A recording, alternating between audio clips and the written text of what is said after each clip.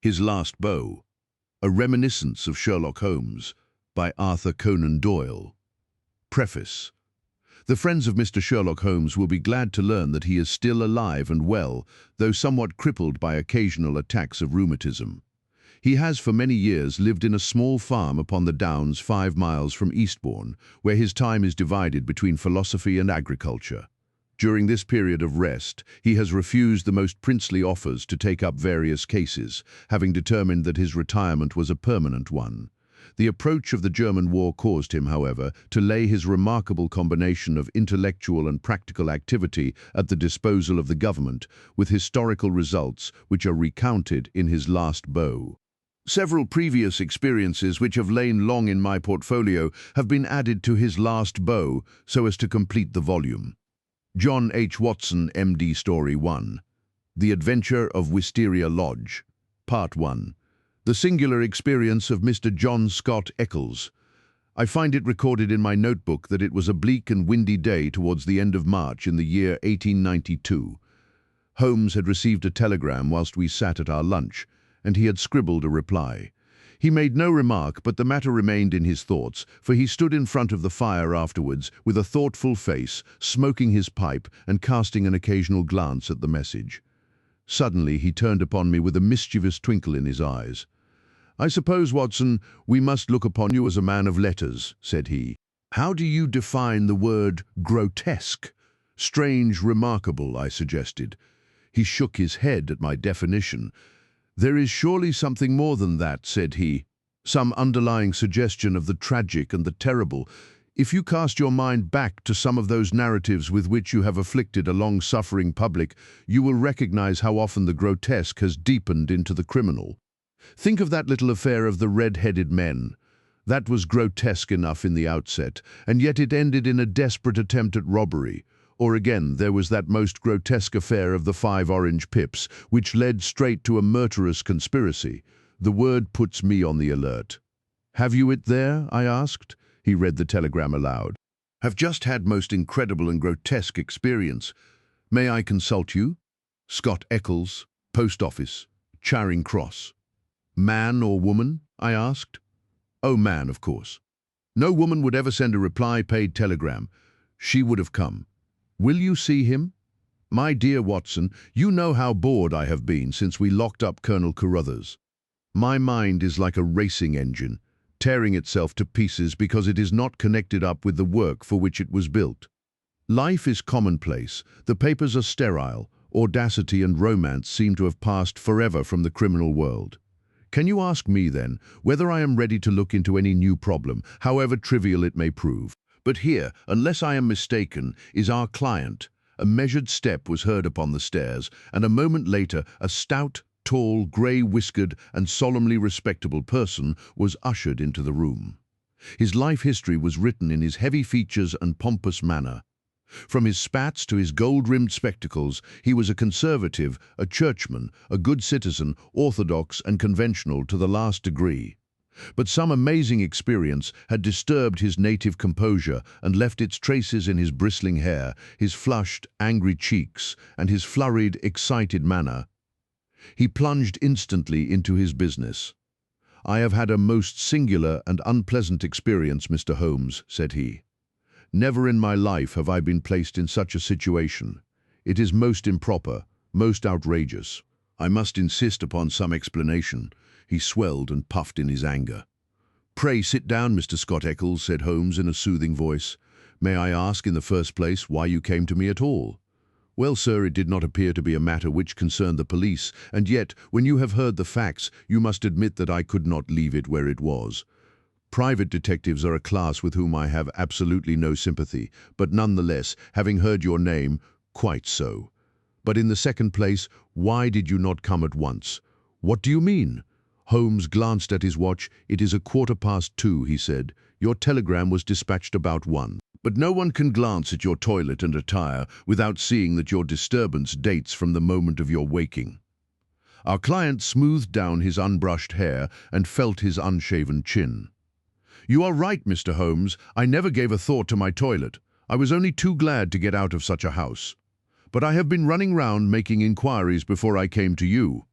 I went to the house agents, you know, and they said that Mr. Garcia's rent was paid up all right, and that everything was in order at Wisteria Lodge. Come, come, sir, said Holmes, laughing. You are like my friend Dr. Watson, who has a bad habit of telling his stories wrong end foremost. Please arrange your thoughts and let me know in their due sequence exactly what those events are which have sent you out unbrushed and unkempt, with dress boots and waistcoat buttoned awry, in search of advice and assistance. Our client looked down with a rueful face at his own unconventional appearance. I'm sure it must look very bad, Mr. Holmes, and I am not aware that in my whole life such a thing has ever happened before. But I will tell you the whole queer business, and when I have done so you will admit, I am sure, that there has been enough to excuse me. But his narrative was nipped in the bud. There was a bustle outside, and Mrs. Hudson opened the door to usher in two robust and official-looking individuals, one of whom was well known to us as Inspector Gregson of Scotland Yard, an energetic gallant and, within his limitations, a capable officer. He shook hands with Holmes and introduced his comrade as Inspector Baines of the Surrey Constabulary. "We are hunting together, Mr. Holmes, and our trail lay in this direction." He turned his bulldog eyes upon our visitor. "Are you Mr. John Scott Eccles of Popham House, Lee?" "I am." "We have been following you about all the morning. You traced him through the telegram, no doubt," said Holmes. "Exactly, Mr. Holmes. We picked up the scent at Charing Cross Post Office and came on here." "But why do you follow me? What do you want?"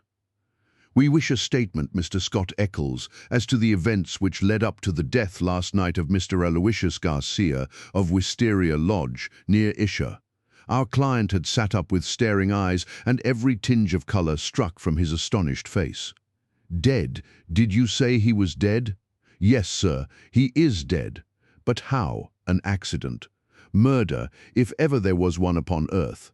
"Good God, this is awful. You don't mean that I am suspected?"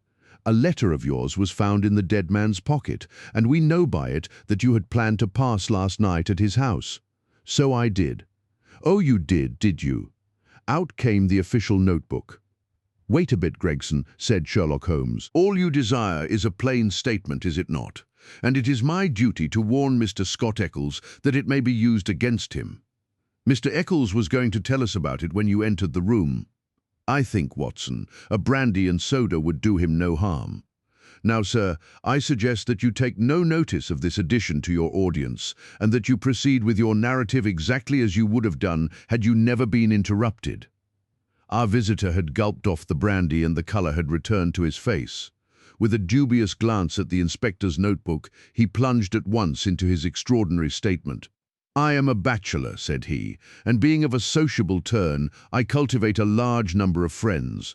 Among these are the family of a retired brewer called Melville, living at Albemarle Mansion, Kensington. It was at his table that I met some weeks ago a young fellow named Garcia. He was, I understood, of Spanish descent and connected in some way with the embassy. He spoke perfect English, was pleasing in his manners, and as good-looking a man as ever I saw in my life. In some way we struck up quite a friendship, this young fellow and I. He seemed to take a fancy to me from the first, and within 2 days of our meeting he came to see me at Lee. One thing led to another, and it ended in his inviting me out to spend a few days at his house, Wisteria Lodge, between Esher and Oxshott. Yesterday evening I went to Esher to fulfill this engagement. He had described his household to me before I went there. He lived with a faithful servant, a countryman of his own, who looked after all his needs. This fellow could speak English and did his housekeeping for him. Then there was a wonderful cook, he said, a half-breed, whom he had picked up in his travels, who could serve an excellent dinner. I remember that he remarked what a queer household it was to find in the heart of Surrey, and that I agreed with him, though it has proved a good deal queerer than I thought. I drove to the place about 2 miles on the south side of Esher. The house was a fair-sized one, standing back from the road, with a curving drive which was banked with high evergreen shrubs. It was an old, tumble-down building in a crazy state of disrepair. When the trap pulled up on the grass-grown drive in front of the blotched and weather-stained door, I had doubts as to my wisdom in visiting a man whom I knew so slightly. He opened the door himself, however, and greeted me with a great show of cordiality. I was handed over to the manservant, a melancholy, swarthy individual who led the way, my bag in his hand, to my bedroom. The whole place was depressing. Our dinner was tête-à-tête, and though my host did his best to be entertaining, his thoughts seemed to continually wander, and he talked so vaguely and wildly that I could hardly understand him. He continually drummed his fingers on the table, gnawed his nails, and gave other signs of nervous impatience. The dinner itself was neither well served nor well cooked, and the gloomy presence of the taciturn servant did not help to enliven us. I can assure you that many times in the course of the evening I wished that I could invent some excuse which would take me back to Lee. One thing comes back to my memory, which may have a bearing upon the business that you two gentlemen are investigating. I thought nothing of it at the time. Near the end of dinner, a note was handed in by the servant.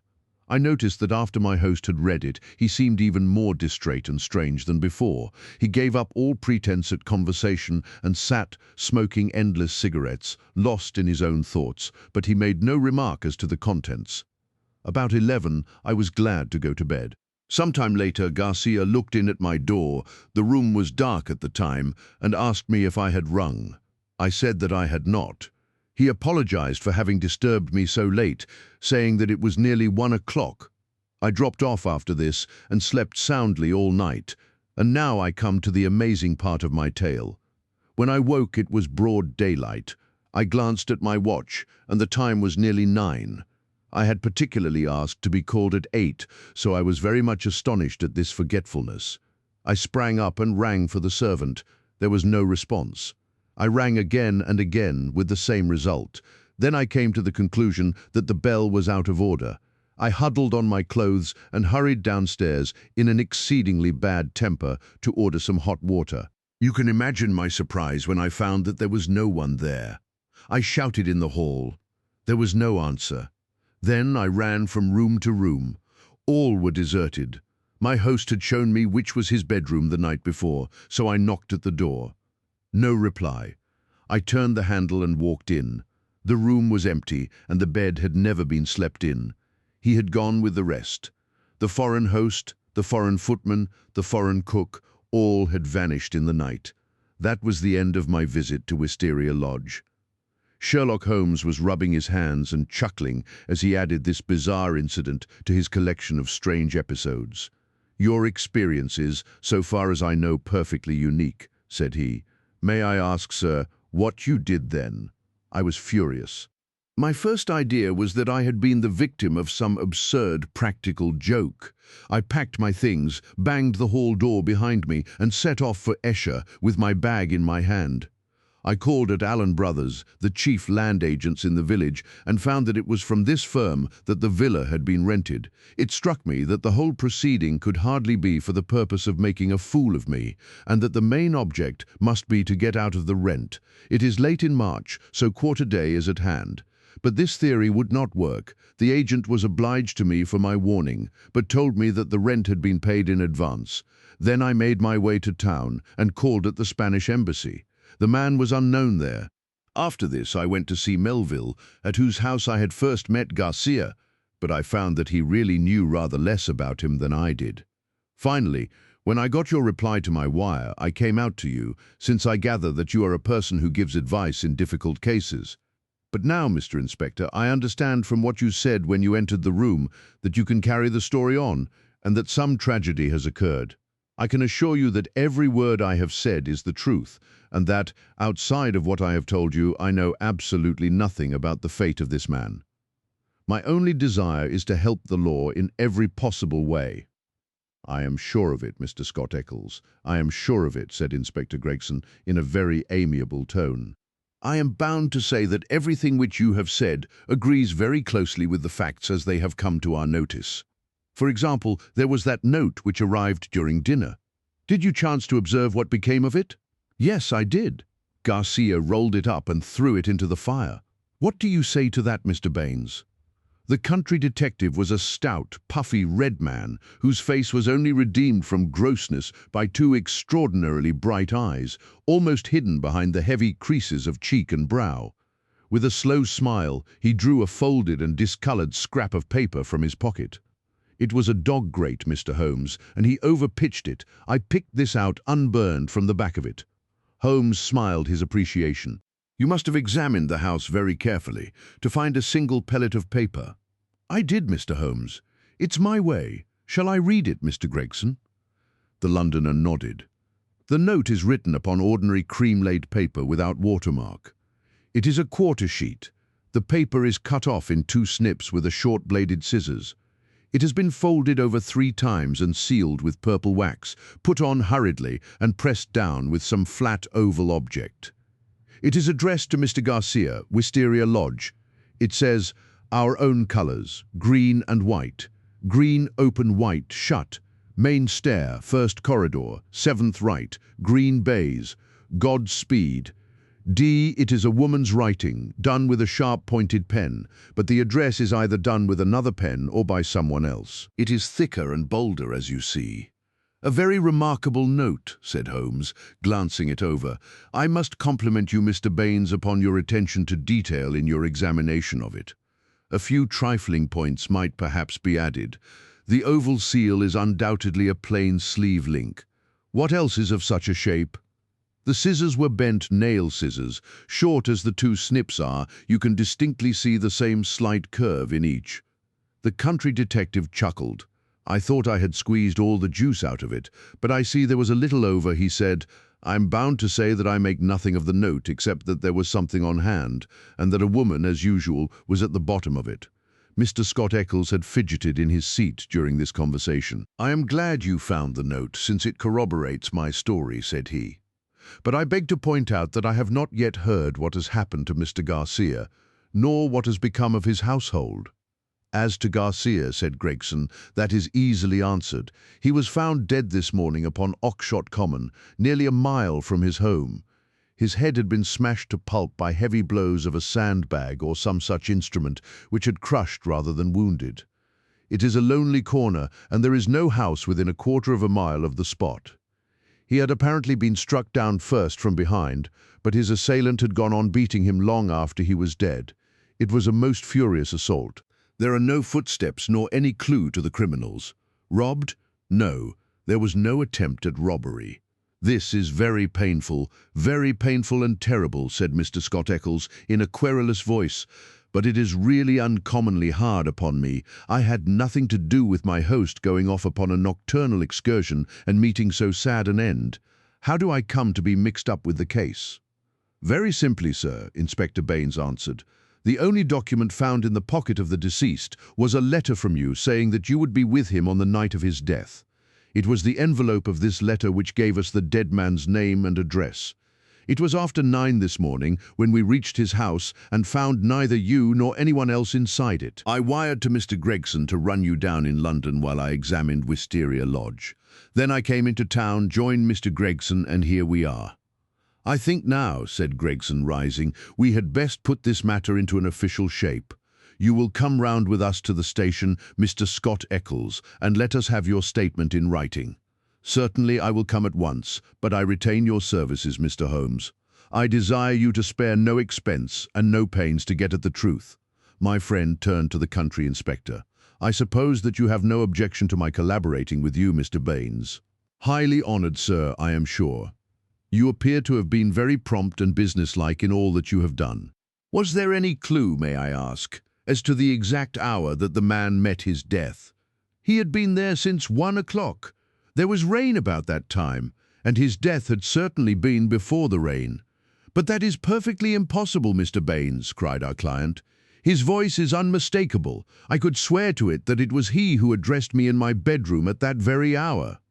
'Remarkable, but by no means impossible,' said Holmes, smiling. 'You have a clue?' asked Gregson. 'On the face of it, the case is not a very complex one, though it certainly presents some novel and interesting features. A further knowledge of facts is necessary before I would venture to give a final and definite opinion. By the way, Mr. Baines, did you find anything remarkable besides this note in your examination of the house?' The detective looked at my friend in a singular way.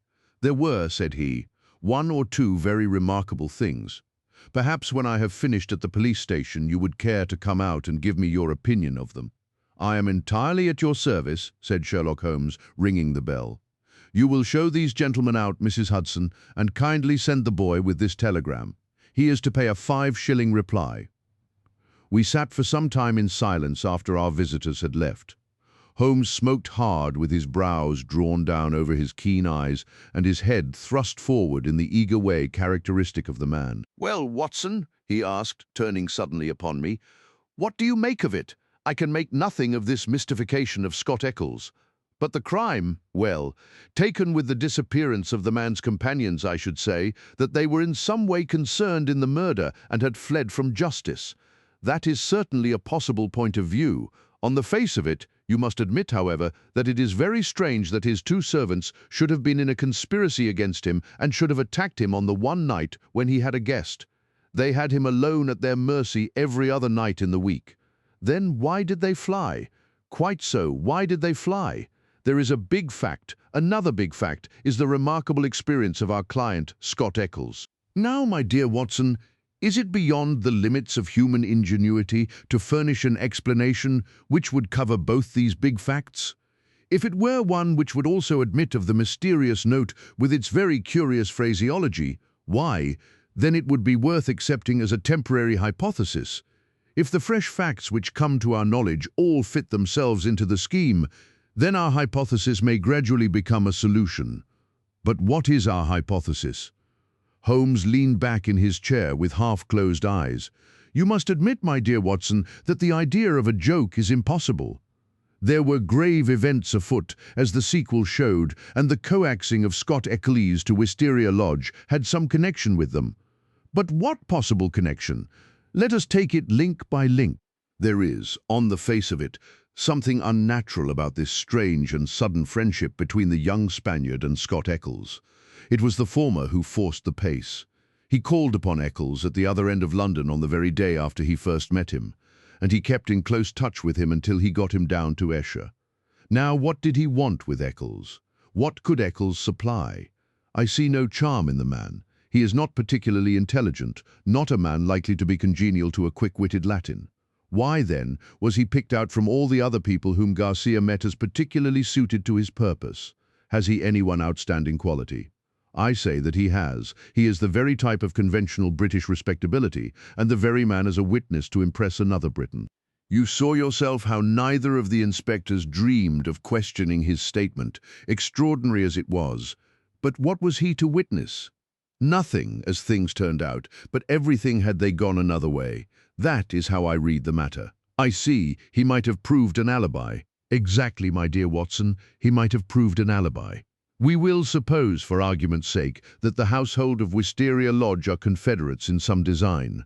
The attempt, whatever it may be, is to come off, we will say, before 1 o'clock. By some juggling of the clocks, it is quite possible that they may have got Scott Eccles to bed earlier than he thought. But in any case, it is likely that when Garcia went out of his way to tell him that it was 1, it was really not more than 12. If Garcia could do whatever he had to do and be back by the hour mentioned, he had evidently a powerful reply to any accusation.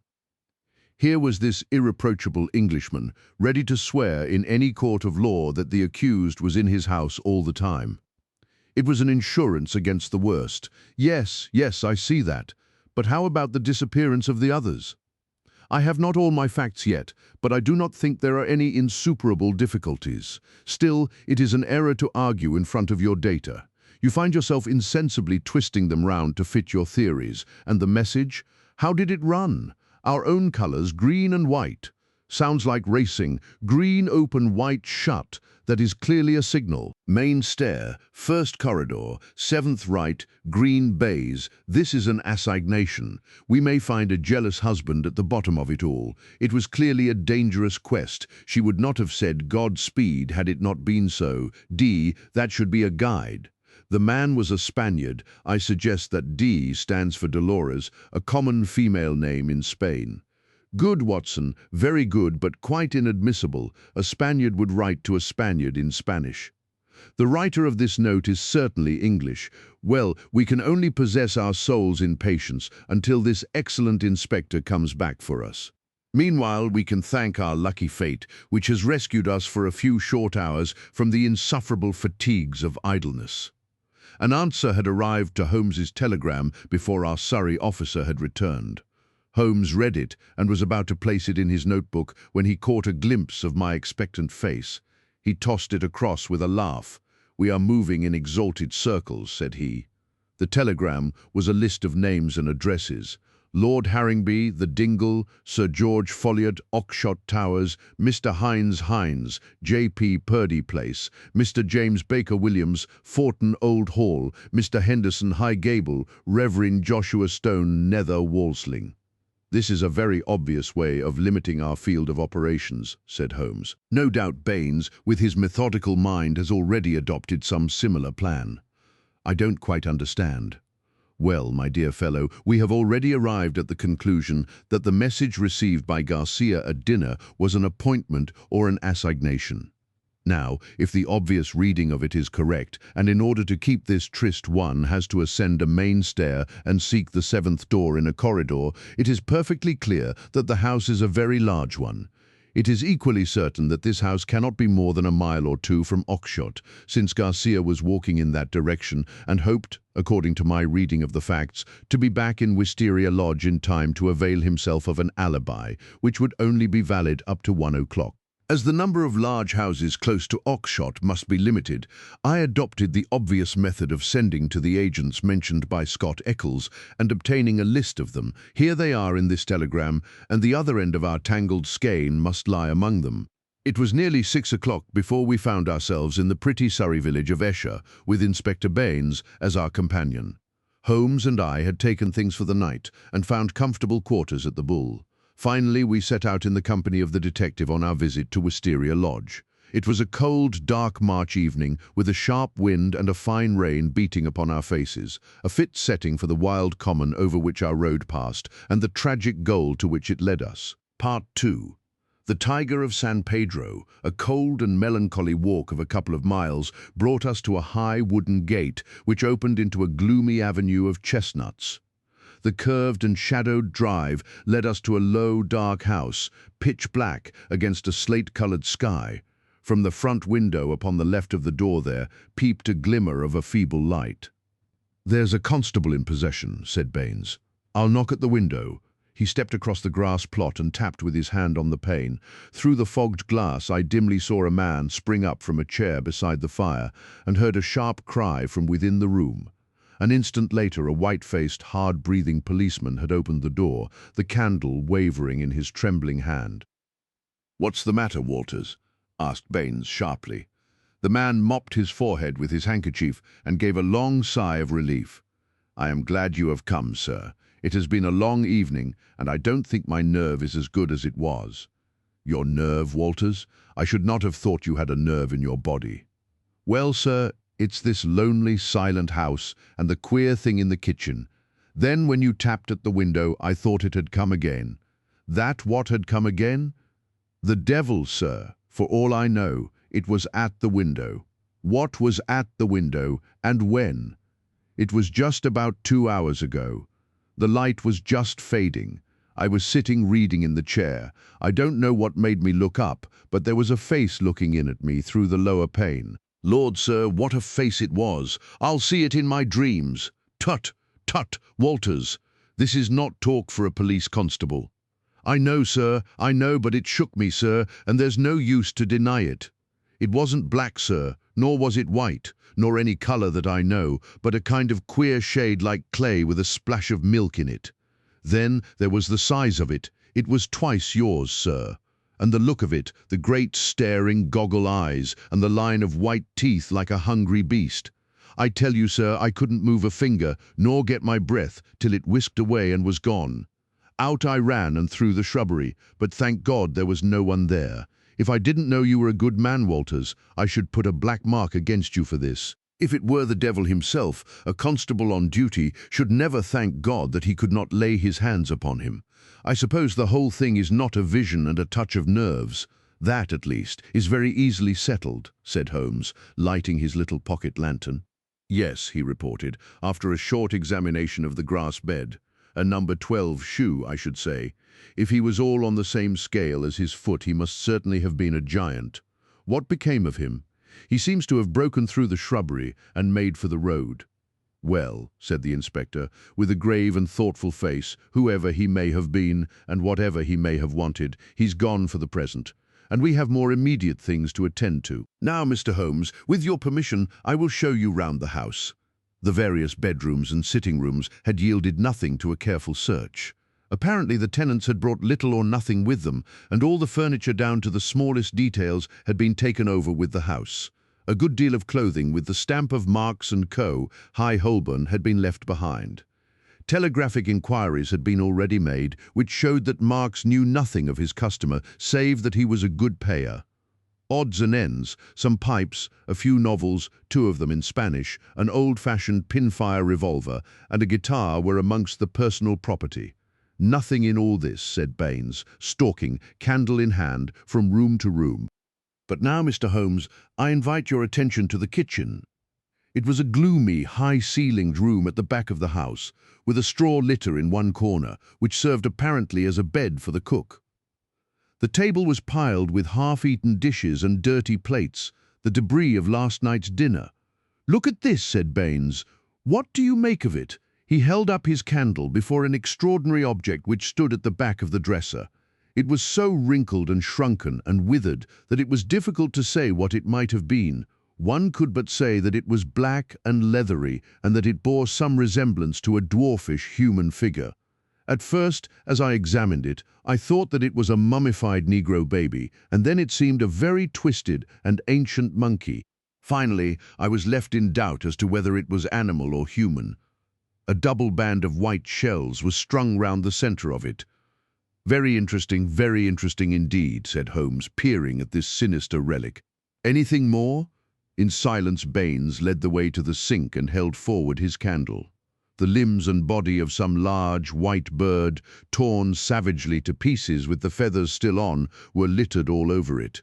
Holmes pointed to the wattles on the severed head. "A white cock," said he. "Most interesting. It is really a very curious case."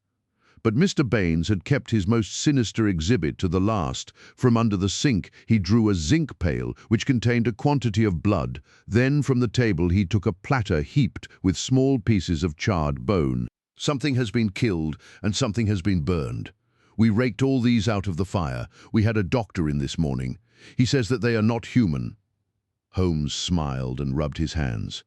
"I must congratulate you, Inspector, on handling so distinctive and instructive a case. Your powers, if I may say so without offence, seem superior to your opportunities." Inspector Baines's small eyes twinkled with pleasure. "You're right, Mr. Holmes. We stagnate in the provinces. A case of this sort gives a man a chance, and I hope that I shall take it. What do you make of these bones? A lamb, I should say, or a kid? And the white cock? Curious, Mr. Baines, very curious. I should say almost unique." "Yes, sir, there must have been some very strange people with some very strange ways in this house. One of them is dead. Did his companions follow him and kill him? If they did, we should have them, for every port is watched. But my own views are different. Yes, sir, my own views are very different." "You have a theory, then?" "And I work it myself, Mr. Holmes. It's only due to my own credit to do so. Your name is made, but I have still to make mine. I should be glad to be able to say afterwards that I had solved it without your help." Holmes laughed good-humouredly. "Well, well, Inspector," said he, "do you follow your path and I will follow mine. My results are always very much at your service if you care to apply to me for them. I think that I have seen all that I wish in this house, and that my time may be more profitably employed elsewhere. Au revoir, and good luck." I could tell by numerous subtle signs, which might have been lost upon anyone but myself, that Holmes was on a hot scent. As impassive as ever to the casual observer, there were nonetheless a subdued eagerness and suggestion of tension in his brightened eyes and brisker manner, which assured me that the game was afoot. After his habit, he said nothing, and after mine I asked no questions, sufficient for me to share the sport and lend my humble help to the capture, without distracting that intent brain with needless interruption. All would come round to me in due time. I waited, therefore, but, to my ever-deepening disappointment, I waited in vain. Day succeeded day, and my friend took no step forward. One morning he spent in town, and I learned from a casual reference that he had visited the British Museum. Save for this one excursion, he spent his days in long and often solitary walks, or in chatting with a number of villages' gossips whose acquaintance he had cultivated. "I'm sure, Watson, a week in the country will be invaluable to you," he remarked. It is very pleasant to see the first green shoots upon the hedges and the catkins on the hazels once again. With a spud, a tin box, and an elementary book on botany, there are instructive days to be spent. He prowled about with this equipment himself, but it was a poor show of plants which he would bring back of an evening. Occasionally in our rambles we came across Inspector Baines. His fat, red face wreathed itself in smiles, and his small eyes glittered as he greeted my companion. He said little about the case, but from that little we gathered that he also was not dissatisfied at the course of events. I must admit, however, that I was somewhat surprised when, some 5 days after the crime, I opened my morning paper to find in large letters, "The Ox-Shot Mystery, a solution arrest of supposed assassin."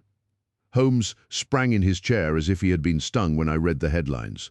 "By Jove," he cried, "you don't mean that Baines has got him?" "Apparently," said I, as I read the following report. Great excitement was caused in Esher and the neighbouring district when it was learned late last night that an arrest had been effected in connection with the Oxshott murder.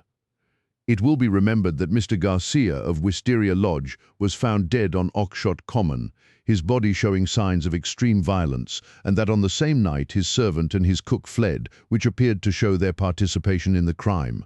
It was suggested, but never proved, that the deceased gentleman may have had valuables in the house, and that their abstraction was the motive of the crime. Every effort was made by Inspector Baines, who has the case in hand, to ascertain the hiding place of the fugitives, and he had good reason to believe that they had not gone far, but were lurking in some retreat which had been already prepared.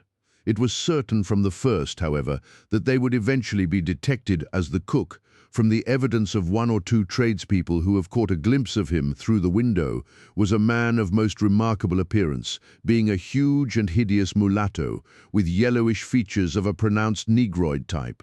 This man has been seen since the crime, for he was detected and pursued by Constable Walters on the same evening when he had the audacity to revisit Wisteria Lodge.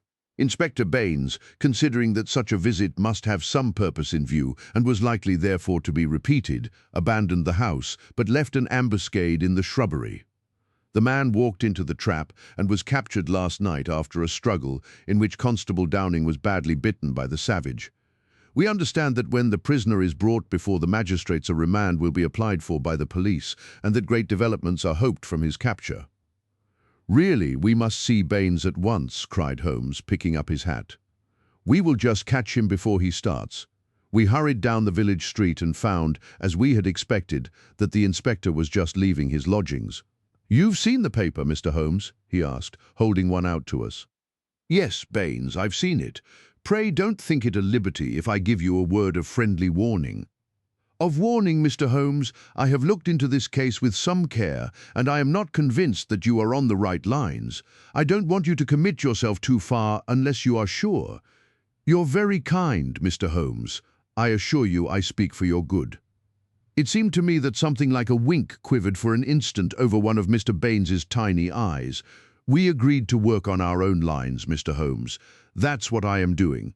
"Oh, very good," said Holmes. "Don't blame me."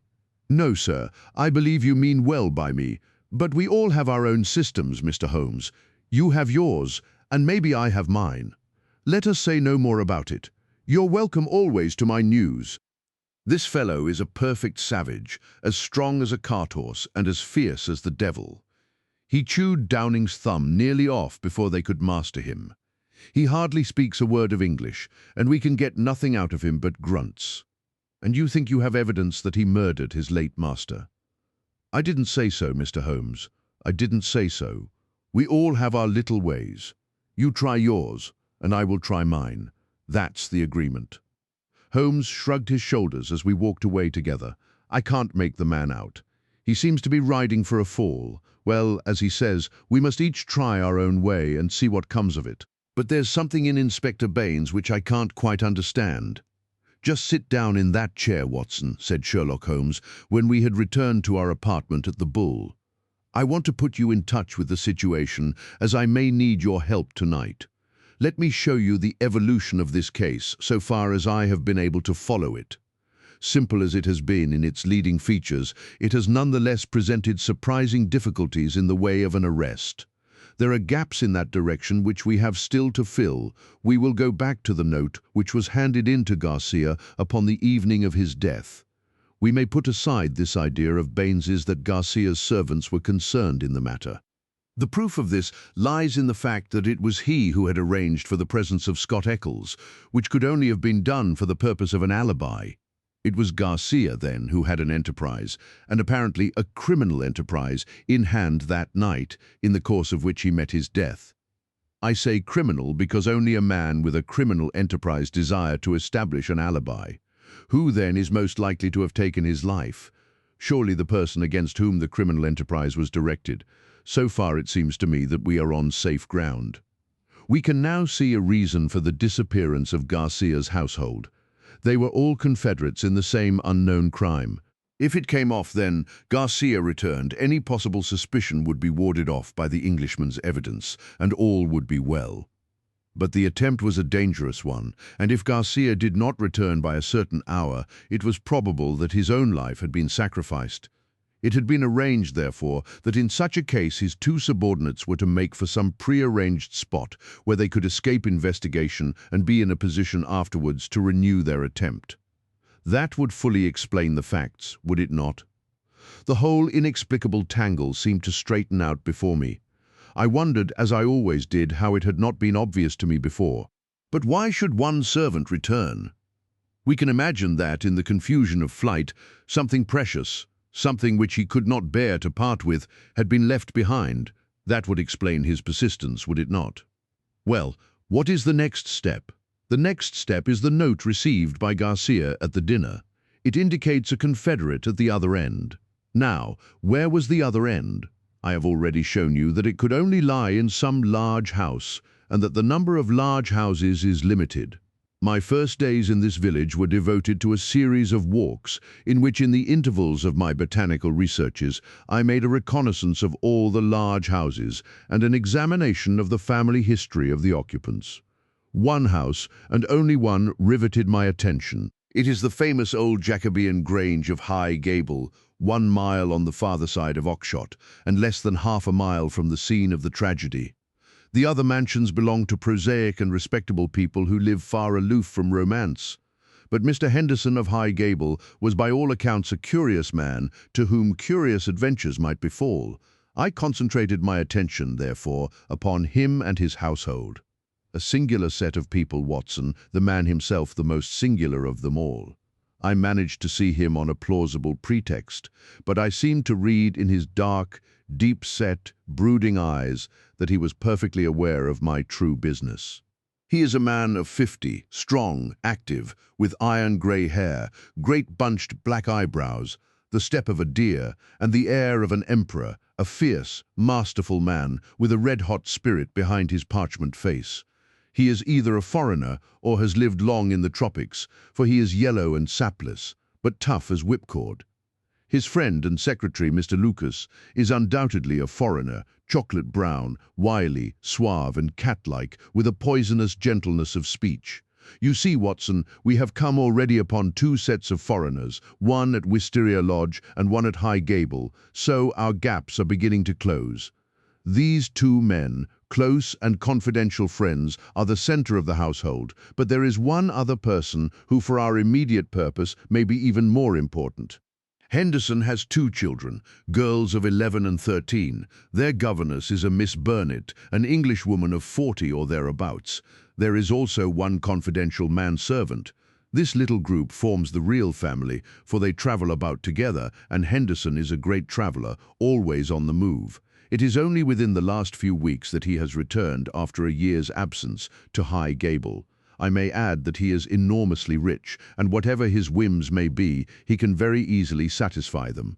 For the rest, his house is full of butlers, footmen, maidservants, and the usual overfed, underworked staff of a large English country house.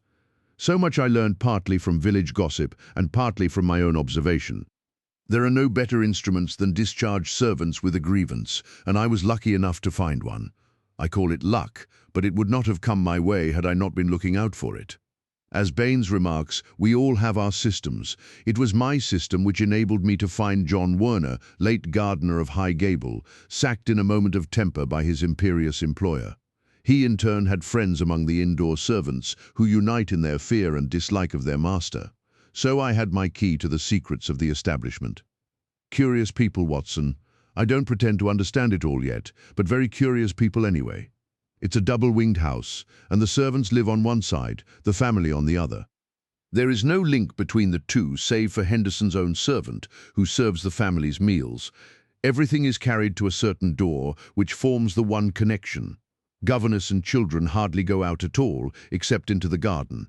Henderson never by any chance walks alone. His dark secretary is like his shadow. The gossip among the servants is that their master is terribly afraid of something. Sold his soul to the devil in exchange for money, says Warner, and expects his creditor to come up and claim his own. Where they came from, or who they are, nobody has an idea. They are very violent. Twice Henderson has lashed at folk with his dog whip, and only his long purse and heavy compensation have kept him out of the courts. Well, now, Watson, let us judge the situation by this new information. We may take it that the letter came out of this strange household and was an invitation to Garcia to carry out some attempt which had already been planned. Who wrote the note? It was someone within the citadel, and it was a woman. Who then but Miss Burnett, the governess? All our reasoning seems to point that way. At any rate, we may take it as a hypothesis and see what consequences it would entail. I may add that Miss Burnett's age and character make it certain that my first idea that there might be a love interest in our story is out of the question. If she wrote the note, she was presumably the friend and confederate of Garcia. What, then, might she be expected to do if she heard of his death? If he met it in some nefarious enterprise, her lips might be sealed. Still, in her heart, she must retain bitterness and hatred against those who had killed him, and would presumably help so far as she could to have revenge upon them. Could we see her then and try to use her? That was my first thought, but now we come to a sinister fact. Miss Burnett has not been seen by any human eye since the night of the murder. From that evening she has utterly vanished. Is she alive? Has she perhaps met her end on the same night as the friend whom she had summoned, or is she merely a prisoner? There is the point which we still have to decide. You will appreciate the difficulty of the situation, Watson. There is nothing upon which we can apply for a warrant. Our whole scheme might seem fantastic if laid before a magistrate.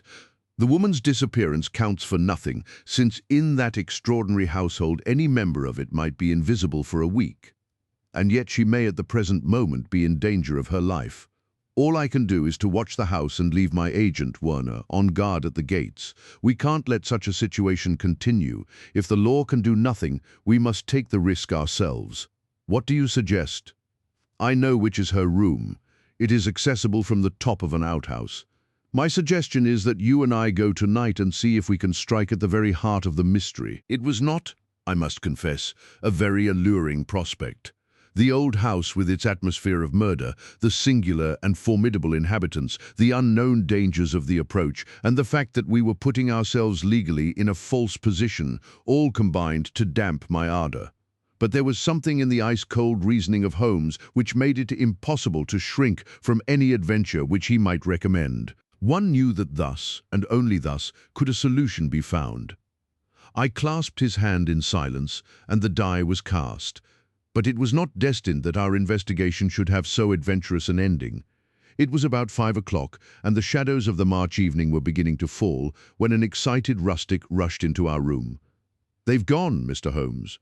They went by the last train. The lady broke away, and I've got her in a cab downstairs." "Excellent, Warner," cried Holmes, springing to his feet. "Watson, the gaps are closing rapidly." In the cab was a woman, half clutched from nervous exhaustion. She bore upon her aquiline and emaciated face the traces of some recent tragedy. Her head hung listlessly upon her breast, but as she raised it and turned her dull eyes upon us, I saw that her pupils were dark dots in the center of the broad grey iris. She was drugged with opium. "I watched at the gate, same as you advised, Mr. Holmes," said our emissary, the discharged gardener. "When the carriage came out, I followed it to the station. She was like one walking in her sleep, but when they tried to get her into the train, she came to life and struggled. They pushed her into the carriage. She fought her way out again.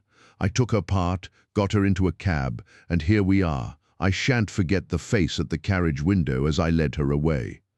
I'd have a short life if he had his way, the black-eyed, scowling, yellow devil. We carried her upstairs, laid her on the sofa, and a couple of cups of the strongest coffee soon cleared her brain from the mists of the drug. Baines had been summoned by Holmes, and the situation rapidly explained to him. "Why, sir, you've got me the very evidence I want," said the inspector warmly, shaking my friend by the hand. "I was on the same scent as you from the first." "What? You were after Henderson?" "Why, Mr. Holmes, when you were crawling in the shrubbery at High Gable, I was up one of the trees in the plantation and saw you down below. It was just who would get his evidence first." "Then why did you arrest the mulatto?" Baines chuckled. "I was sure Henderson, as he calls himself, felt that he was suspected and that he would lie low and make no move so long as he thought he was in any danger. I arrested the wrong man to make him believe that our eyes were off him. I knew he would be likely to clear off then and give us a chance of getting at Miss Burnett." Holmes laid his hand upon the inspector's shoulder. "You will rise high in your profession. You have instinct and intuition," said he. Baines flushed with pleasure. "I've had a plainclothes man waiting at the station all the week. Wherever the High Gable folk go, he will keep them in sight. But he must have been hard put to it when Miss Burnett broke away. However, your man picked her up, and it all ends well. We can't arrest without her evidence, that is clear, so the sooner we get a statement, the better." "Every minute she gets stronger," said Holmes, glancing at the governess. "But tell me, Baines, who is this man Henderson?" "Henderson," the inspector answered, "is Don Murillo, once called the Tiger of San Pedro." The Tiger of San Pedro! The whole history of the man came back to me in a flash. He had made his name as the most lewd and bloodthirsty tyrant that had ever governed any country with a pretense to civilization. Strong, fearless, and energetic, he had sufficient virtue to enable him to impose his odious vices upon a cowering people for 10 or 12 years. His name was a terror through all Central America. At the end of that time, there was a universal rising against him. But he was as cunning as he was cruel, and at the first whisper of coming trouble he had secretly conveyed his treasures aboard a ship which was manned by devoted adherents. It was an empty palace which was stormed by the insurgents next day. The dictator, his 2 children, his secretary, and his wealth had all escaped them. From that moment he had vanished from the world, and his identity had been a frequent subject for comment in the European press. "Yes, sir, Don Murillo, the Tiger of San Pedro," said Baines. "If you look it up, you will find that the San Pedro colors are green and white, same as in the note, Mr. Holmes. Henderson, he called himself, but I traced him back, Paris and Rome and Madrid to Barcelona, where his ship came in '86. They've been looking for him all the time for their revenge, but it is only now that they have begun to find him out. They discovered him a year ago," said Miss Burnett, who had sat up and was now intently following the conversation. "Once already his life has been attempted, but some evil spirit shielded him. Now again it is the noble, chivalrous Garcia who has fallen, while the monster goes safe. But another will come, and yet another, until someday justice will be done. That is as certain as the rise of tomorrow's sun." Her thin hands clenched, and her worn face blanched with the passion of her hatred. "But how come you into this matter, Miss Burnett?" asked Holmes. "How can an English lady join in such a murderous affair?" "I join in it because there is no other way in the world by which justice can be gained. What does the law of England care for the rivers of blood shed years ago in San Pedro, or for the shipload of treasure which this man has stolen? To you they are like crimes committed in some other planet, but we know. We have learned the truth in sorrow and in suffering. To us there is no fiend in hell like one Murillo, and no peace in life while his victims still cry for vengeance." "No doubt," said Holmes, "he was as you say. I have heard that he was atrocious. But how are you affected? I will tell you it all. This villain's policy was to murder, on one pretext or another, every man who showed such promise that he might in time come to be a dangerous rival. My husband, yes, my real name is Signora Victor Durando, was the San Pedro minister in London. He met me and married me there. A nobler man never lived upon earth. Unhappily, Murillo heard of his excellence, recalled him on some pretext, and had him shot. With a premonition of his fate, he had refused to take me with him. His estates were confiscated, and I was left with a pittance and a broken heart. Then came the downfall of the tyrant. He escaped as you have just described, but the many whose lives he had ruined, whose nearest and dearest had suffered torture and death at his hands, would not let the matter rest. They banded themselves into a society which should never be dissolved until the work was done. It was my part, after we had discovered in the transformed Henderson the fallen despot, to attach myself to his household and keep the others in touch with his movements. This I was able to do by securing the position of governess in his family. He little knew that the woman who faced him at every meal was the woman whose husband he had hurried at an hour's notice into eternity. I smiled on him, did my duty to his children, and bided my time. An attempt was made in Paris and failed. We zigzagged swiftly here and there over Europe to throw off the pursuers and finally returned to this house which he had taken upon his first arrival in England. But here also the ministers of justice were waiting, knowing that he would return there. Garcia, who is the son of the former highest dignitary in San Pedro, was waiting with 2 trusty companions of humble station. All 3 fired with the same reasons for revenge. He could do little during the day, for Murillo took every precaution and never went out save with his satellite Lucas, or Lopez, as he was known in the days of his greatness. At night, however, he slept alone, and the avenger might find him. On a certain evening which had been prearranged, I sent my friend final instructions, for the man was forever on the alert and continually changed his room.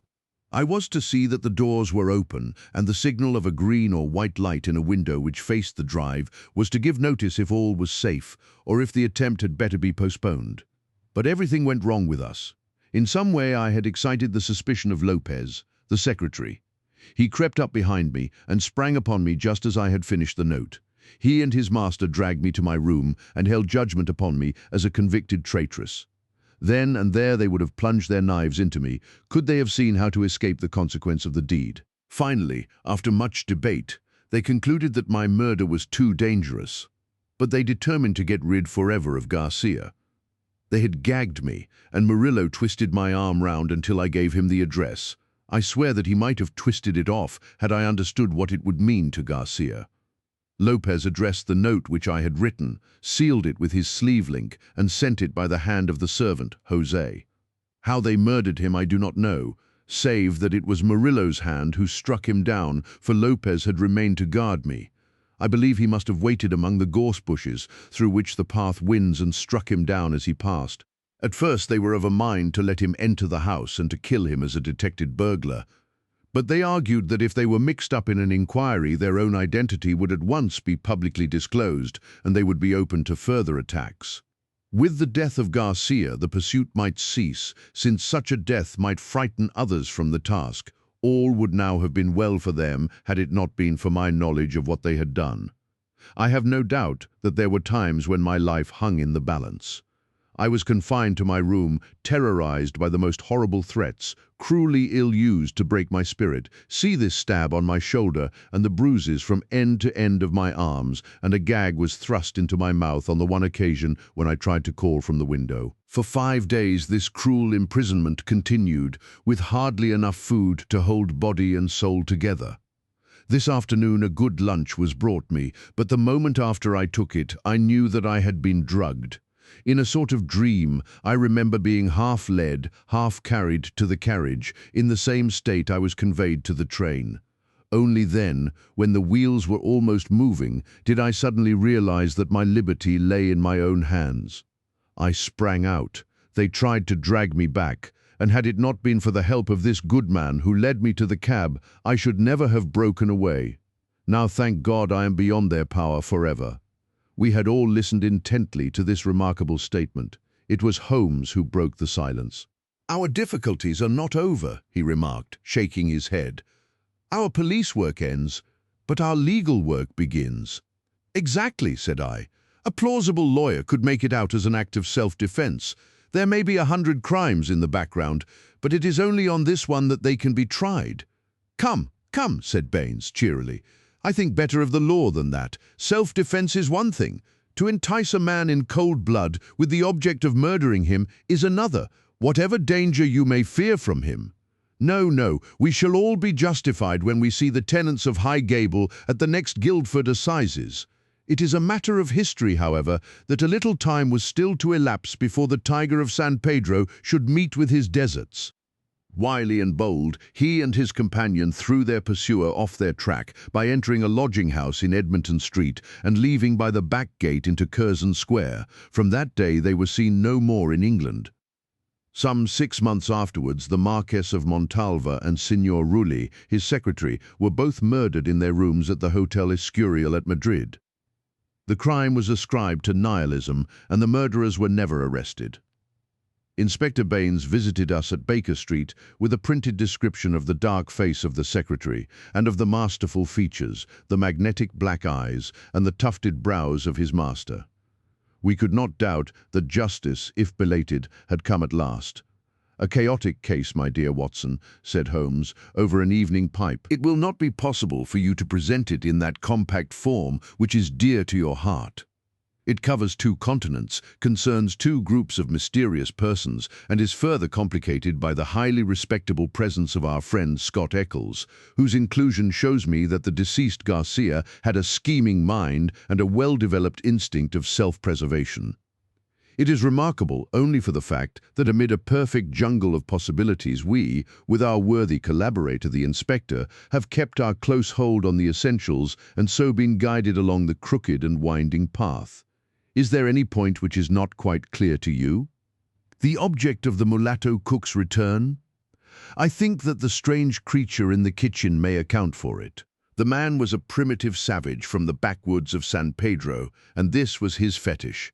When his companion and he had fled to some prearranged retreat already occupied, no doubt, by a confederate, the companion had persuaded him to leave so compromising an article of furniture. But the mulatto's heart was with it, and he was driven back to it next day when, on reconnoitering through the window, he found policeman Walters in possession.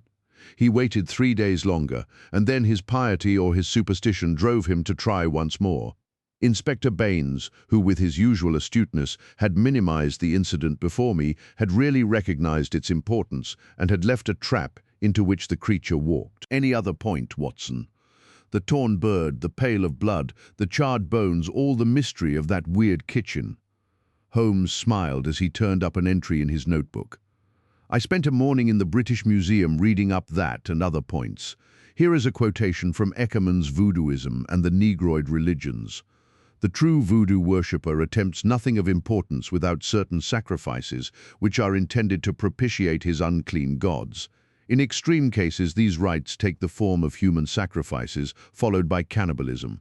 The more usual victims are a white cock, which is plucked in pieces alive, or a black goat, whose throat is cut and body burned. So you see, our savage friend was very orthodox in his ritual. It is grotesque, Watson, Holmes added as he slowly fastened his notebook. But, as I have had occasion to remark, there is but one step from the grotesque to the horrible. Story 2. The Adventure of the Cardboard Box. In choosing a few typical cases which illustrate the remarkable mental qualities of my friend Sherlock Holmes, I have endeavored, as far as possible, to select those which presented the minimum of sensationalism while offering a fair field for his talents. It is, however, unfortunately impossible entirely to separate the sensational from the criminal, and a chronicler is left in the dilemma that he must either sacrifice details which are essential to his statement, and so give a false impression of the problem, or he must use matter which chance, and not choice, has provided him with. With this short preface, I shall turn to my notes of what proved to be a strange, though a peculiarly terrible chain of events. It was a blazing hot day in August. Baker Street was like an oven, and the glare of the sunlight upon the yellow brickwork of the house across the road was painful to the eye.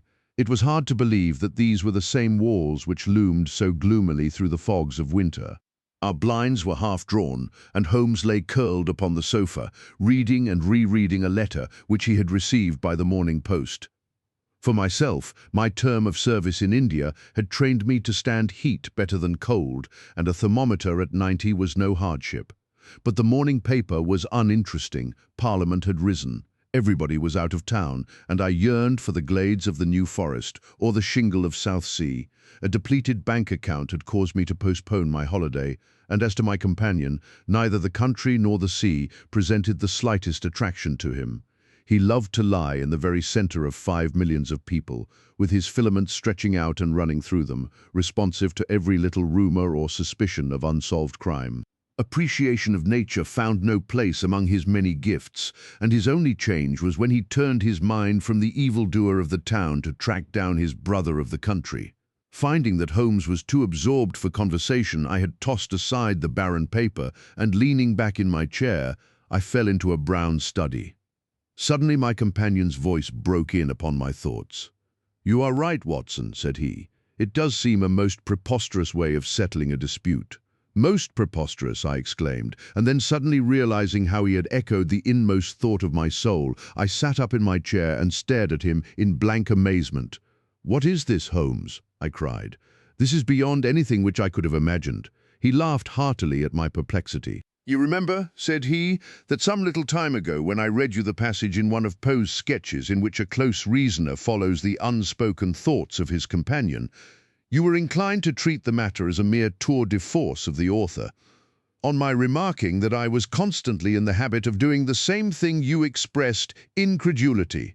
Oh no, perhaps not with your tongue, my dear Watson, but certainly with your eyebrows.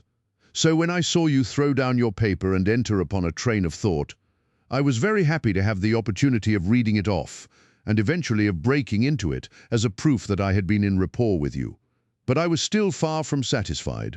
In the example which you read to me, said I, the reasoner drew his conclusions from the actions of the man whom he observed. If I remember right, he stumbled over a heap of stones, looked up at the stars, and so on. But I have been seated quietly in my chair, and what clues can I have given you? You do yourself an injustice. The features are given to man as the means by which he shall express his emotions, and yours are faithful servants. Do you mean to say that you read my train of thoughts from my features?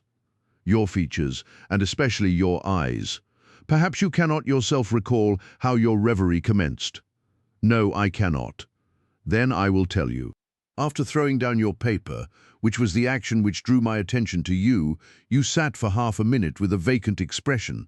Then your eyes fixed themselves upon your newly framed picture of General Gordon, and I saw by the alteration in your face that a train of thought had been started, but it did not lead very far.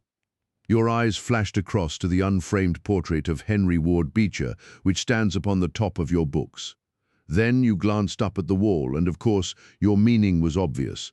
You were thinking that if the portrait were framed, it would just cover that bare space and correspond with Gordon's picture over there. "You have followed me wonderfully," I exclaimed. "So far I could hardly have gone astray. But now your thoughts went back to Beecher, and you looked hard across as if you were studying the character in his features. Then your eyes ceased to pucker, but you continued to look across, and your face was thoughtful. You were recalling the incidents of Beecher's career. I was well aware that you could not do this without thinking of the mission which he undertook on behalf of the North at the time of the Civil War, for I remember your expressing your passionate indignation at the way in which he was received by the more turbulent of our people. You felt so strongly about it that I knew you could not think of Beecher without thinking of that also. When a moment later I saw your eyes wander away from the picture, I suspected that your mind had now turned to the Civil War, and when I observed that your lips set, your eyes sparkled, and your hands clenched, I was positive that you were indeed thinking of the gallantry which was shown by both sides in that desperate struggle. But then again, your face grew sadder. You shook your head. You were dwelling upon the sadness and horror and useless waste of life. Your hand stole towards your own old wound, and a smile quivered on your lips, which showed me that the ridiculous side of this method of settling international questions had forced itself upon your mind. At this point I agreed with you that it was preposterous, and was glad to find that all my deductions had been correct. "Absolutely," said I, "and now that you have explained it, I confess that I am as amazed as before. It was very superficial, my dear Watson. I assure you I should not have intruded it upon your attention had you not shown some incredulity the other day. But I have in my hands here a little problem, which may prove to be more difficult of solution than my small essay in thought reading. Have you observed in the paper a short paragraph referring to the remarkable contents of a packet sent through the post to Miss Cushing of Cross Street, Croydon? No, I saw nothing. Ah, then you must have overlooked it. Just toss it over to me. Here it is, under the financial column. Perhaps you would be good enough to read it aloud. I picked up the paper which he had thrown back to me and read the paragraph indicated. It was headed, "A Gruesome Packet. Miss Susan Cushing, living at Cross Street, Croydon, has been made the victim of what must be regarded as a peculiarly revolting practical joke, unless some more sinister meaning should prove to be attached to the incident." At 2 o'clock yesterday afternoon, a small packet, wrapped in brown paper, was handed in by the postman. A cardboard box was inside, which was filled with coarse salt. On emptying this, Miss Cushing was horrified to find 2 human ears, apparently quite freshly severed. The box had been sent by parcel post from Belfast upon the morning before. There is no indication as to the sender, and the matter is the more mysterious as Miss Cushing, who is a maiden lady of 50, has led a most retired life, and has so few acquaintances or correspondents that it is a rare event for her to receive anything through the post.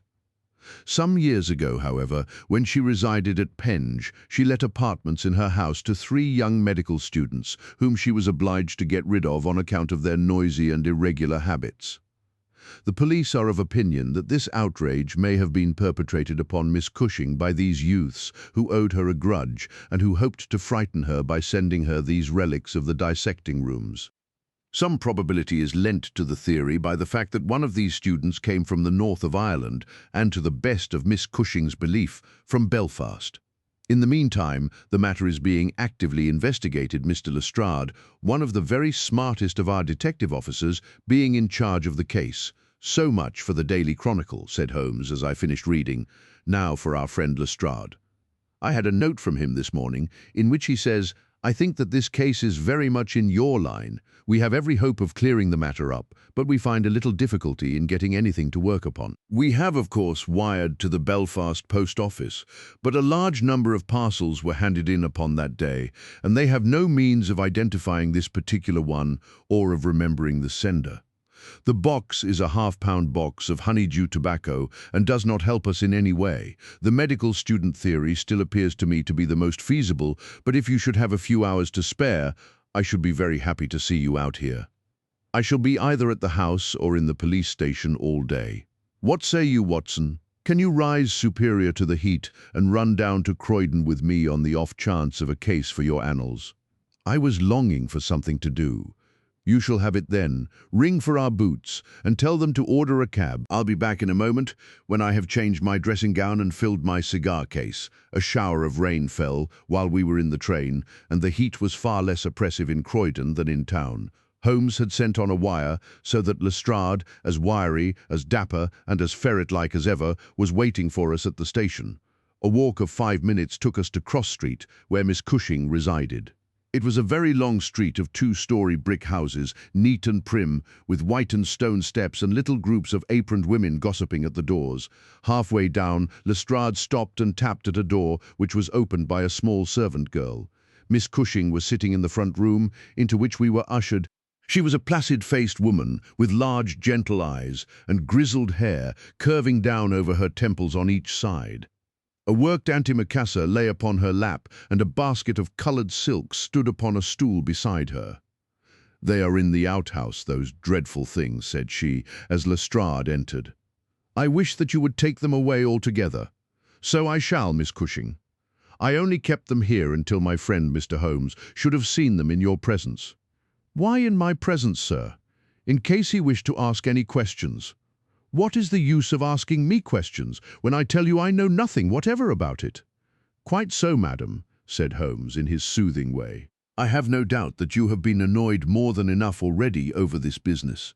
"Indeed I have, sir. I am a quiet woman and live a retired life. It is something new for me to see my name in the papers and to find the police in my house." "I won't have those things in here, Mr. Lestrade. If you wish to see them, you must go to the outhouse." It was a small shed in the narrow garden which ran behind the house.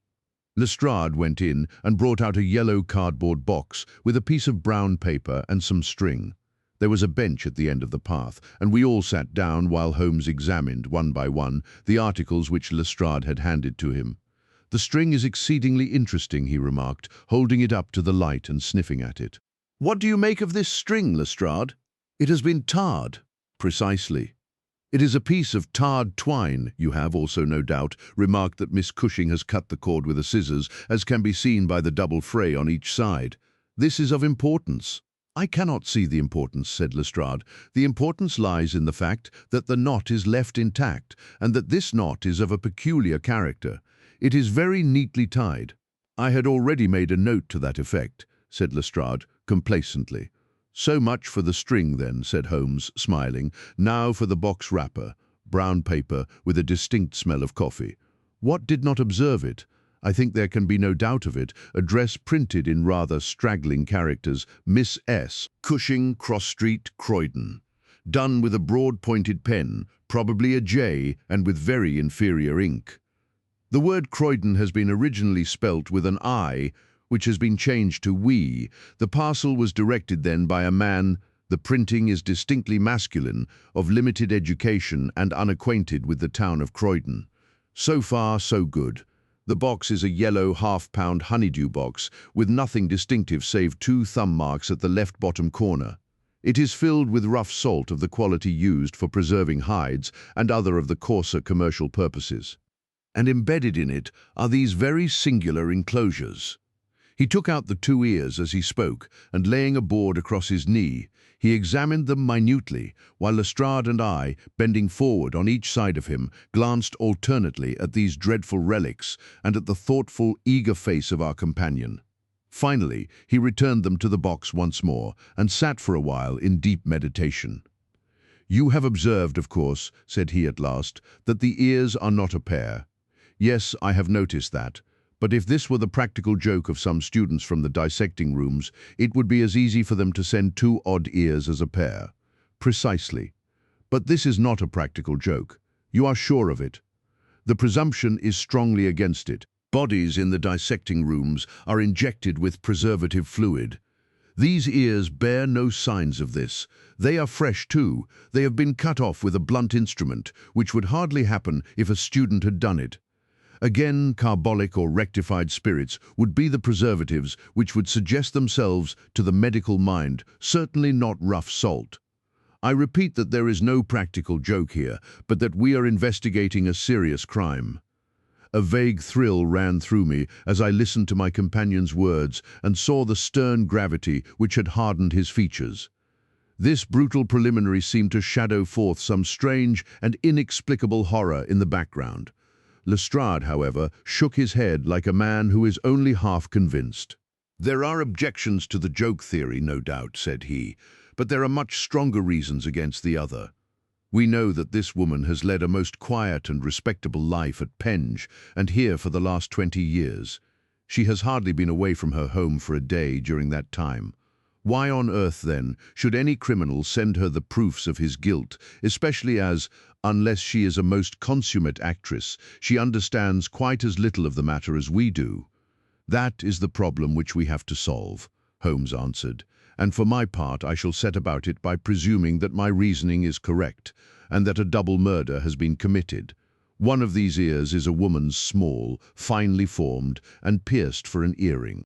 The other is a man's, sunburned, discolored, and also pierced for an earring. These 2 people are presumably dead, or we should have heard their story before now. Today is Friday. The packet was posted on Thursday morning. The tragedy, then, occurred on Wednesday or Tuesday, or earlier. If the 2 people were murdered, who but their murderer would have sent this sign of his work to Miss Cushing, we may take it that the sender of the packet is the man whom we want. But he must have some strong reason for sending Miss Cushing this packet. What reason, then? It must have been to tell her that the deed was done, or to pain her, perhaps.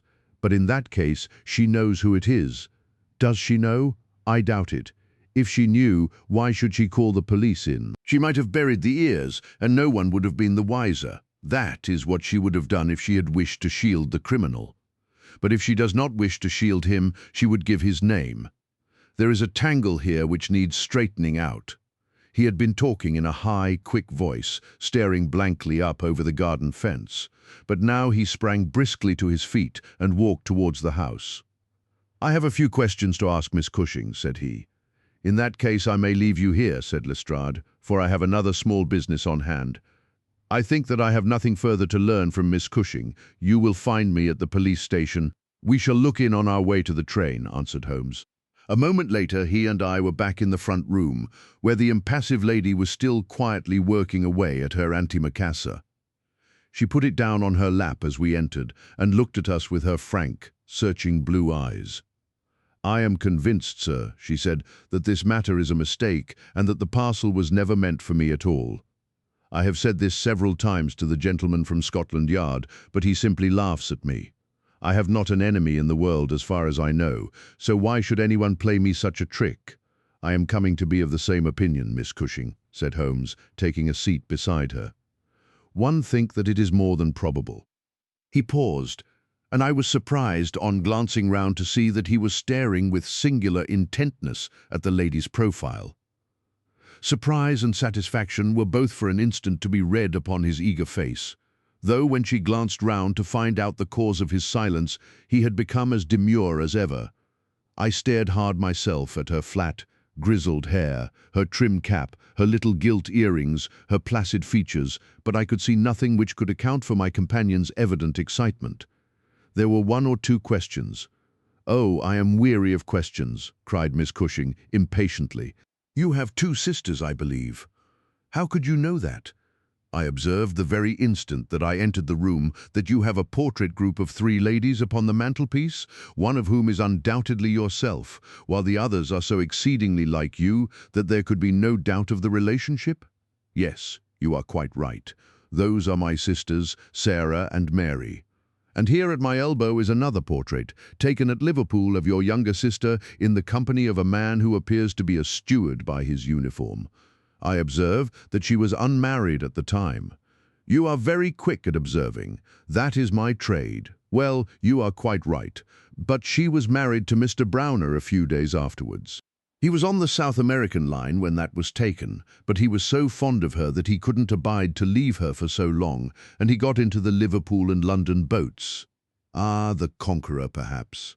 No, the May Day, when last I heard. Jim came down here to see me once.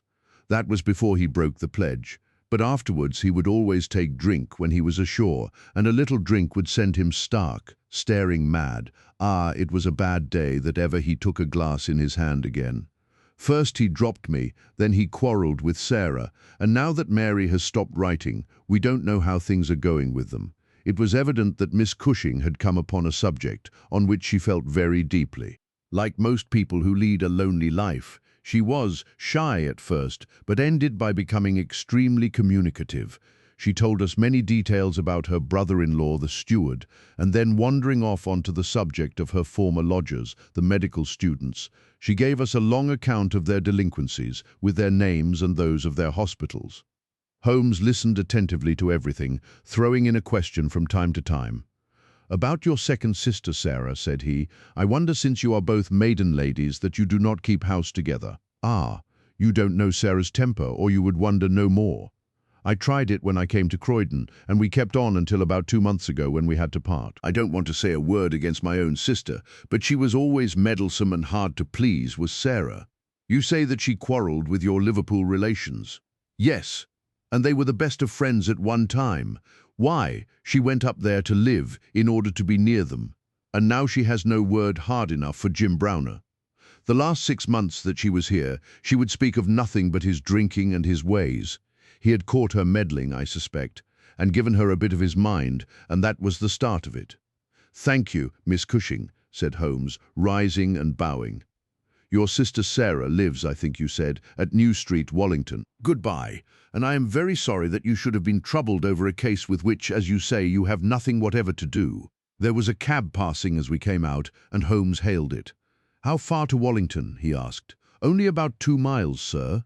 "Very good. Jump in, Watson. We must strike while the iron is hot. Simple as the case is, there have been 1 or 2 very instructive details in connection with it. Just pull up at a telegraph office as you pass, cabby."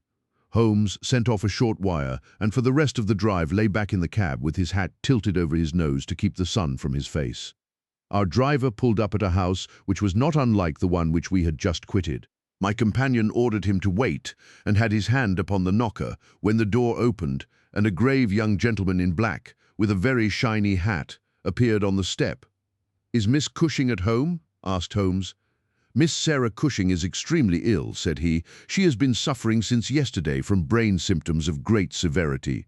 As her medical advisor, I cannot possibly take the responsibility of allowing anyone to see her. I should recommend you to call again in 10 days.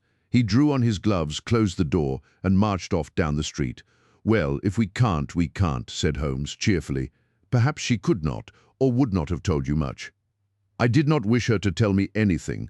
I only wanted to look at her. However, I think that I have got all that I want. Drive us to some decent hotel cabby, where we may have some lunch, and afterwards we shall drop down upon friend Lestrade at the police station." We had a pleasant little meal together, during which Holmes would talk about nothing but violins, narrating with great exultation how he had purchased his own Stradivarius, which was worth at least 500 guineas, at a Jew broker's in Tottenham Court Road for 55 shillings.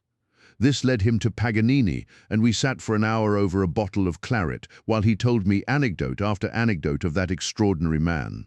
The afternoon was far advanced, and the hot glare had softened into a mellow glow before we found ourselves at the police station. Lestrade was waiting for us at the door. "A telegram for you, Mr. Holmes," said he. "Ha! It is the answer." He tore it open, glanced his eyes over it, and crumpled it into his pocket. "That's all right," said he. "Have you found out anything?" "I have found out everything." "What?" Lestrade stared at him in amazement. "You are joking." "I was never more serious in my life. A shocking crime has been committed, and I think I have now laid bare every detail of it." "And the criminal?" Holmes scribbled a few words upon the back of one of his visiting cards and threw it over to Lestrade. "That is the name," he said.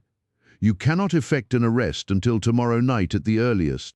I should prefer that you do not mention my name at all in connection with the case, as I choose to be only associated with those crimes which present some difficulty in their solution. Come on, Watson." We strode off together to the station, leaving Lestrade still staring with a delighted face at the card which Holmes had thrown him. "The case," said Sherlock Holmes, as we chatted over our cigars that night in our rooms at Baker Street, "is one where, as in the investigations which you have chronicled under the names of the Study in Scarlet and of the Sign of Four, we have been compelled to reason backward from effects to causes. I have written to Lestrade asking him to supply us with the details which are now wanting, and which he will only get after he has secured his man. That he may be safely trusted to do, for although he is absolutely devoid of reason, he is as tenacious as a bulldog when he once understands what he has to do, and indeed, it is just this tenacity which has brought him to the top at Scotland Yard."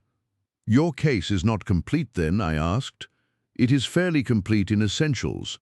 We know who the author of the revolting business is, although one of the victims still escapes us. Of course, you have formed your own conclusions. I presume that this Jim Browner, the steward of a Liverpool boat, is the man whom you suspect." "Oh, it is more than a suspicion, and yet I cannot see anything save very vague indications. On the contrary, to my mind nothing could be more clear.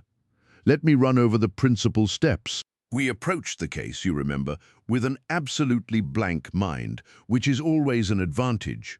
We had formed no theories. We were simply there to observe and to draw inferences from our observations. What did we see first? A very placid and respectable lady who seemed quite innocent of any secret, and a portrait which showed me that she had 2 younger sisters. It instantly flashed across my mind that the box might have been meant for one of these. I set the idea aside as one which could be disproved or confirmed at our leisure. Then we went to the garden, as you remember, and we saw the very singular contents of the little yellow box. The string was of the quality which is used by sailmakers aboard ship, and at once a whiff of the sea was perceptible in our investigation. When I observed that the knot was one which is popular with sailors, that the parcel had been posted at a port, and that the male ear was pierced for an earring which is so much more common among sailors than landsmen, I was quite certain that all the actors in the tragedy were to be found among our seafaring classes. When I came to examine the address of the packet, I observed that it was to Miss S. Cushing. Now, the oldest sister would, of course, be Miss Cushing, and although her initial was S, it might belong to one of the others as well. In that case, we should have to commence our investigation from a fresh basis altogether. I therefore went into the house with the intention of clearing up this point. I was about to assure Miss Cushing that I was convinced that a mistake had been made, when you may remember that I came suddenly to a stop. The fact was that I had just seen something which filled me with surprise and at the same time narrowed the field of our inquiry immensely. As a medical man, you are aware, Watson, that there is no part of the body which varies so much as the human ear. Each ear is as a rule quite distinctive and differs from all other ones. In last year's anthropological journal, you will find 2 short monographs from my pen upon the subject. I had, therefore, examined the ears in the box with the eyes of an expert and had carefully noted their anatomical peculiarities. Imagine my surprise, then, when, on looking at Miss Cushing, I perceived that her ear corresponded exactly with the female ear which I had just inspected. The matter was entirely beyond coincidence. There was the same shortening of the pinna, the same broad curve of the upper lobe, the same convolution of the inner cartilage. In all essentials it was the same ear. Of course, I at once saw the enormous importance of the observation. It was evident that the victim was a blood relation, and probably a very close one. I began to talk to her about her family, and you remember that she at once gave us some exceedingly valuable details.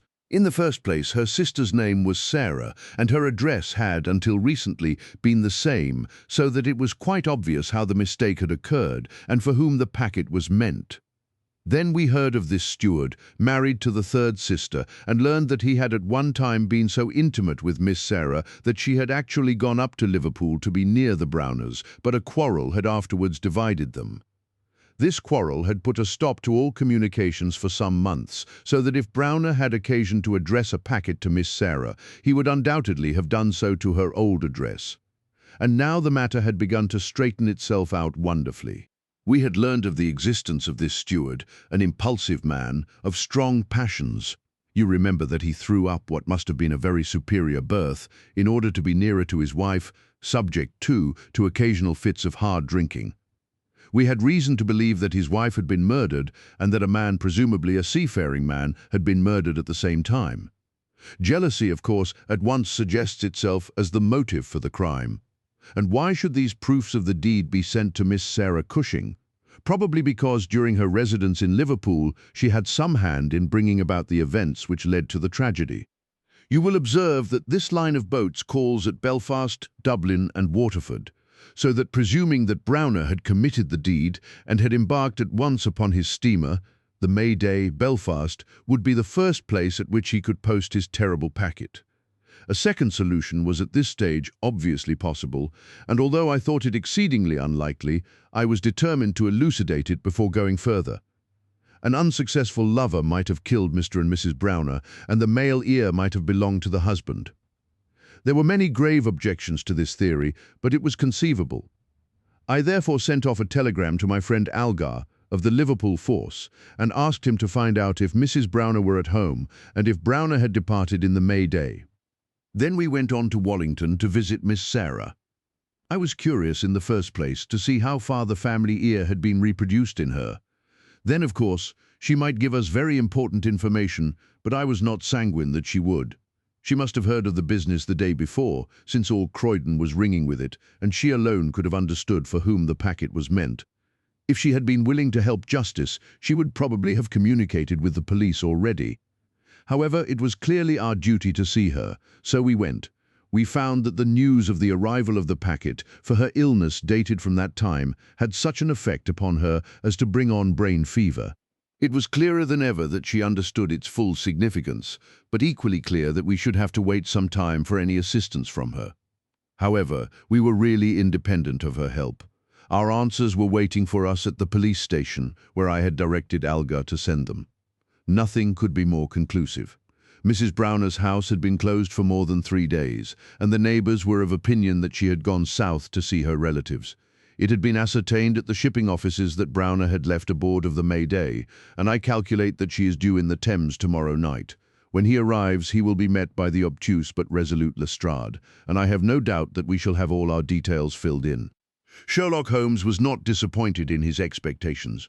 2 days later, he received a bulky envelope, which contained a short note from the detective and a typewritten document which covered several pages of foolscap. "Lestrade has got him all right," said Holmes, glancing up at me. "Perhaps it would interest you to hear what he says. My dear Mr. Holmes, in accordance with the scheme which we had formed in order to test our theories, the we is rather fine, Watson, is it not? I went down to the Albert Dock yesterday at 6 p.m. and boarded the SS Mayday, belonging to the Liverpool, Dublin and London Steam Packet Company. On inquiry, I found that there was a steward on board of the name of James Browner, and that he had acted during the voyage in such an extraordinary manner that the captain had been compelled to relieve him of his duties. On descending to his berth, I found him seated upon a chest with his head sunk upon his hands, rocking himself to and fro. He is a big, powerful chap, clean-shaven, and very swarthy, something like Aldridge, who helped us in the bogus laundry affair. He jumped up when he heard my business, and I had my whistle to my lips to call a couple of river police, who were round the corner, but he seemed to have no heart in him, and he held out his hands quietly enough for the darbies. We brought him along to the cells, and his box as well, for we thought there might be something incriminating, but, bar a big sharp knife, such as most sailors have, we got nothing for our trouble. However, we find that we shall want no more evidence, for on being brought before the inspector at the station, he asked leave to make a statement, which was, of course, taken down just as he made it by our shorthand man. We had 3 copies typewritten, one of which I enclose. The affair proves, as I always thought it would, to be an extremely simple one, but I am obliged to you for assisting me in my investigation. With kind regards, yours very truly, G. Lestrade. Hum. The investigation really was a very simple one, remarked Holmes, but I don't think it struck him in that light when he first called us in. However, let us see what Jim Browner has to say for himself. This is his statement, as made before Inspector Montgomery at the Shadwell police station, and it has the advantage of being verbatim. Have I anything to say? Yes, I have a deal to say. I have to make a clean breast of it all. You can hang me, or you can leave me alone. I don't care a plug which you do. I tell you I've not shut an eye in sleep since I did it, and I don't believe I ever will again until I get past all waking. Sometimes it's his face, but most generally it's hers. I'm never without one or the other before me. He looks frowning and black-like, but she has a kind of surprise upon her face. I, the white lamb. She might well be surprised when she read death on a face that had seldom looked anything but love upon her before. But it was Sarah's fault, and may the curse of a broken man put a blight on her and set the blood rotting in her veins. It's not that I want to clear myself. I know that I went back to drink, like the beast that I was. But she would have forgiven me. She would have stuck as close to me as a rope to a block if that woman had never darkened our door. For Sarah Cushing loved me. That's the root of the business. She loved me until all her love turned to poisonous hate, when she knew that I thought more of my wife's footmark in the mud than I did of her whole body and soul. There were 3 sisters altogether. The old one was just a good woman, the second was a devil, and the third was an angel. Sarah was 33, and Mary was 29 when I married. We were just as happy as the day was long when we set up house together, and in all Liverpool there was no better woman than my Mary. And then we asked Sarah up for a week, and the week grew into a month, and one thing led to another, until she was just one of ourselves.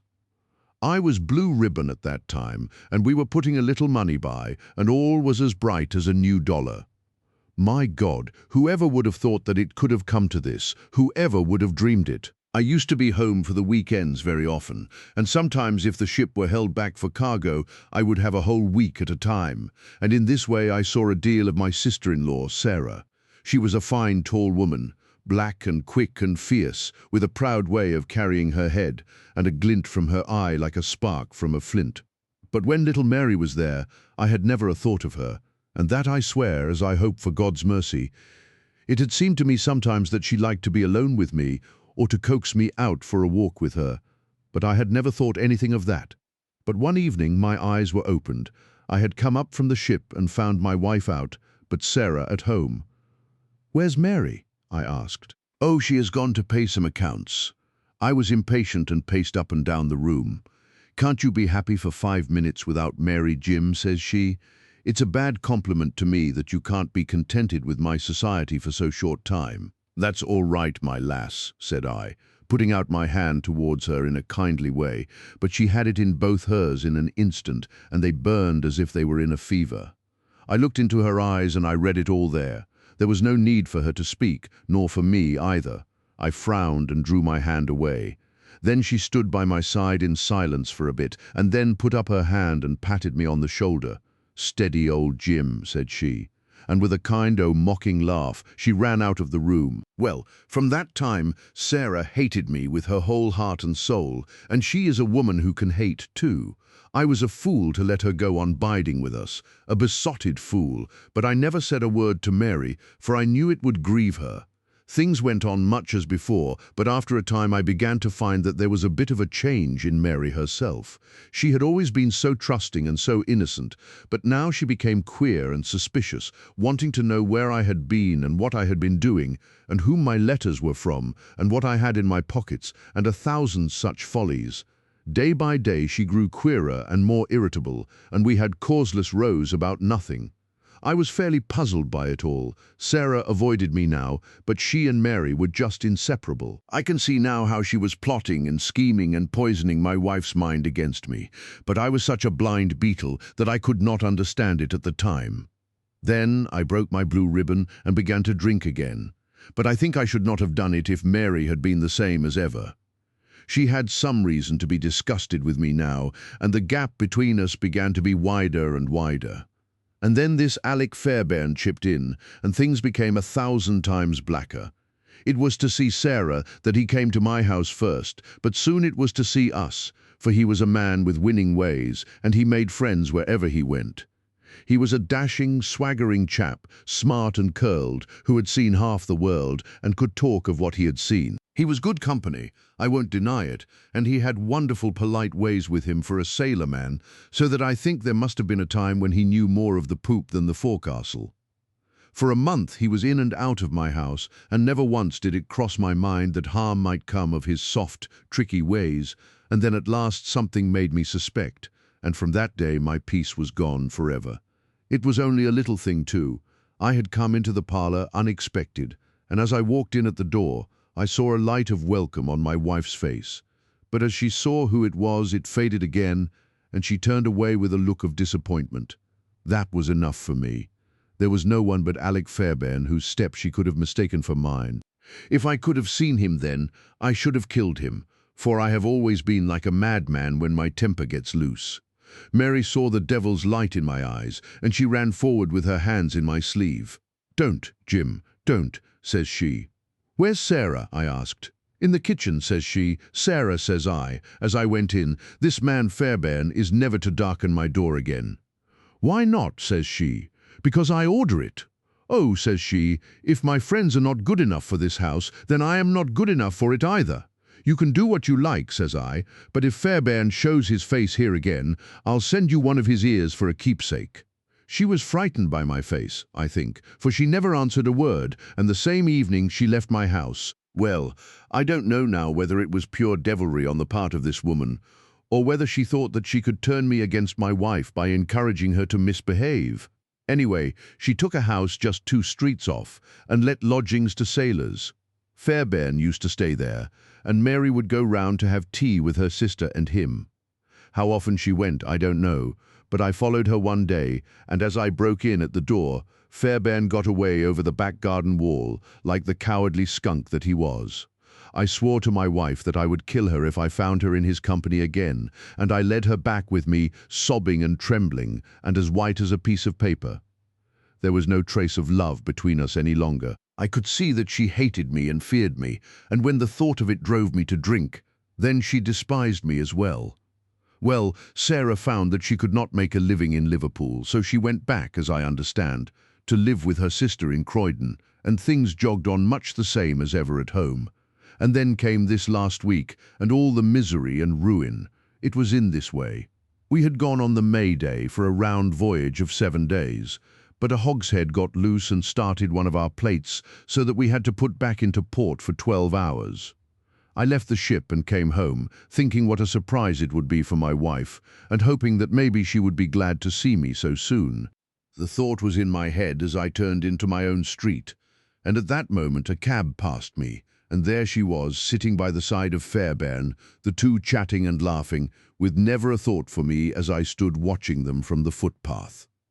I tell you, and I give you my word for it, that from that moment I was not my own master, and it is all like a dim dream when I look back on it. I had been drinking hard of late, and the two things together fairly turned my brain. There's something throbbing in my head now, like a docker's hammer, but that morning I seemed to have all Niagara whizzing and buzzing in my ears. Well, I took to my heels, and I ran after the cab. I had a heavy oak stick in my hand, and I tell you I saw red from the first, but as I ran I got cunning too, and hung back a little to see them without being seen. They pulled up soon at the railway station. There was a good crowd round the booking office, so I got quite close to them without being seen. They took tickets for New Brighton. So did I, but I got in 3 carriages behind them. When we reached it, they walked along the parade, and I was never more than 100 yards from them. At last I saw them hire a boat and start for a row, for it was a very hot day, and they thought no doubt that it would be cooler on the water. It was just as if they had been given into my hands. There was a bit of a haze, and you could not see more than a few hundred yards. I hired a boat for myself, and I pulled after them. I could see the blur of their craft, but they were going nearly as fast as I, and they must have been a long mile from the shore before I caught them up. The haze was like a curtain all round us, and there were we 3 in the middle of it. My God, shall I ever forget their faces when they saw who was in the boat that was closing in upon them? She screamed out. He swore like a madman and jabbed at me with an oar, for he must have seen death in my eyes. I got past it and got one in with my stick that crushed his head like an egg. I would have spared her, perhaps, for all my madness, but she threw her arms round him, crying out to him and calling him Alec. I struck again, and she lay stretched beside him. I was like a wild beast then that had tasted blood. If Sarah had been there, by the Lord, she should have joined them. I pulled out my knife, and, well, there, I've said enough. It gave me a kind of savage joy when I thought how Sarah would feel when she had such signs as these of what her meddling had brought about. Then I tied the bodies into the boat, stove a plank, and stood by until they had sunk. I knew very well that the owner would think that they had lost their bearings in the haze and had drifted off out to sea. I cleaned myself up, got back to land, and joined my ship without a soul having a suspicion of what had passed. That night I made up the packet for Sarah Cushing, and next day I sent it from Belfast. There you have the whole truth of it. You can hang me or do what you like with me, but you cannot punish me as I have been punished already. I cannot shut my eyes, but I see those 2 faces staring at me as they stared when my boat broke through the haze. I killed them quick, but they are killing me slow, and if I have another night of it, I shall be either mad or dead before morning. You won't put me alone into a cell, sir. For pity's sake, don't, and may you be treated in your day of agony as you treat me now. What is the meaning of it, Watson? Said Holmes solemnly as he laid down the paper. What object is served by this circle of misery and violence and fear? It must tend to some end, or else our universe is ruled by chance, which is unthinkable. But what end? There is the great standing perennial problem to which human reason is as far from an answer as ever. Story 3. The Adventure of the Red Circle. Part 1. Well, Mrs. Warren, I cannot see that you have any particular cause for uneasiness, nor do I understand why I, whose time is of some value, should interfere in the matter. I really have other things to engage me. So spoke Sherlock Holmes, and turned back to the great scrapbook in which he was arranging and indexing some of his recent material. But the landlady had the pertinacity, and also the cunning of her sex. She held her ground firmly. "You arranged an affair for a lodger of mine last year," she said, "Mr. Fairdale Hobbs." "Ah, yes, a simple matter. But he would never cease talking of it, your kindness, sir, and the way in which you brought light into the darkness. I remembered his words when I was in doubt and darkness myself. I know you could if you only would." Holmes was accessible upon the side of flattery, and also, to do him justice, upon the side of kindliness. The two forces made him lay down his gum brush with a sigh of resignation and pushed back his chair. "Well, well, Mrs. Warren, let us hear about it then. You don't object to tobacco, I take it?" "Thank you, Watson. The matches, you are uneasy, as I understand, because your new lodger remains in his rooms and you cannot see him." "Why, bless you, Mrs. Warren, if I were your lodger, you often would not see me for weeks on end." "No doubt, sir, but this is different. It frightens me, Mr. Holmes. I can't sleep for fright. To hear his quick step moving here and moving there from early morning to late at night, and yet never to catch so much as a glimpse of him, it's more than I can stand. My husband is as nervous over it as I am, but he is out at his work all day, while I get no rest from it. What is he hiding for? What has he done? Except for the girl, I am all alone in the house with him, and it's more than my nerves can stand." Holmes leaned forward and laid his long, thin fingers upon the woman's shoulder. He had an almost hypnotic power of soothing when he wished. The scared look faded from her eyes, and her agitated features smoothed into their usual commonplace. She sat down in the chair which he had indicated. "If I take it up, I must understand every detail," said he. "Take time to consider. The smallest point may be the most essential. You say that the man came 10 days ago and paid you for a fortnight's board and lodging?" "He asked my terms, sir. I said 50 shillings a week. There is a small sitting room and bedroom, and all complete at the top of the house." "Well," he said, "I'll pay you £5 a week if I can have it on my own terms. I'm a poor woman, sir, and Mr. Warren earns little, and the money meant much to me." He took out a £10 note, and he held it out to me then and there. "You can have the same every fortnight for a long time to come if you keep the terms," he said. "If not, I'll have no more to do with you." "What were the terms?" "Well, sir, they were that he was to have a key of the house. That was all right. Lodgers often have them. Also, that he was to be left entirely to himself, and never, upon any excuse, to be disturbed." "Nothing wonderful in that, surely?" "Not in reason, sir, but this is out of all reason.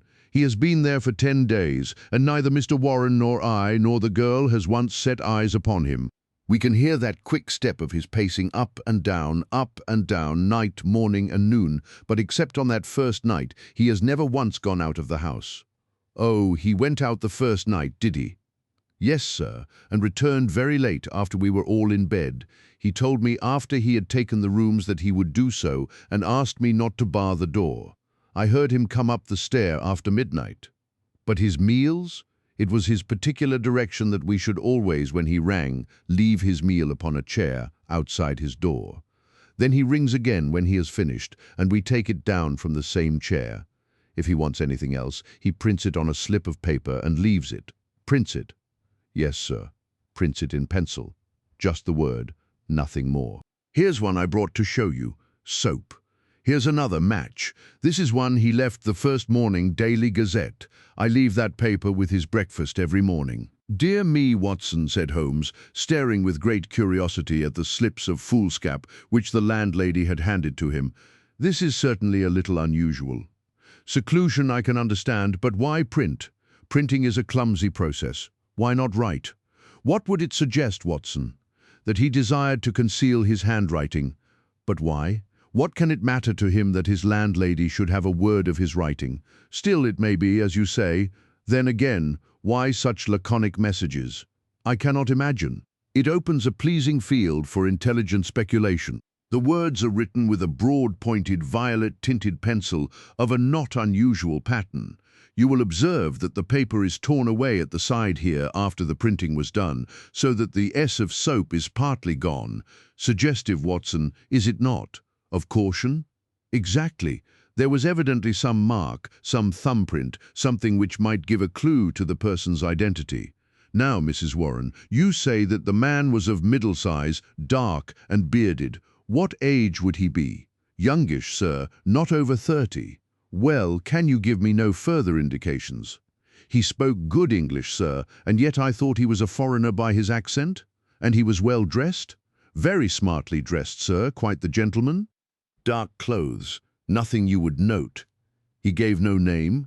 No, sir, and has had no letters or callers. None.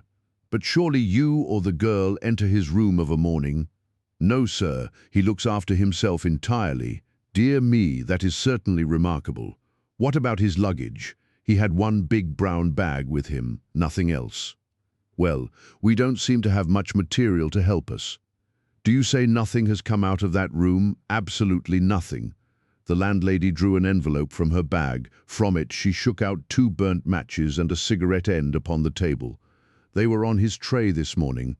I brought them because I had heard that you can read great things out of small ones.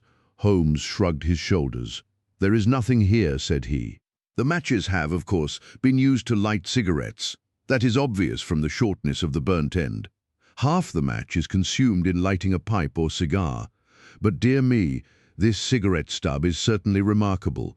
The gentleman was bearded and moustached, you say? Yes, sir. I don't understand that. I should say that only a clean-shaven man could have smoked this. Why, Watson, even your modest moustache would have been singed. A holder? I suggested. No, no, the end is matted. I suppose there could not be 2 people in your rooms, Mrs. Warren. No, sir, he eats so little that I often wonder it can keep life in one. Well, I think we must wait for a little more material. After all, you have nothing to complain of. You have received your rent, and he is not a troublesome lodger, though he is certainly an unusual one. He pays you well, and if he chooses to lie concealed, it is no direct business of yours. We have no excuse for an intrusion upon his privacy until we have some reason to think that there is a guilty reason for it. I've taken up the matter, and I won't lose sight of it. Report to me if anything fresh occurs, and rely upon my assistance if it should be needed. There are certainly some points of interest in this case, Watson, he remarked when the landlady had left us. It may, of course, be trivial, individual eccentricity, or it may be very much deeper than appears on the surface. The first thing that strikes one is the obvious possibility that the person now in the rooms may be entirely different from the one who engaged them. Why should you think so?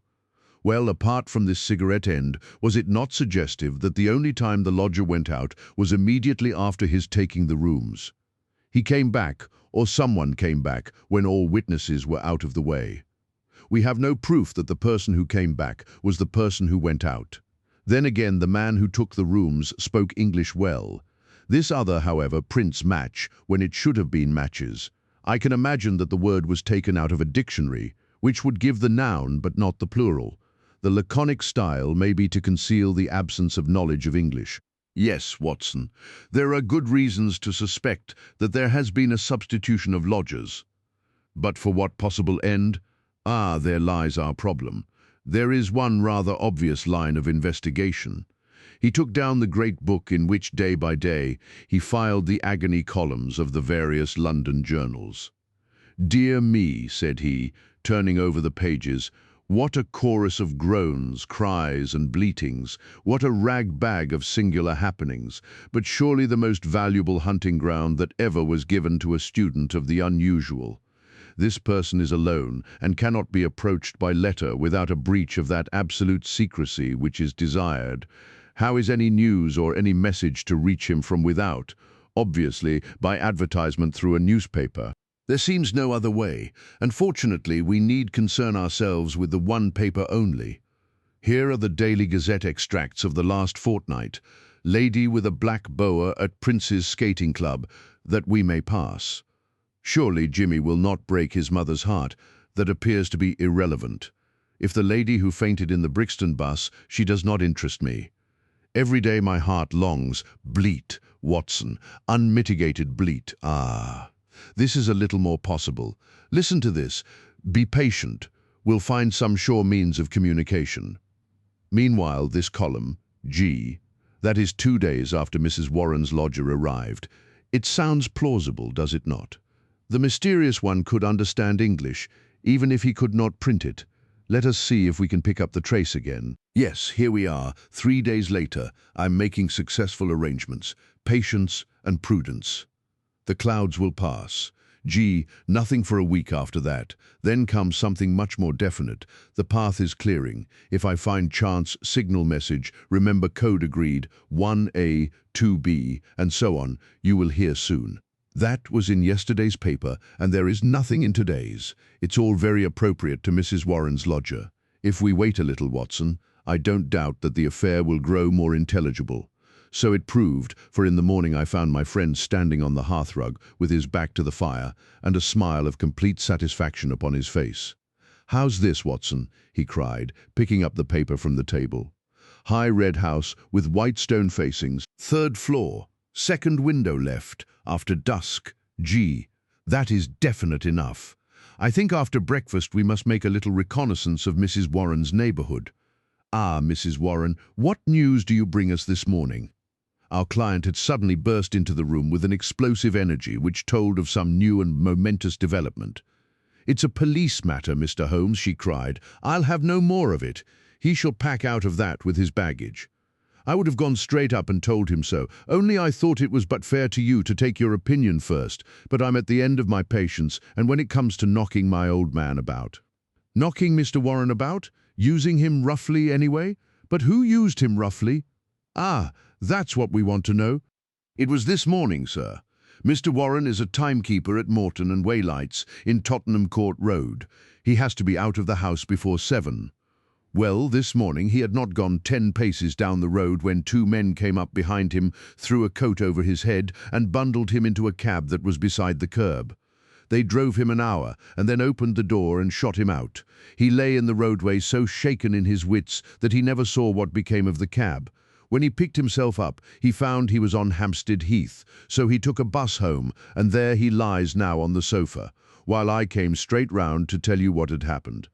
"Most interesting," said Holmes. "Did he observe the appearance of these men? Did he hear them talk?" "No, he is clean dazed.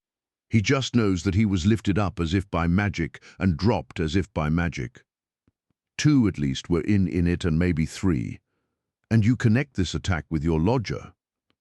"Well, we've lived there 15 years, and no such happenings ever came before. I've had enough of him. Money's not everything. I'll have him out of my house before the day is done. Wait a bit, Mrs. Warren. Do nothing rash. I begin to think that this affair may be very much more important than appeared at first sight. It is clear now that some danger is threatening your lodger. It is equally clear that his enemies, lying in wait for him near your door, mistook your husband for him in the foggy morning light. On discovering their mistake, they released him.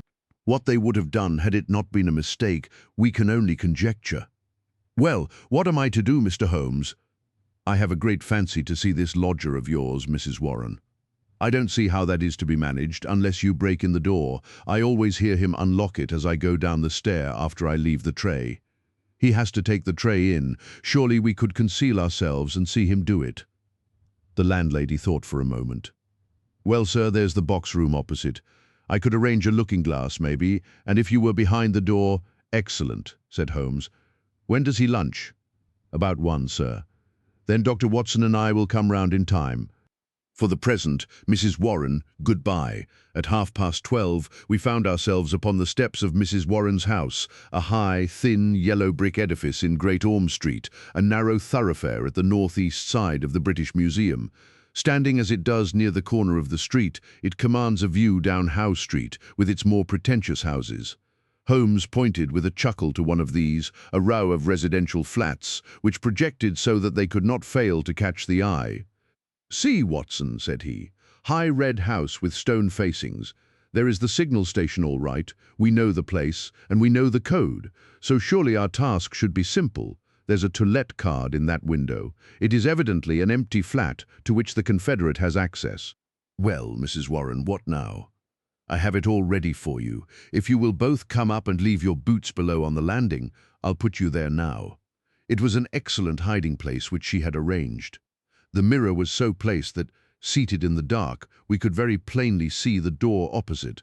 We had hardly settled down in it, and Mrs. Warren left us when a distant tinkle announced that our mysterious neighbor had rung. Presently the landlady appeared with the tray, laid it down upon a chair beside the closed door, and then, treading heavily, departed. Crouching together in the angle of the door, we kept our eyes fixed upon the mirror. Suddenly, as the landlady's footsteps died away, there was the creak of a turning key. The handle revolved, and two thin hands darted out and lifted the tray from the chair. An instant later, it was hurriedly replaced, and I caught a glimpse of a dark, beautiful, horrified face glaring at the narrow opening of the box room. Then the door crashed to, the key turned once more, and all was silence. Holmes twitched my sleeve, and together we stole down the stair. "I will call again in the evening," said he to the expectant landlady. "I think, Watson, we can discuss this business better in our own quarters." "My surmise, as you saw, proved to be correct," said he, speaking from the depths of his easy chair. "There has been a substitution of lodgers. What I did not foresee is that we should find a woman, and no ordinary woman, Watson. She saw us. Well, she saw something to alarm her. That is certain.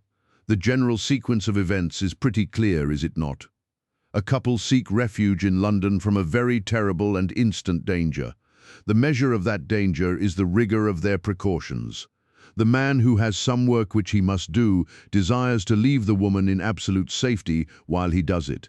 It is not an easy problem, but he solved it in an original fashion, and so effectively that her presence was not even known to the landlady who supplies her with food.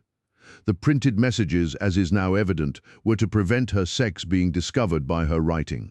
The man cannot come near the woman, or he will guide their enemies to her. Since he cannot communicate with her direct, he has recourse to the agony column of a paper. So far all is clear. But what is at the root of it? Ah, yes, Watson, severely practical as usual. What is at the root of it all? Mrs. Warren's whimsical problem enlarges somewhat and assumes a more sinister aspect as we proceed. This much we can say, that it is no ordinary love escapade. You saw the woman's face at the sign of danger. We have heard, too, of the attack upon the landlord, which was undoubtedly meant for the lodger. These alarms and the desperate need for secrecy argue that the matter is one of life or death. The attack upon Mr. Warren further shows that the enemy, whoever they are themselves not aware of the substitution of the female lodger for the male. It is very curious and complex, Watson. Why should you go further in it? What have you to gain from it? What indeed it is art for art's sake, Watson. I suppose when you doctored you found yourself studying cases without thought of a fee. For my education, Holmes, education never ends, Watson. It is a series of lessons with the greatest for the last. This is an instructive case. There is neither money nor credit in it, and yet one would wish to tidy it up. When dusk comes, we should find ourselves one stage advanced in our investigation. When we returned to Mrs. Warren's rooms, the gloom of a London winter evening had thickened into one grey curtain, a dead monotone of colour, broken only by the sharp yellow squares of the windows and the blurred halos of the gas lamps. As we peered from the darkened sitting room of the lodging-house, one more dim light glimmered high up through the obscurity. "Someone is moving in that room," said Holmes, in a whisper, his gaunt and eager face thrust forward to the window-pane. "Yes, I can see his shadow. There he is again. He has a candle in his hand. Now he is peering across. He wants to be sure that she is on the lookout. Now he begins to flash. Take the message also, Watson, that we may check each other. A single flash, that is, A, surely. Now then, how many did you make it? 20. So did I. That should mean T-A-T, that's intelligible enough. Another T, surely this is the beginning of a second word. Now then, tenter, dead stop. That can't be all, Watson. A tenter gives no sense, nor is it any better as 3 words 8, 10, T-A, unless T-A are a person's initials. There it goes again. What's that? A-T-T, why, it is the same message over again. Curious, Watson, very curious. Now he is off once more. At why he is repeating it for the 3rd time. A tenter 3 times. How often will he repeat it? No, that seems to be the finish. He has withdrawn from the window. What do you make of it, Watson? A cipher message, Holmes. My companion gave a sudden chuckle of comprehension. And not a very obscure cipher, Watson, said he. Why, of course, it is Italian. The A means that it is addressed to a woman. Beware, beware, beware. How's that, Watson? I believe you have hit it. Not a doubt of it. It is a very urgent message, thrice repeated to make it more so. But beware of what? Wait a bit. He is coming to the window once more. Again we saw the dim silhouette of a crouching man and the whisk of the small flame across the window as the signals were renewed. They came more rapidly than before, so rapid that it was hard to follow them. Pericolo, pericolo. What's that, Watson? Danger, isn't it? Yes, by Jove, it's a danger signal. There he goes again, Perry. Halloa, what on earth? The light had suddenly gone out, the glimmering square of window had disappeared, and the third floor formed a dark band round the lofty building with its tiers of shining casements. That last warning cry had been suddenly cut short. How and by whom? The same thought occurred on the instant to us both. Holmes sprang up from where he crouched by the window. "This is serious, Watson," he cried. "There is some devilry going forward. Why should such a message stop in such a way? I should put Scotland Yard in touch with this business, and yet it is too pressing for us to leave. Shall I go for the police? We must define the situation a little more clearly. It may bear some more innocent interpretation. Come, Watson, let us go across ourselves and see what we can make of it." Part 2. As we walked rapidly down Howe Street, I glanced back at the building which we had left. There, dimly outlined at the top window, I could see the shadow of a head, a woman's head, gazing tensely, rigidly, out into the night, waiting with breathless suspense for the renewal of that interrupted message. At the doorway of the Howe Street flats, a man, muffled in a cravat and greatcoat, was leaning against the railing. He started as the hall light fell upon our faces. "Holmes," he cried. "Why, Gregson," said my companion as he shook hands with the Scotland Yard detective. "Journeys end with lovers' meetings. What brings you here?"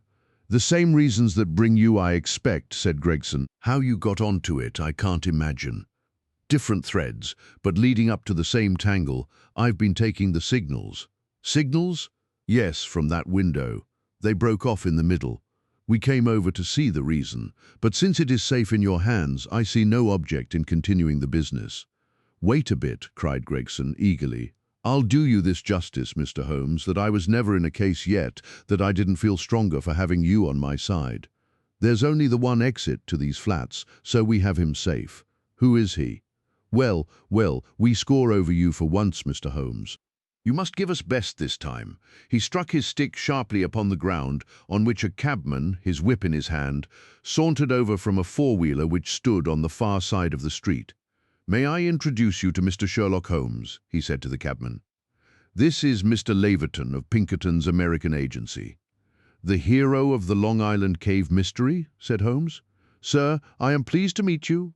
The American, a quiet, businesslike young man with a clean-shaven, hatchet face, flushed up at the words of commendation. "I am on the trail of my life now, Mr. Holmes," said he, "if I can get Gorgiano." "What? Gorgiano of the Red Circle? Oh, he has a European fame, has he? Well, we've learned all about him in America. We know he is at the bottom of 50 murders, and yet we have nothing positive we can take him on. I tracked him over from New York, and I've been close to him for a week in London, waiting some excuse to get my hand on his collar. Mr. Gregson and I ran him to ground in that big tenement house, and there's only the one door so he can't slip us. There's 3 folks come out since he went in, but I'll swear he wasn't one of them." "Mr. Holmes talks of signals," said Gregson. "I expect, as usual, he knows a good deal that we don't." In a few clear words, Holmes explained the situation as it had appeared to us. The American struck his hands together with vexation. "He's on to us," he cried. "Why do you think so?" "Well, it figures out that way, does it not? Here he is, sending out messages to an accomplice. There are several of his gang in London. Then suddenly, just as by your own account, he was telling them that there was danger, he broke short off. What could it mean except that from the window he had suddenly either caught sight of us in the street, or in some way come to understand how close the danger was, and that he must act right away if he was to avoid it? What do you suggest, Mr. Holmes? That we go up at once and see for ourselves. But we have no warrant for his arrest." "He is in unoccupied premises under suspicious circumstances," said Gregson. "That is good enough for the moment. When we have him by the heels, we can see if New York can't help us to keep him." I'll take the responsibility of arresting him now. Our official detectives may blunder in the matter of intelligence, but never in that of courage. Gregson climbed the stair to arrest this desperate murderer with the same absolutely quiet and businesslike bearing with which he would have ascended the official staircase of Scotland Yard. The Pinkerton man had tried to push past him, but Gregson had firmly elbowed him back. London dangers were the privilege of the London force. The door of the left-hand flat upon the third landing was standing ajar. Gregson pushed it open. Within all was absolute silence and darkness. I struck a match and lit the detective's lantern. As I did so, and as the flicker steadied into a flame, we all gave a gasp of surprise. On the deal boards of the carpetless floor, there was outlined a fresh track of blood. The red steps pointed towards us and led away from an inner room, the door of which was closed. Gregson flung it open and held his light full blaze in front of him, whilst we all peered eagerly over his shoulders. In the middle of the floor of the empty room was huddled the figure of an enormous man, his clean-shaven, swarthy face grotesquely horrible in its contortion, and his head encircled by a ghastly crimson halo of blood, lying in a broad, wet circle upon the white woodwork. His knees were drawn up, his hands thrown out in agony, and from the center of his broad, brown, upturned throat there projected the white haft of a knife-driven blade deep into his body. Giant as he was, the man must have gone down like a poleaxed ox before that terrific blow. Beside his right hand, a most formidable horn-handled, two-edged dagger lay upon the floor, and near it a black kid glove. "By George, it's Black Gorgiano himself!" cried the American detective. "Someone has got ahead of us this time." "Here is the candle in the window, Mr. Holmes," said Gregson. "Why, whatever are you doing?" Holmes had stepped across, had lit the candle, and was passing it backwards and forwards across the window panes. Then he peered into the darkness, blew the candle out, and threw it on the floor. "I rather think that will be helpful," said he. He came over and stood in deep thought while the two professionals were examining the body. "You say that 3 people came out from the flat while you were waiting downstairs," said he at last.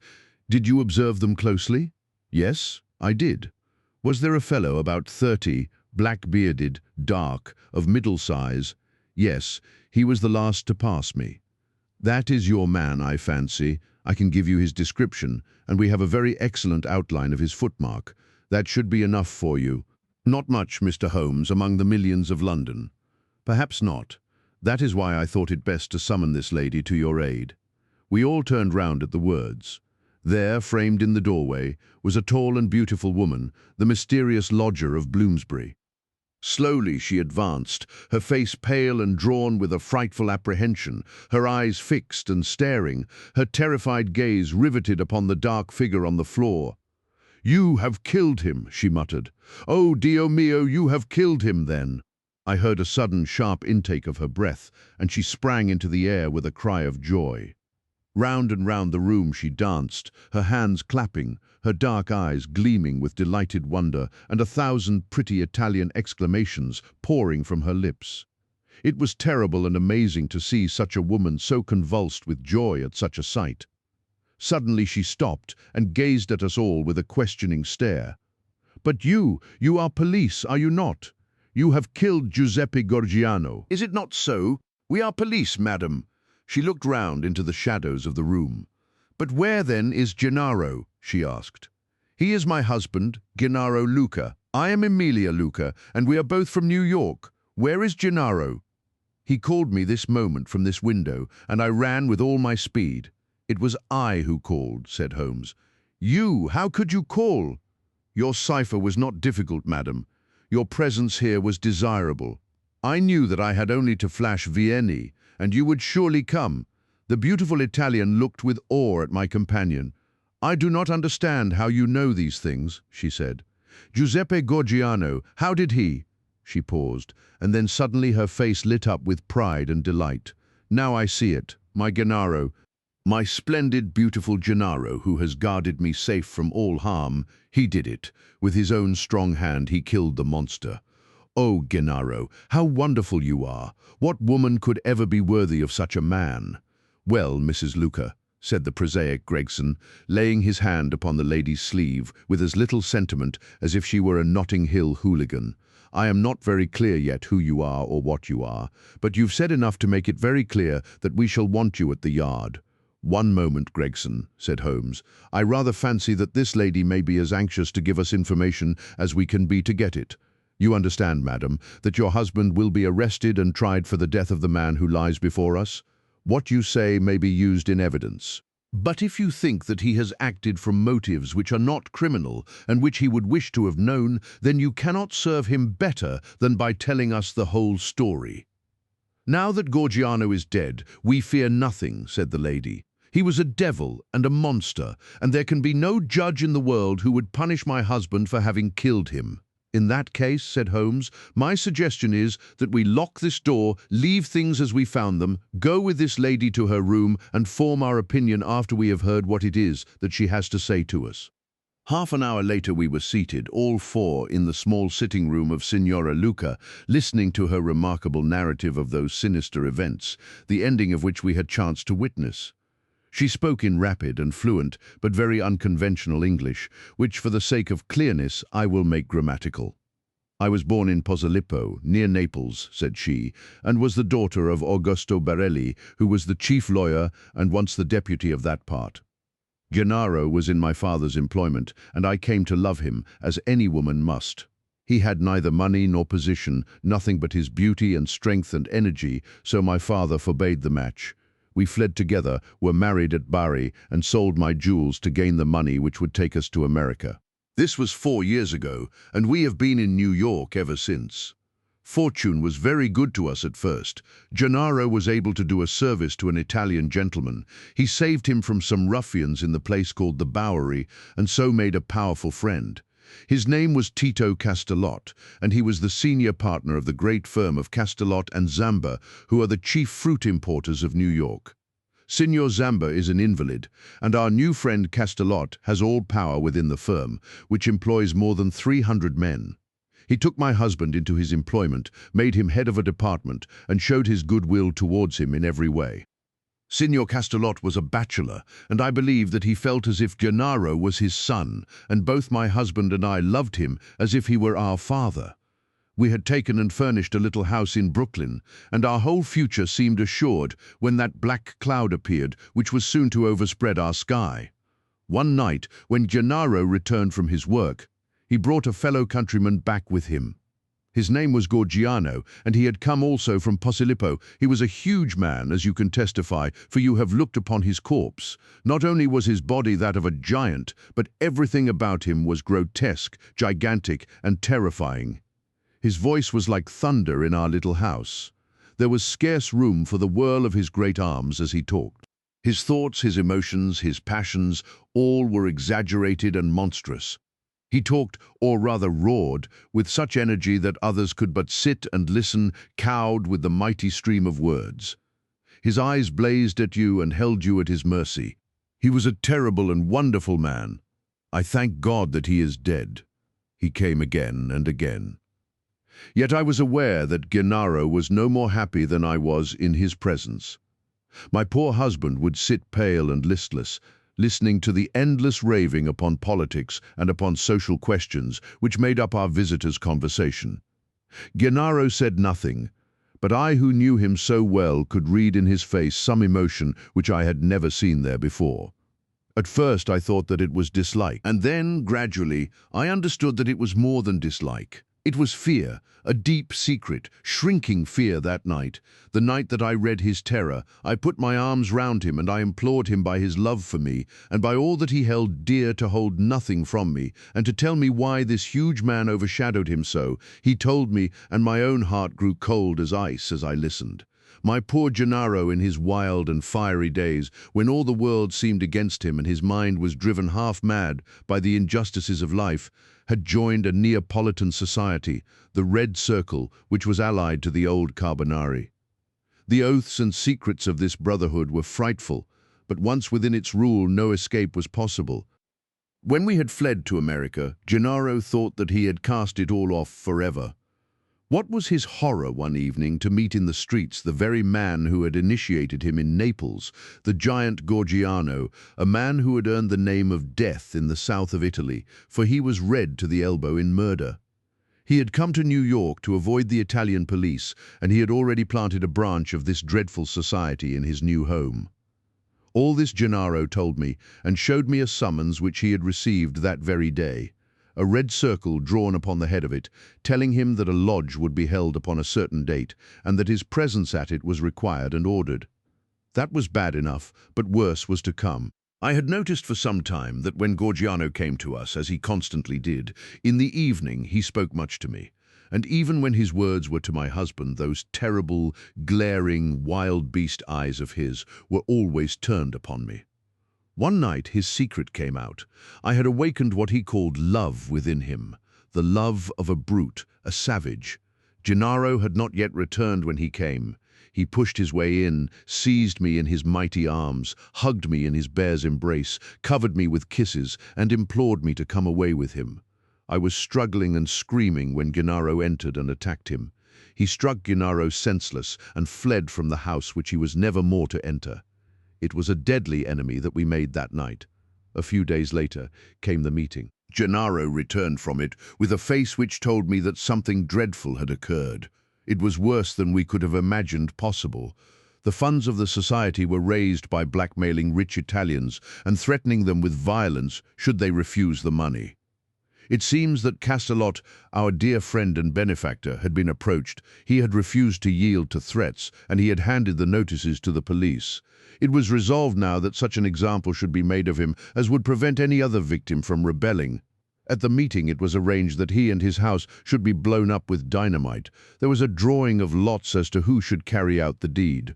Gennaro saw our enemy's cruel face smiling at him as he dipped his hand in the bag. No doubt it had been prearranged in some fashion, for it was the fatal disc with the red circle upon it, the mandate for murder, which lay upon his palm. He was to kill his best friend, or he was to expose himself and me to the vengeance of his comrades. It was part of their fiendish system to punish those whom they feared or hated by injuring not only their own persons, but those whom they loved, and it was the knowledge of this which hung as a terror over my poor Gennaro's head, and drove him nearly crazy with apprehension. All that night we sat together, our arms round each strengthening each for the troubles that lay before us. The very next evening had been fixed for the attempt. By midday, my husband and I were on our way to London, but not before he had given our benefactor full warning of his danger, and had also left such information for the police as would safeguard his life for the future. The rest, gentlemen, you know for yourselves.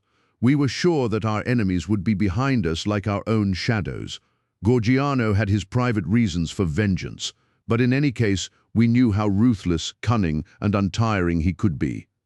Both Italy and America are full of stories of his dreadful powers. If ever they were exerted, it would be now. My darling made use of the few clear days which our start had given us in arranging for a refuge for me in such a fashion that no possible danger could reach me. For his own part, he wished to be free that he might communicate both with the American and with the Italian police. I do not myself know where he lived or how. All that I learned was through the columns of a newspaper. But once, as I looked through my window, I saw two Italians watching the house, and I understood that in some way Gorgiano had found out our retreat.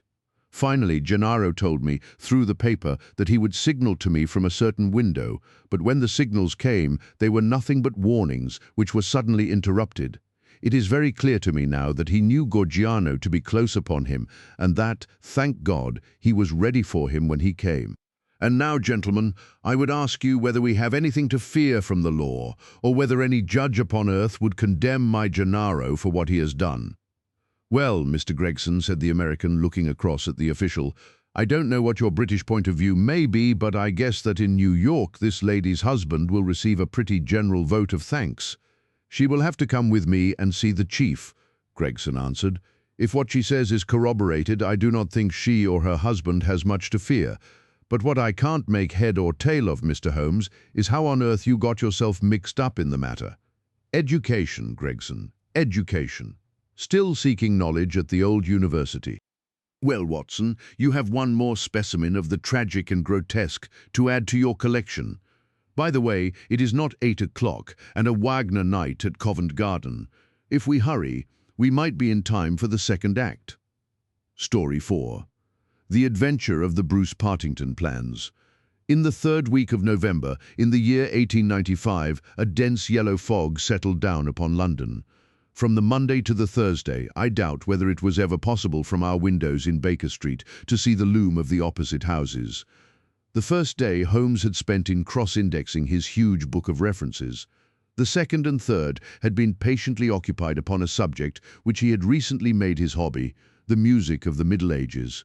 But when, for the fourth time, after pushing back our chairs from breakfast, we saw the greasy, heavy brown swirl still drifting past us and condensing in oily drops upon the window panes, my comrade's impatient and active nature could endure this drab existence no longer. He paced restlessly about our sitting room in a fever of suppressed energy, biting his nails, tapping the furniture, and chafing against inaction. "Nothing of interest in the paper, Watson," he said.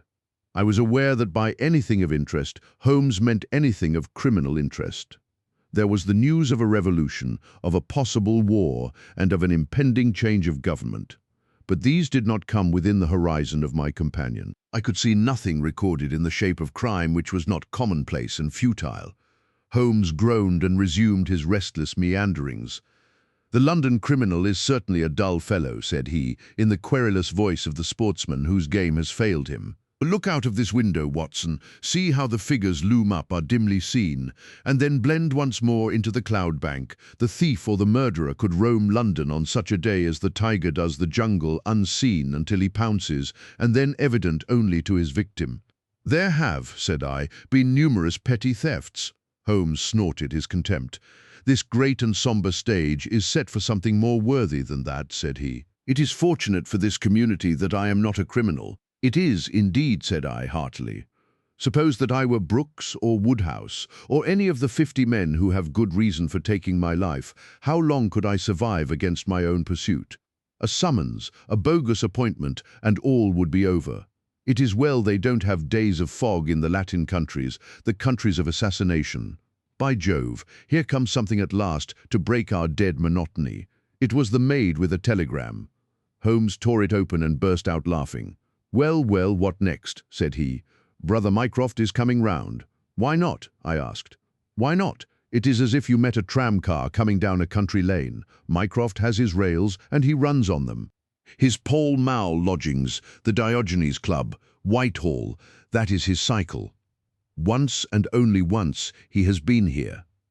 What upheaval can possibly have derailed him? Does he not explain? Holmes handed me his brother's telegram. "Must see you over Cadogan West, coming at once." Mycroft, Cadogan West. I have heard the name. It recalls nothing to my mind, but that Mycroft should break out in this erratic fashion. A planet might as well leave its orbit. By the way, do you know what Mycroft is? I had some vague recollection of an explanation at the time of the adventure of the Greek interpreter. You told me that he had some small office under the British government. Holmes chuckled. "I did not know you quite so well in those days. One has to be discreet when one talks of high matters of state. You are right in thinking that he is under the British government. You would also be right in a sense if you said that occasionally he is the British government.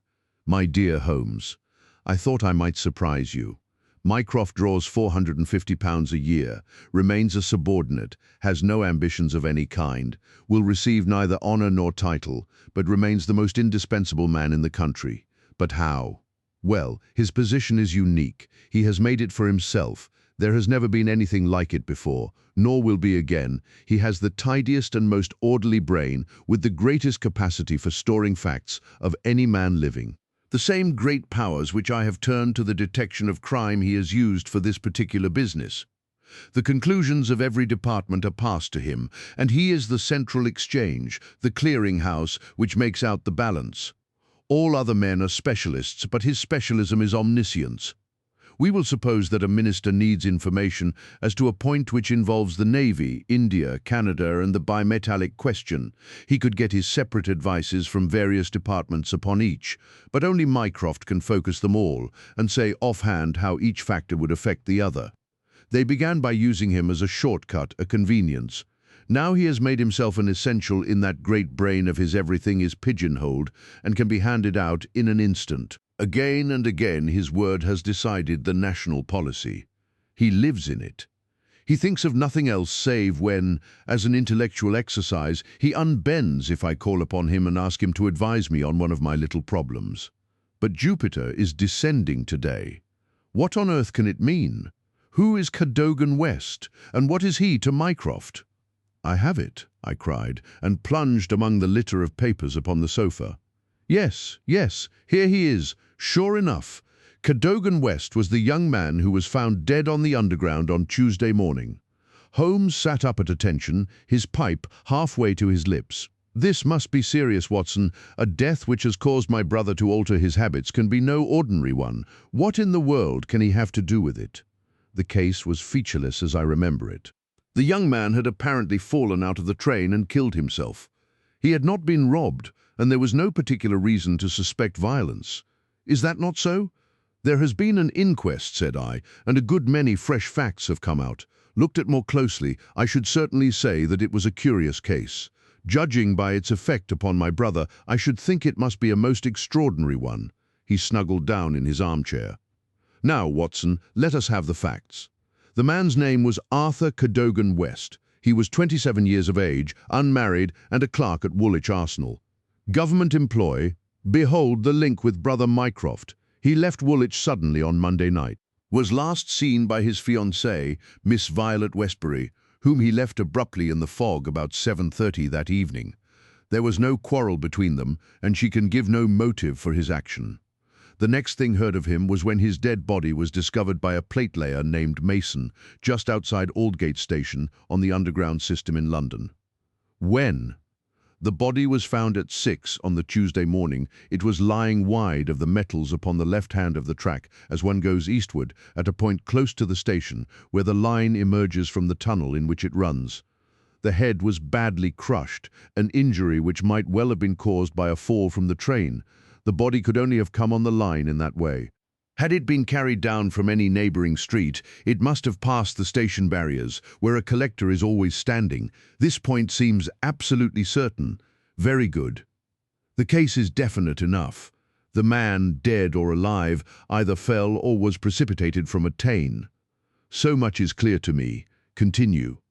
The trains which traverse the lines of rail beside which the body was found are those which run from west to east, some being purely metropolitan and some from Willesden and outlying junctions. It can be stated for certain that this young man, when he met his death, was travelling in this direction at some late hour of the night, but at what point he entered the train it is impossible to state. His ticket, of course, would show that. There was no ticket in his pockets. No ticket. Dear me, Watson, this is really very singular. According to my experience, it is not possible to reach the platform of a metropolitan train without exhibiting one's ticket. Presumably, then, the young man had one. Was it taken from him in order to conceal the station from which he came? It is possible. Or did he drop it in the carriage? That also is possible, but the point is of curious interest. I understand that there was no sign of robbery. Apparently not. There is a list here of his possessions. His purse contained £2.15. He had also a cheque-book on the Woolwich branch of the Capital and Counties Bank. Through this his identity was established. There were also 2 dress circle tickets for the Woolwich Theatre, dated for that very evening. Also a small packet of technical papers. Holmes gave an exclamation of satisfaction. There we have it at last. Watson, British Government, Woolwich, Arsenal, technical papers, brother Mycroft. The chain is complete. But here he comes, if I am not mistaken, to speak for himself. A moment later, the tall and portly form of Mycroft Holmes was ushered into the room. Heavily built and massive, there was a suggestion of uncouth physical inertia in the figure. But above this unwieldy frame, there was perched a head so masterful in its brow, so alert in its steel-grey deep-set eyes, so firm in its lips, and so subtle in its play of expression, that after the first glance one forgot the gross body and remembered only the dominant mind. At his heels came our old friend Lestrade of Scotland Yard, thin and austere. The gravity of both their faces foretold some weighty quest. The detective shook hands without a word. Mycroft Holmes struggled out of his overcoat and subsided into an armchair. "A most annoying business, Sherlock," said he. "I extremely dislike altering my habits, but the powers that be would take no denial. In the present state of Siam, it is most awkward that I should be away from the office. But it is a real crisis. I have never seen the Prime Minister so upset. As to the Admiralty, it is buzzing like an overturned beehive. Have you read up the case?" "We have just done so." "What were the technical papers?" "Ah, there's the point. Fortunately, it has not come out. The press would be furious if it did. The papers which this wretched youth had in his pocket were the plans of the Bruce-Partington submarine." Mycroft Holmes spoke with a solemnity which showed his sense of the importance of the subject. His brother and I sat expectant. "Surely you have heard of it." "I thought everyone had heard of it. Only as a name. Its importance can hardly be exaggerated. It has been the most jealously guarded of all government secrets. You may take it from me that naval warfare becomes impossible within the radius of a Bruce-Partington's operation. 2 years ago, a very large sum was smuggled through the estimates and was expended in acquiring a monopoly of the invention. Every effort has been made to keep the secret. The plans, which are exceedingly intricate, comprising some 30 separate patents, each essential to the working of the whole, are kept in an elaborate safe in a confidential office adjoining the arsenal with burglar-proof doors and windows. Under no conceivable circumstances were the plans to be taken from the office. If the chief constructor of the Navy desired to consult them, even he was forced to go to the Woolwich office for the purpose.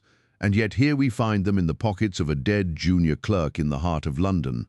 From an official point of view, it's simply awful. But you have recovered them? No, Sherlock, no. That's the pinch. We have not. 10 papers were taken from Woolwich. There were 7 in the pockets of Cadogan West. The 3 most essential are gone, stolen, vanished. You must drop everything, Sherlock. Never mind your usual petty puzzles of the police court. It's a vital international problem that you have to solve. Why did Cadogan West take the papers? Where are the missing ones? How did he die? How came his body where it was found? How can the evil be set right? Find an answer to all these questions, and you will have done good service for your country. Why do you not solve it yourself, Mycroft? You can see as far as I, possibly Sherlock. But it is a question of getting details. Give me your details, and from an armchair I will return you an excellent expert opinion. But to run here and run there, to cross-question railway guards, and lie on my face with a lens to my eye, it is not my métier.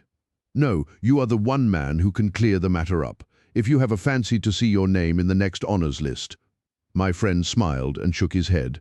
"I play the game for the game's own sake," said he, "but the problem certainly presents some points of interest, and I shall be very pleased to look into it. Some more facts, please."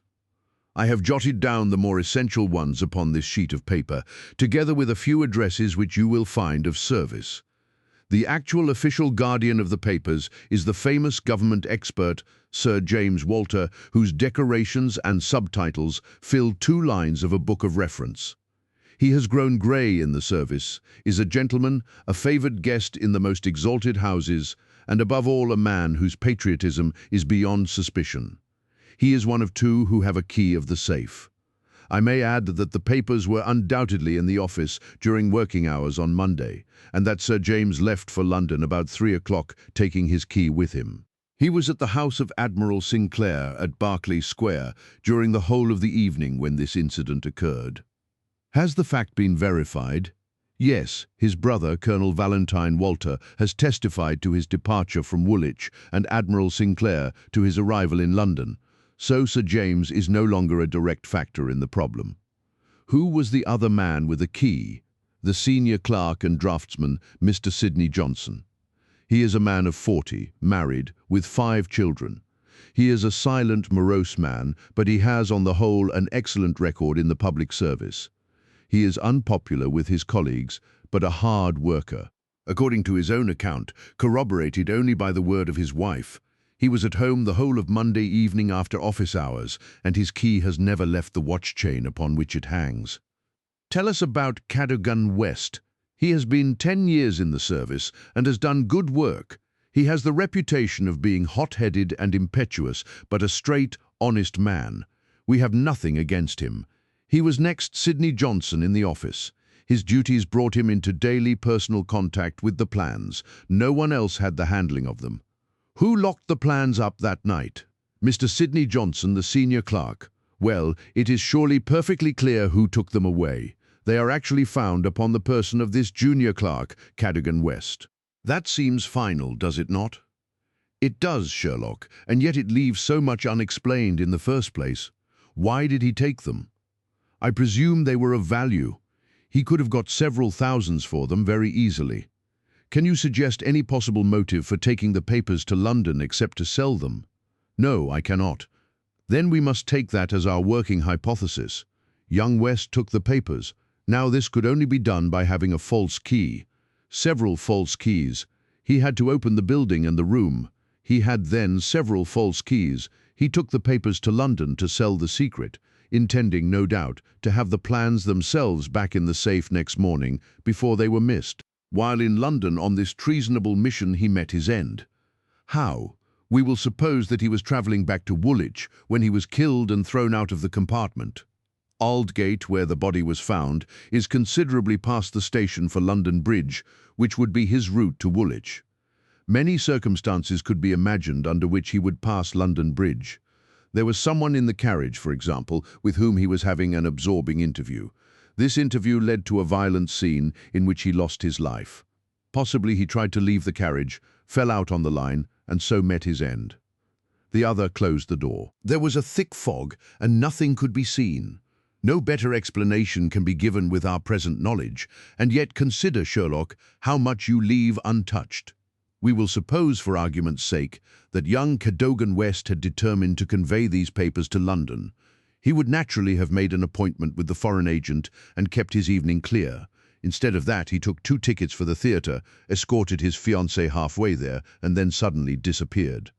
"A blind," said Lestrade, who had sat listening with some impatience to the conversation.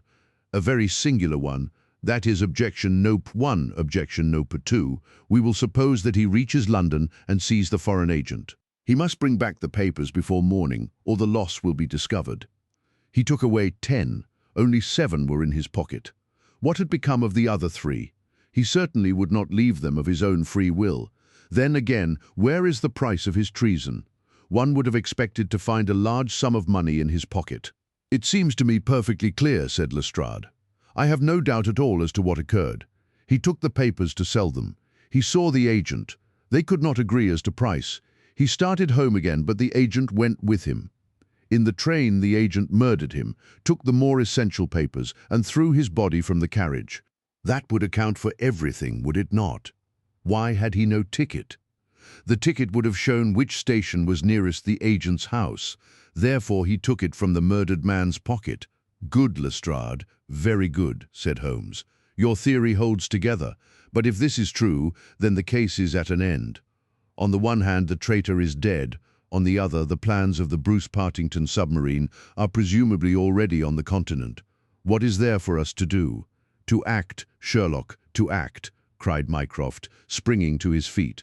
"All my instincts are against this explanation. Use your powers. Go to the scene of the crime. See the people concerned. Leave no stone unturned. In all your career you have never had so great a chance of serving your country." "Well, well," said Holmes, shrugging his shoulders. "Come, Watson, and you, Lestrade, could you favour us with your company for an hour or two? We will begin our investigation by a visit to Aldgate Station. Goodbye, Mycroft. I shall let you have a report before evening, but I warn you in advance that you have little to expect." An hour later, Holmes, Lestrade and I stood upon the Underground Railroad at the point where it emerges from the tunnel immediately before Aldgate Station. A courteous, red-faced old gentleman represented the railway company. "This is where the young man's body lay," said he, indicating a spot about 3 feet from the metals. "It could not have fallen from above, for these, as you see, are all blank walls. Therefore, it could only have come from a train, and that train, so far as we can trace it, must have passed about midnight on Monday. Have the carriages been examined for any sign of violence? There are no such signs, and no ticket has been found. No record of a door being found open. None. "We have had some fresh evidence this morning," said Lestrade. "A passenger who passed Aldgate in an ordinary metropolitan train about 11:40 on Monday night declares that he heard a heavy thud as of a body striking the line just before the train reached the station. There was dense fog, however, and nothing could be seen. He made no report of it at the time." "Why, whatever is the matter with Mr. Holmes?" My friend was standing with an expression of strained intensity upon his face, staring at the railway metals where they curved out of the tunnel. Aldgate is a junction, and there was a network of points. On these his eager, questioning eyes were fixed, and I saw on his keen, alert face that tightening of the lips, that quiver of the nostrils, and concentration of the heavy tufted brows, which I knew so well. "Points," he muttered. "The points! What of it?" "What do you mean? I suppose there are no great number of points on a system such as this." "No, there are very few. And a curve, too. Points and a curve, by Jove, if it were only so. What is it, Mr. Holmes? Have you a clue?" "An idea, an indication, no more. But the case certainly grows in interest. Unique, perfectly unique, and yet why not? I do not see any indications of bleeding on the line. There were hardly any. But I understand that there was a considerable wound. The bone was crushed, but there was no great external injury, and yet one would have expected some bleeding. Would it be possible for me to inspect the train which contained the passenger who heard the thud of a fall in the fog?" "I fear not, Mr. Holmes. The train has been broken up before now, and the carriage is redistributed." "I can assure you, Mr. Holmes," said Lestrade, "that every carriage has been carefully examined. I saw to it myself. It was one of my friend's most obvious weaknesses that he was impatient with less alert intelligences than his own." "Very likely," said he, turning away. "As it happens, it was not the carriages which I desired to examine. Watson, we have done all we can here. We need not trouble you any further, Mr. Lestrade. I think our investigations must now carry us to Woolwich." At London Bridge, Holmes wrote a telegram to his brother, which he handed to me before dispatching it. It ran thus: "See some light in the darkness, but it may possibly flicker out.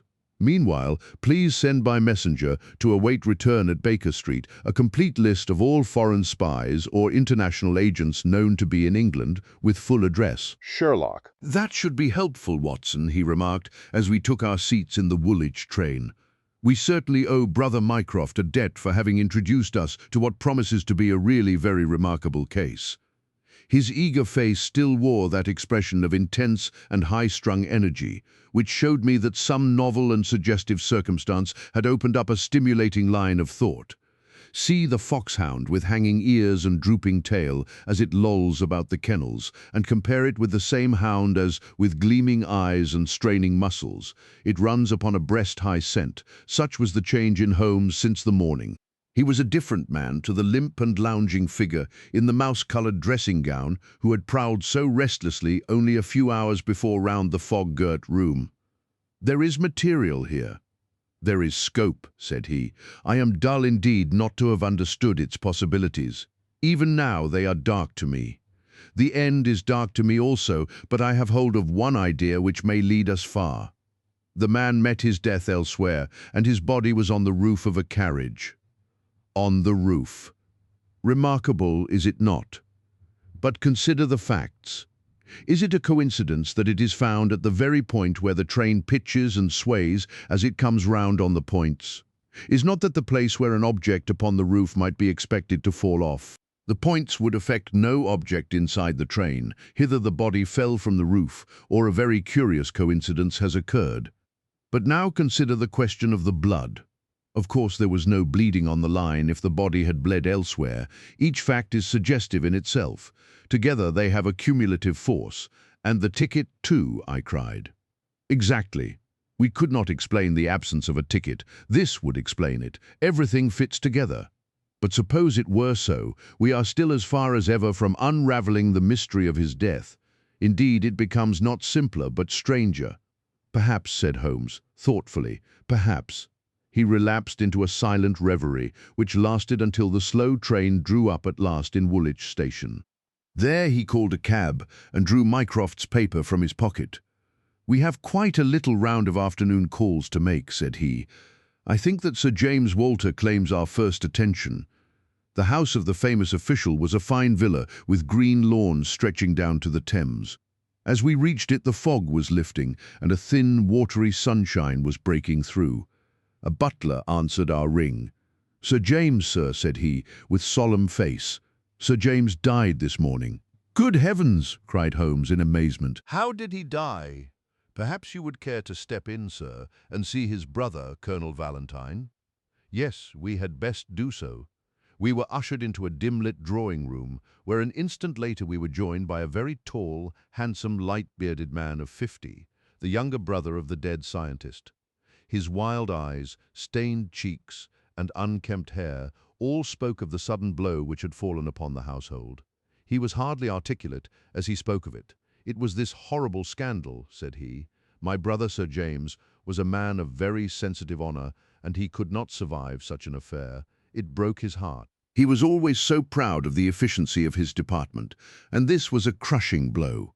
We had hoped that he might have given us some indications which would have helped us to clear the matter up. I assure you that it was all a mystery to him, as it is to you and to all of us. He had already put all his knowledge at the disposal of the police.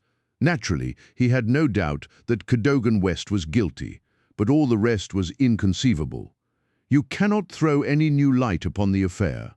I know nothing myself save what I have read or heard. I have no desire to be discourteous, but you can understand, Mr. Holmes, that we are much disturbed at present, and I must ask you to hasten this interview to an end." "This is indeed an unexpected development," said my friend, when we had regained the cab. "I wonder if the death was natural, or whether the poor old fellow killed himself. If the latter, may it be taken as some sign of self-reproach for duty neglected. We must leave that question to the future. Now we shall turn to the Cadogan Wests.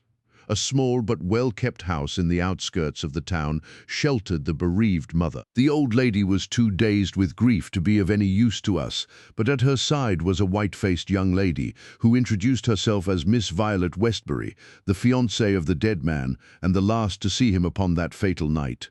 "I cannot explain it, Mr. Holmes," she said.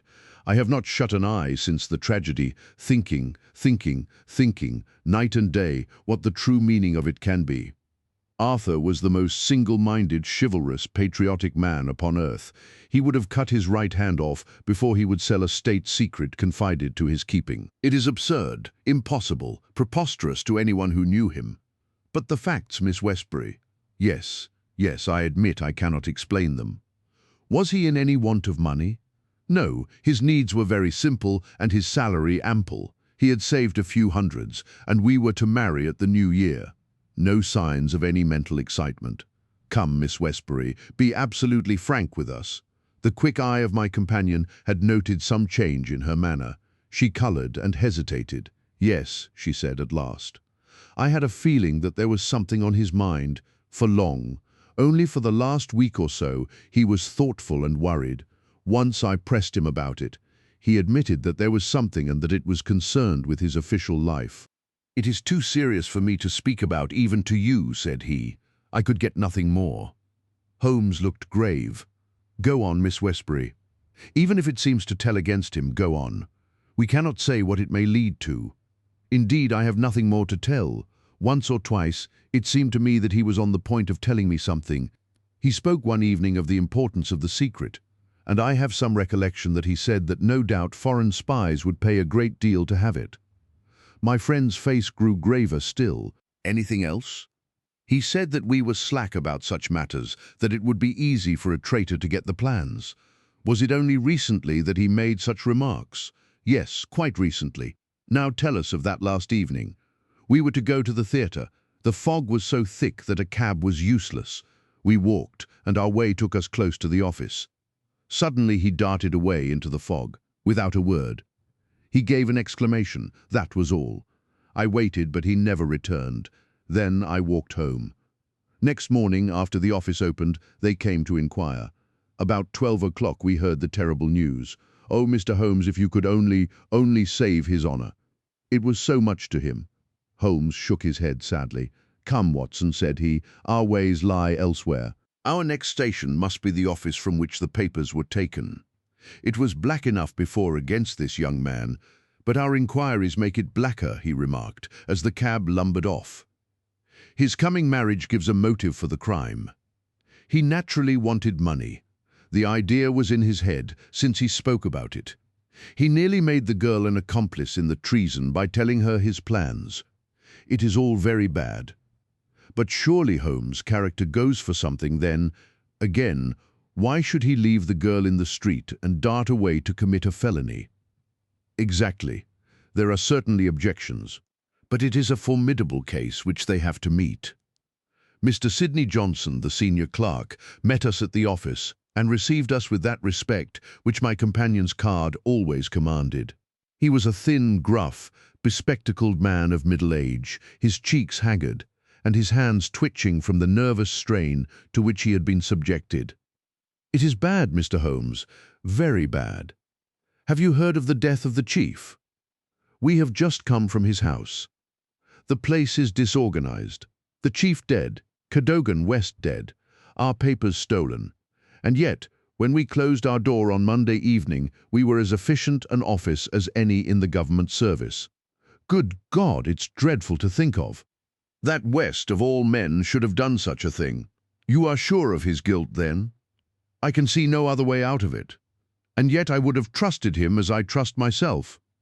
At what hour was the office closed on Monday? At 5. Did you close it? I am always the last man out. Where were the plans? In that safe. I put them there myself. Is there no watchman to the building? There is, but he has other departments to look after as well. He is an old soldier and a most trustworthy man. He saw nothing that evening. Of course, the fog was very thick. Suppose that Cadogan West wished to make his way into the building after hours. He would need 3 keys, would he not, before he could reach the papers? Yes, he would. The key of the outer door, the key of the office, and the key of the safe. Only Sir James Walter and you had those keys. I had no keys of the doors, only of the safe. Was Sir James a man who was orderly in his habits?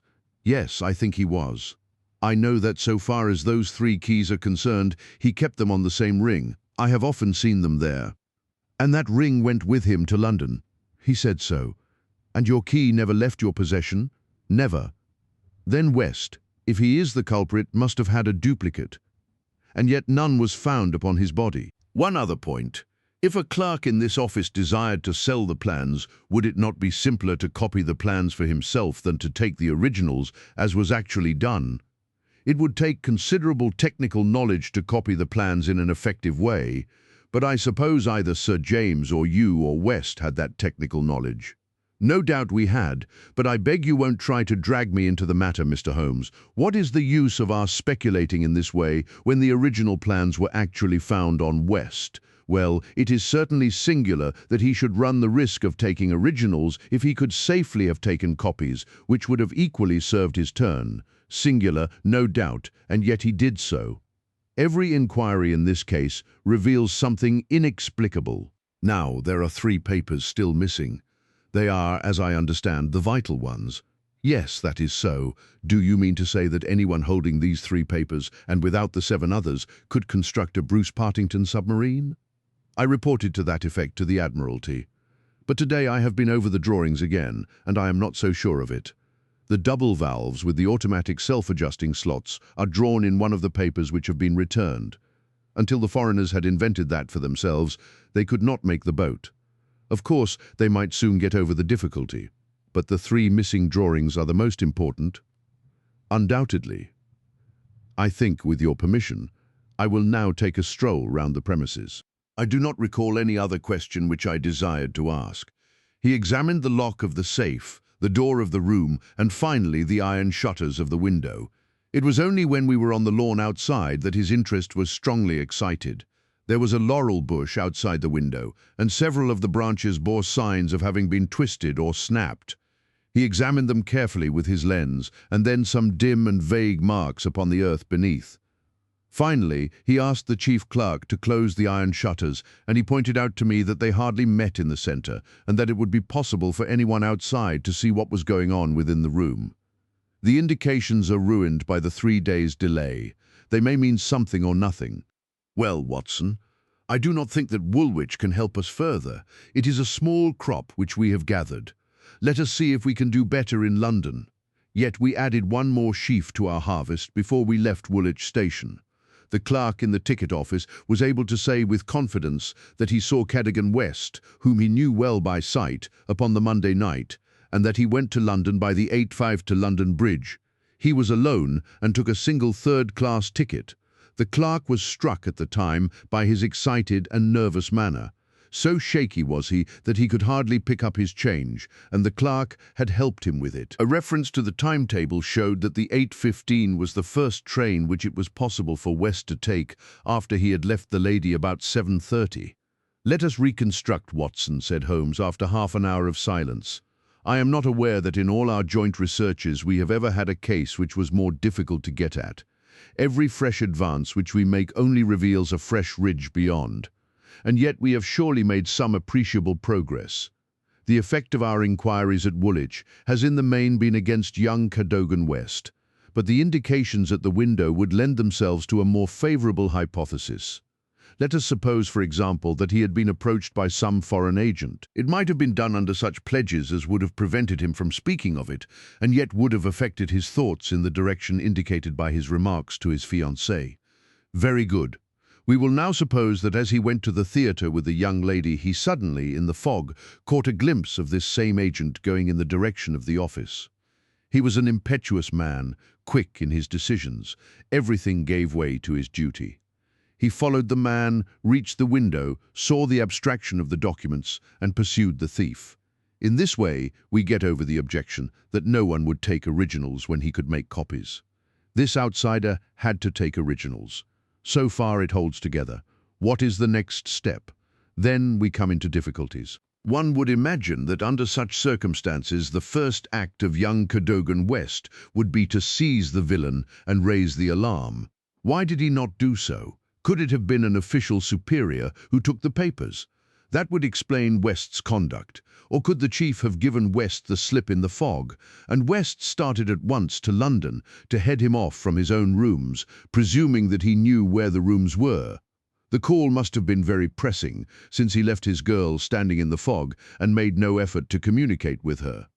Our scent runs cold here, and there is a vast gap between either hypothesis and the laying of West's body, with 7 papers in his pocket, on the roof of a metropolitan train. My instinct now is to work from the other end. If Mycroft has given us the list of addresses, we may be able to pick our man and follow 2 tracks instead of 1. Surely enough, a note awaited us at Baker Street. A government messenger had brought it post-haste. Holmes glanced at it and threw it over to me. There are numerous small fry, but few who would handle so big an affair. The only men worth considering are Adolphe Meyer, of 13 Great George Street, Westminster, Louis Larothière, of Campden Mansions, Notting Hill, and Hugo Oberstein, 13 Caulfield Gardens, Kensington. The latter was known to be in town on Monday, and is now reported as having left. Glad to hear you have seen some light. The Cabinet awaits your final report with the utmost anxiety. Urgent representations have arrived from the very highest quarter. The whole force of the state is at your back if you should need it. Mycroft. I'm afraid, said Holmes, smiling, that all the Queen's horses and all the Queen's men cannot avail in this matter.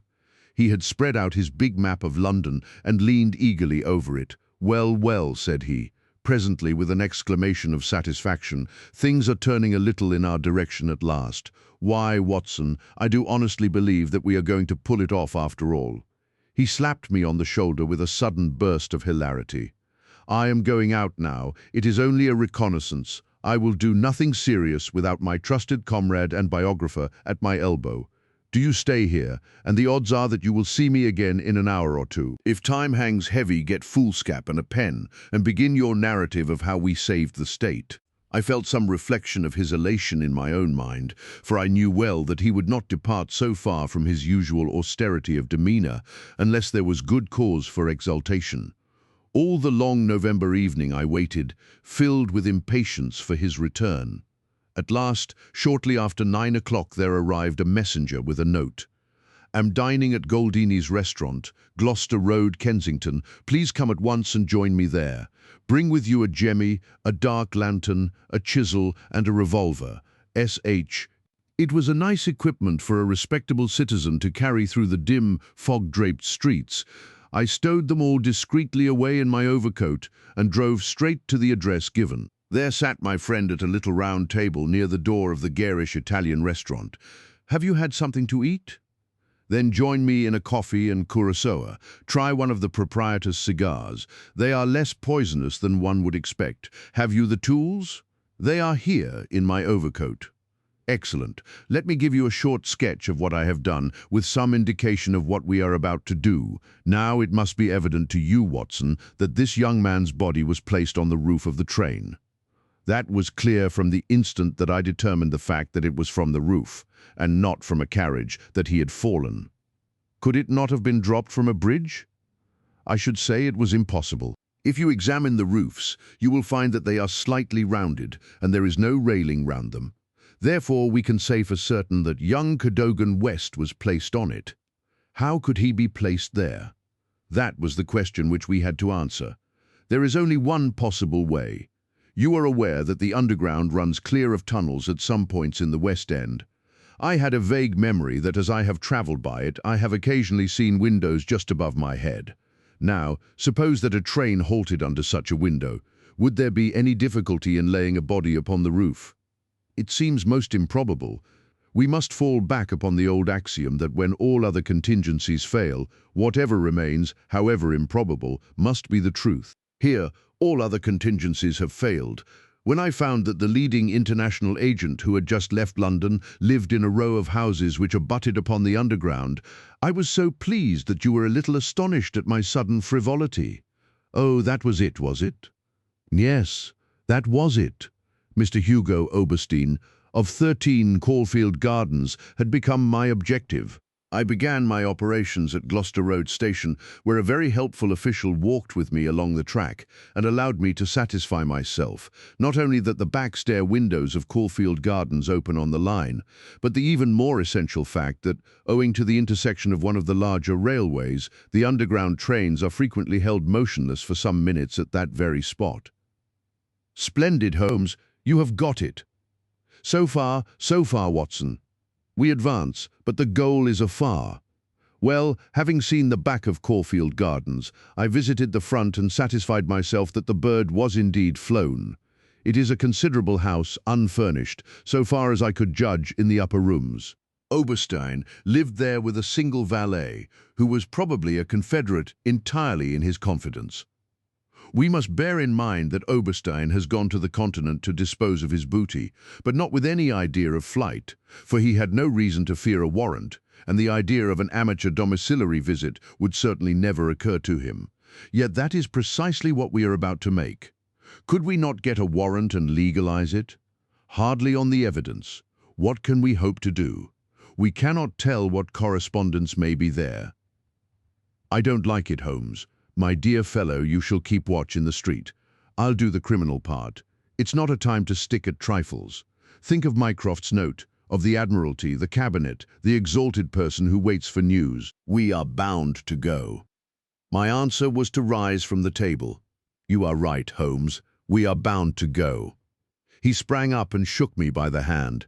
I knew you would not shrink at the last, said he, and for a moment I saw something in his eyes which was nearer to tenderness than I had ever seen. The next instant he was his masterful, practical self once more. It is nearly half a mile, but there is no hurry. Let us walk, said he. Don't drop the instruments, I beg. Your arrest as a suspicious character would be a most unfortunate complication. Caulfield Gardens was one of those lines of flat-faced, pillared and porticoed houses which are so prominent a product of the middle Victorian epoch in the West End of London. Next door there appeared to be a children's party, for the merry buzz of young voices and the clatter of a piano resounded through the night. The fog still hung about and screened us with its friendly shade. Holmes had lit his lantern and flashed it upon the massive door. This is a serious proposition, said he. It is certainly bolted, as well as locked. We would do better in the area.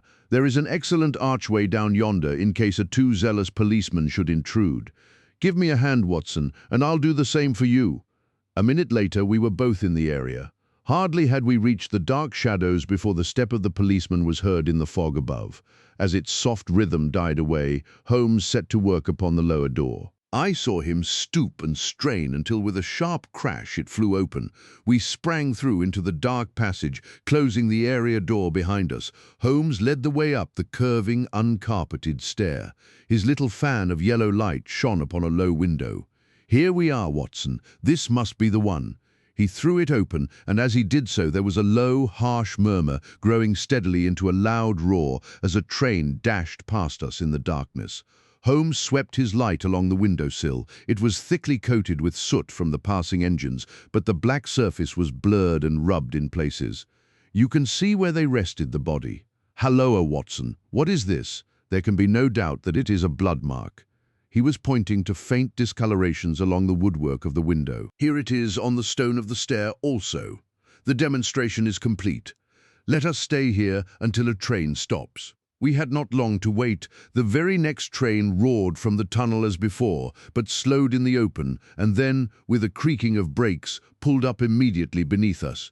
It was not 4 feet from the window ledge to the roof of the carriages. Holmes softly closed the window. "So far we are justified," said he. "What do you think of it, Watson? A masterpiece.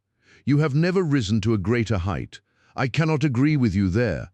From the moment that I conceived the idea of the body being upon the roof, which surely was not a very abstruse one, all the rest was inevitable. If it were not for the grave interests involved, the affair up to this point would be insignificant. Our difficulties are still before us, but perhaps we may find something here which may help us." We had ascended the kitchen stair and entered the suite of rooms upon the first floor. One was a dining room, severely furnished and containing nothing of interest. A second was a bedroom, which also drew blank. The remaining room appeared more promising, and my companion settled down to a systematic examination. It was littered with books and papers, and was evidently used as a study. Swiftly and methodically, Holmes turned over the contents of drawer after drawer and cupboard after cupboard, but no gleam of success came to brighten his austere face. At the end of an hour he was no further than when he started. "The cunning dog has covered his tracks," said he. "He has left nothing to incriminate him. His dangerous correspondence has been destroyed or removed. This is our last chance." It was a small tin cash box which stood upon the writing desk. Holmes prized it open with his chisel. Several rolls of paper were within, covered with figures and calculations, without any note to show to what they referred. The recurring words water pressure and pressure to the square inch suggested some possible relation to a submarine. Holmes tossed them all impatiently aside. There only remained an envelope with some small newspaper slips inside it. He shook them out on the table, and at once I saw by his eager face that his hopes had been raised. "What's this, Watson, eh? What's this? Record of a series of messages in the advertisements of a paper. Daily Telegraph agony column by the print and paper. Right-hand top corner of a page. No dates, but messages arrange themselves. This must be the first. Hoped to hear sooner. Terms agreed to. Write fully to address given on card. Pierrot. Next comes too complex for description. Must have full report. Stuff awaits you when goods delivered. Pierrot. Then comes matter presses. Must withdraw offer unless contract completed. Make appointment by letter. Will confirm by advertisement. Pierrot. Finally, Monday night after 9. 2 taps. Only ourselves. Do not be so suspicious. Payment in hard cash when goods delivered. Pierrot. A fairly complete record, Watson, if we could only get at the man at the other end. He sat lost in thought, tapping his fingers on the table. Finally, he sprang to his feet. "Well, perhaps it won't be so difficult after all. There is nothing more to be done here, Watson. I think we might drive round to the offices of the Daily Telegraph and so bring a good day's work to a conclusion." Mycroft, Holmes and Lestrade had come round by appointment after breakfast next day, and Sherlock Holmes had recounted to them our proceedings of the day before. The professional shook his head over our confessed burglary. "We can't do these things in the force, Mr. Holmes," said he. "No wonder you get results that are beyond us. But some of these days you'll go too far, and you'll find yourself and your friend in trouble. For England, home and beauty, eh, Watson? Martyrs on the altar of our country. But what do you think of it, Mycroft? Excellent, Sherlock. Admirable. But what use will you make of it? Holmes picked up the Daily Telegraph, which lay upon the table. Have you seen Poirot's advertisement today? What? Another one? Yes, here it is, tonight. Same hour, same place. 2 taps. Most vitally important. Your own safety at stake. Poirot. By George, cried Lestrade. If he answers that, we've got him. That was my idea when I put it in. I think if you could both make it convenient to come with us about 8 o'clock to Caulfield Gardens, we might possibly get a little nearer to a solution. One of the most remarkable characteristics of Sherlock Holmes was his power of throwing his brain out of action and switching all his thoughts onto lighter things whenever he had convinced himself that he could no longer work to advantage. I remember that during the whole of that memorable day, he lost himself in a monograph which he had undertaken upon the polyphonic motets of Lassus. For my own part, I had none of this power of detachment, and the day, in consequence, appeared to be interminable. The great national importance of the issue, the suspense in high quarters, the direct nature of the experiment which we were trying all combined to work upon my nerve. It was a relief to me when at last, after a light dinner, we set out upon our expedition. Lestrade and Mycroft met us by appointment at the outside of Gloucester Road Station. The area door of Oberstein's house had been left open the night before, and it was necessary for me, as Mycroft Holmes absolutely and indignantly declined to climb the railings, to pass in and open the hall door. By 9 o'clock we were all seated in the study, waiting patiently for our man. An hour passed, and yet another. When 11 struck, the measured beat of the great church clock seemed to sound the dirge of our hopes. Lestrade and Mycroft were fidgeting in their seats and looking twice a minute at their watches. Holmes sat silent and composed, his eyelids half shut, but every sense on the alert. He raised his head with a sudden jerk. "He is coming," said he. There had been a furtive step past the door. Now it returned. We heard a shuffling sound outside, and then 2 sharp taps with the knocker. Holmes rose, motioning to us to remain seated. The gas in the hall was a mere point of light. He opened the outer door, and then, as a dark figure slipped past him, he closed and fastened it. "This way," we heard him say, and a moment later our man stood before us. Holmes had followed him closely, and as the man turned with a cry of surprise and alarm, he caught him by the collar and threw him back into the room. Before our prisoner had recovered his balance, the door was shut, and Holmes standing with his back against it. The man glared round him, staggered, and fell senseless upon the floor. With the shock, his broad-brimmed hat flew from his head, his cravat slipped down from his lips, and there was the long, light beard and the soft, handsome, delicate features of Colonel Valentine Walter. Holmes gave a whistle of surprise. "You can write me down an ass this time, Watson," said he. "This was not the bird that I was looking for." "Who is he?" asked Mycroft eagerly. "The younger brother of the late Sir James Walter, the head of the submarine department." Yes, I see the fall of the cards. He is coming too. I think that you had best leave his examination to me." We had carried the prostrate body to the sofa. Now our prisoner sat up, looked round him with a horror-stricken face, and passed his hand over his forehead like one who cannot believe his own senses. "What is this?" he asked. "I came here to visit Mr. Oberstein." "Everything is known, Colonel Walter," said Holmes. "How an English gentleman could behave in such a manner is beyond my comprehension. But your whole correspondence and relations with Oberstein are within our knowledge. So also are the circumstances connected with the death of young Cadogan West. Let me advise you to gain at least the small credit for repentance and confession, since there are still some details which we can only learn from your lips." The man groaned and sank his face in his hands. We waited, but he was silent. "I can assure you," said Holmes, "that every essential is already known. We know that you were pressed for money, that you took an impress of the keys which your brother held, and that you entered into a correspondence with Oberstein, who answered your letters through the advertisement columns of the Daily Telegraph. We are aware that you went down to the office in the fog on Monday night, but that you were seen and followed by young Cadogan West, who had probably some previous reason to suspect you. He saw your theft, but could not give the alarm, as it was just possible that you were taking the papers to your brother in London. Leaving all his private concerns, like the good citizen that he was, he followed you closely in the fog and kept at your heels until you reached this very house. There he intervened, and then it was, Colonel Walter, that to treason you added the more terrible crime of murder." "I did not. I did not. Before God I swear that I did not," cried our wretched prisoner. "Tell us then how Cadogan West met his end before you laid him upon the roof of a railway carriage." "I will. I swear to you that I will. I did the rest. I confess it. It was just as you say. A stock exchange debt had to be paid. I needed the money badly. Oberstein offered me 5,000. It was to save myself from ruin. But as to murder, I am as innocent as you." "What happened then?" "He had his suspicions before, and he followed me as you describe. I never knew it until I was at the very door. It was thick fog, and one could not see 3 yards. I had given 2 taps, and Oberstein had come to the door.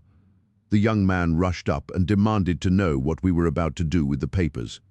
Oberstein had a short life-preserver. He always carried it with him. As West forced his way after us into the house, Oberstein struck him on the head.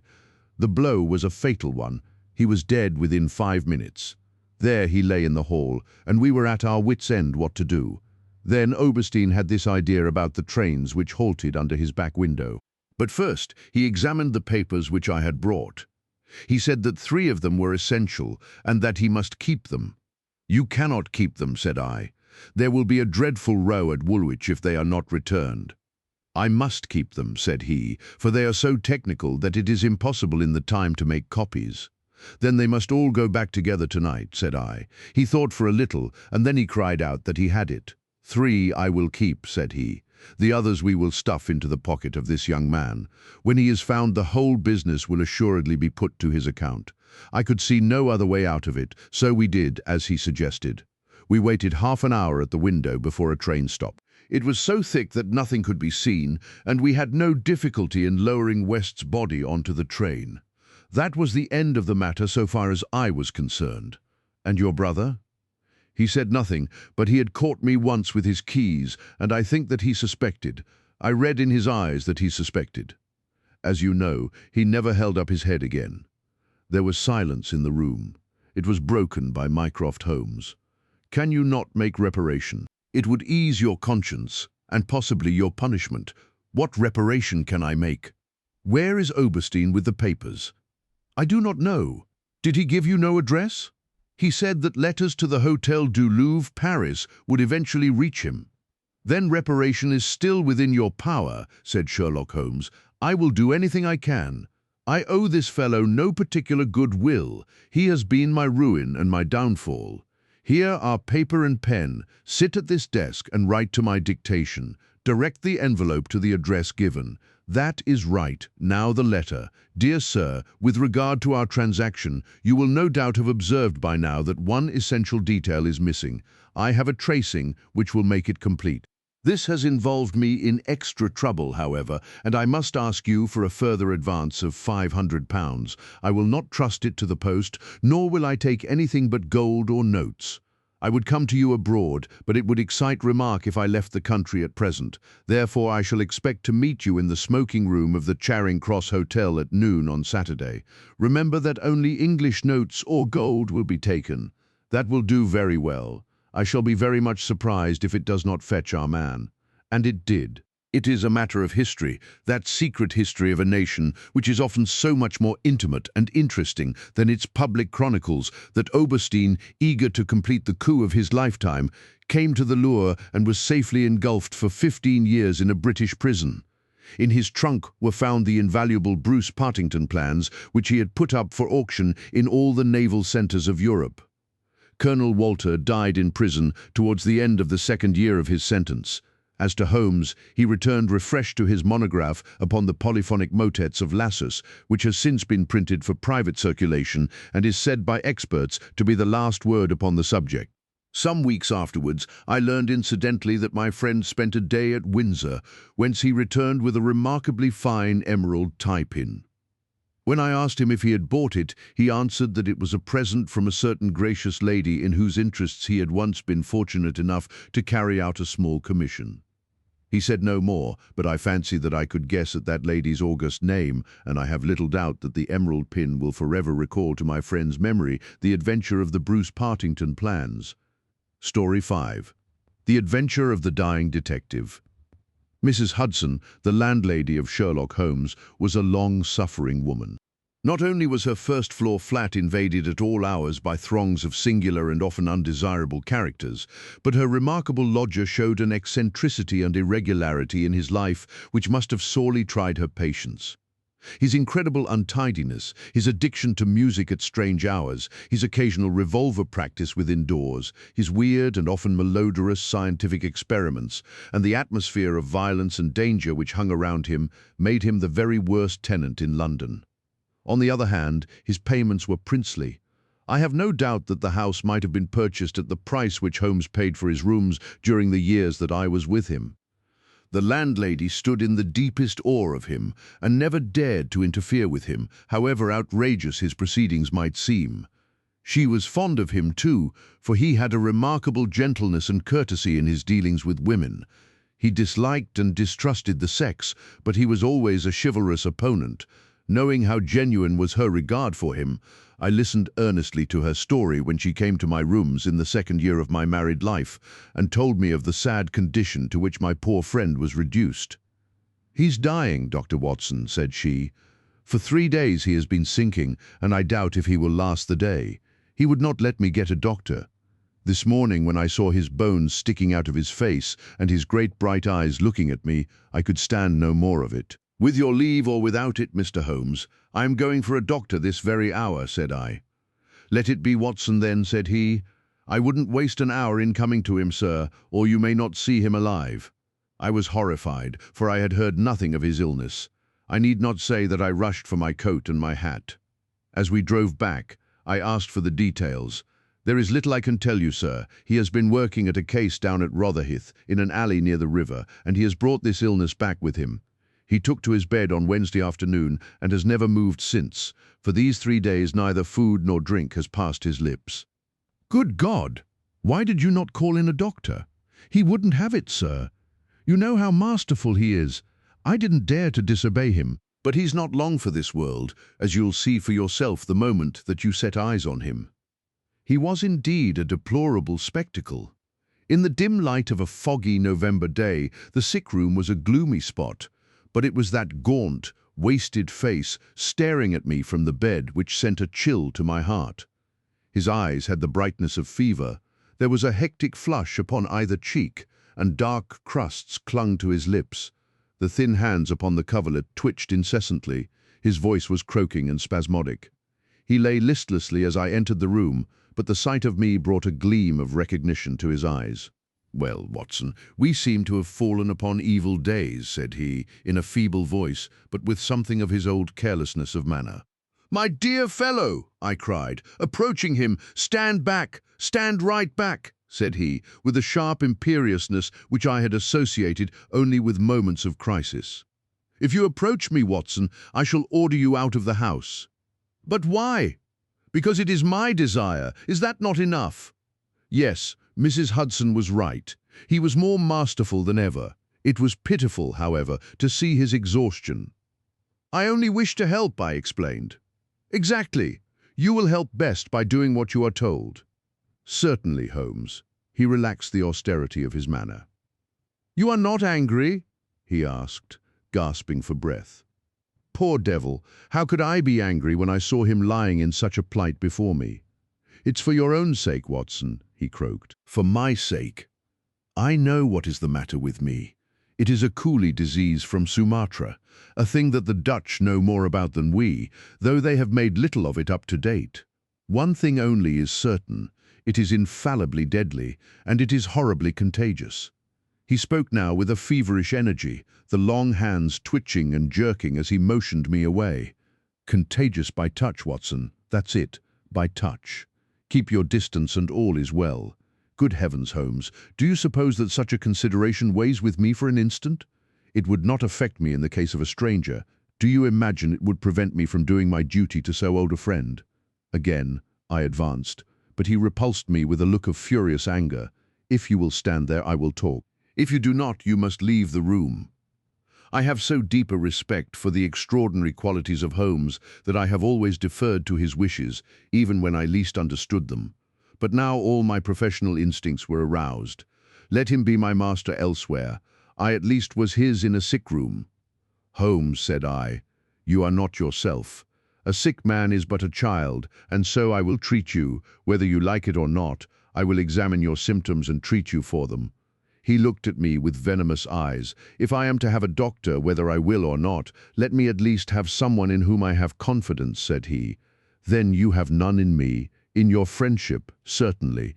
But facts are facts, Watson, and after all you are only a general practitioner with very limited experience and mediocre qualifications.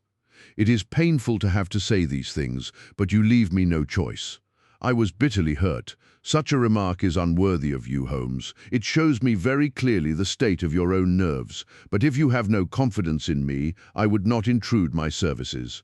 Let me bring Sir Jasper Meek or Penrose Fisher or any of the best men in London.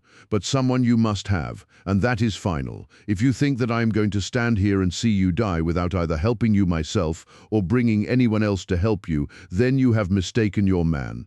You mean well, Watson, said the sick man, with something between a sob and a groan. Shall I demonstrate your own ignorance? What do you know, pray, of Tapanuli fever? What do you know of the Black Formosa corruption? I have never heard of either.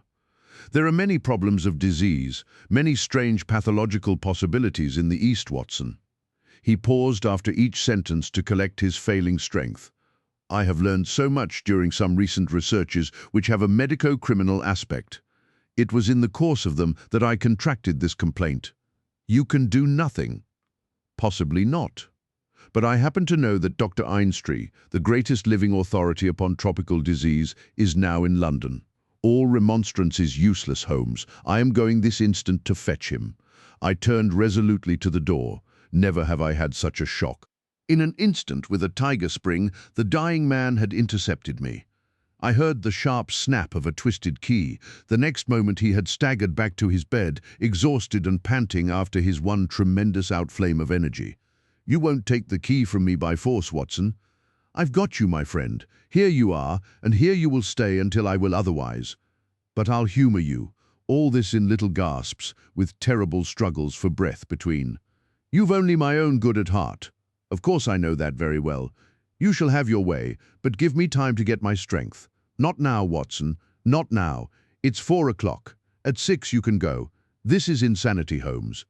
Only 2 hours, Watson. I promise you will go at 6. Are you content to wait? I seem to have no choice.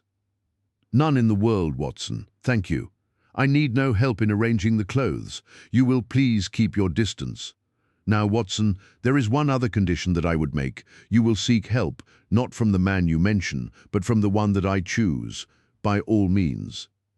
The first 3 sensible words that you have uttered since you entered this room, Watson. You will find some books over there. I am somewhat exhausted. I wonder how a battery feels when it pours electricity into a non-conductor. At 6, Watson, we resume our conversation. But it was destined to be resumed long before that hour, and in circumstances which gave me a shock hardly second to that caused by his spring to the door. I had stood for some minutes looking at the silent figure in the bed. His face was almost covered by the clothes, and he appeared to be asleep.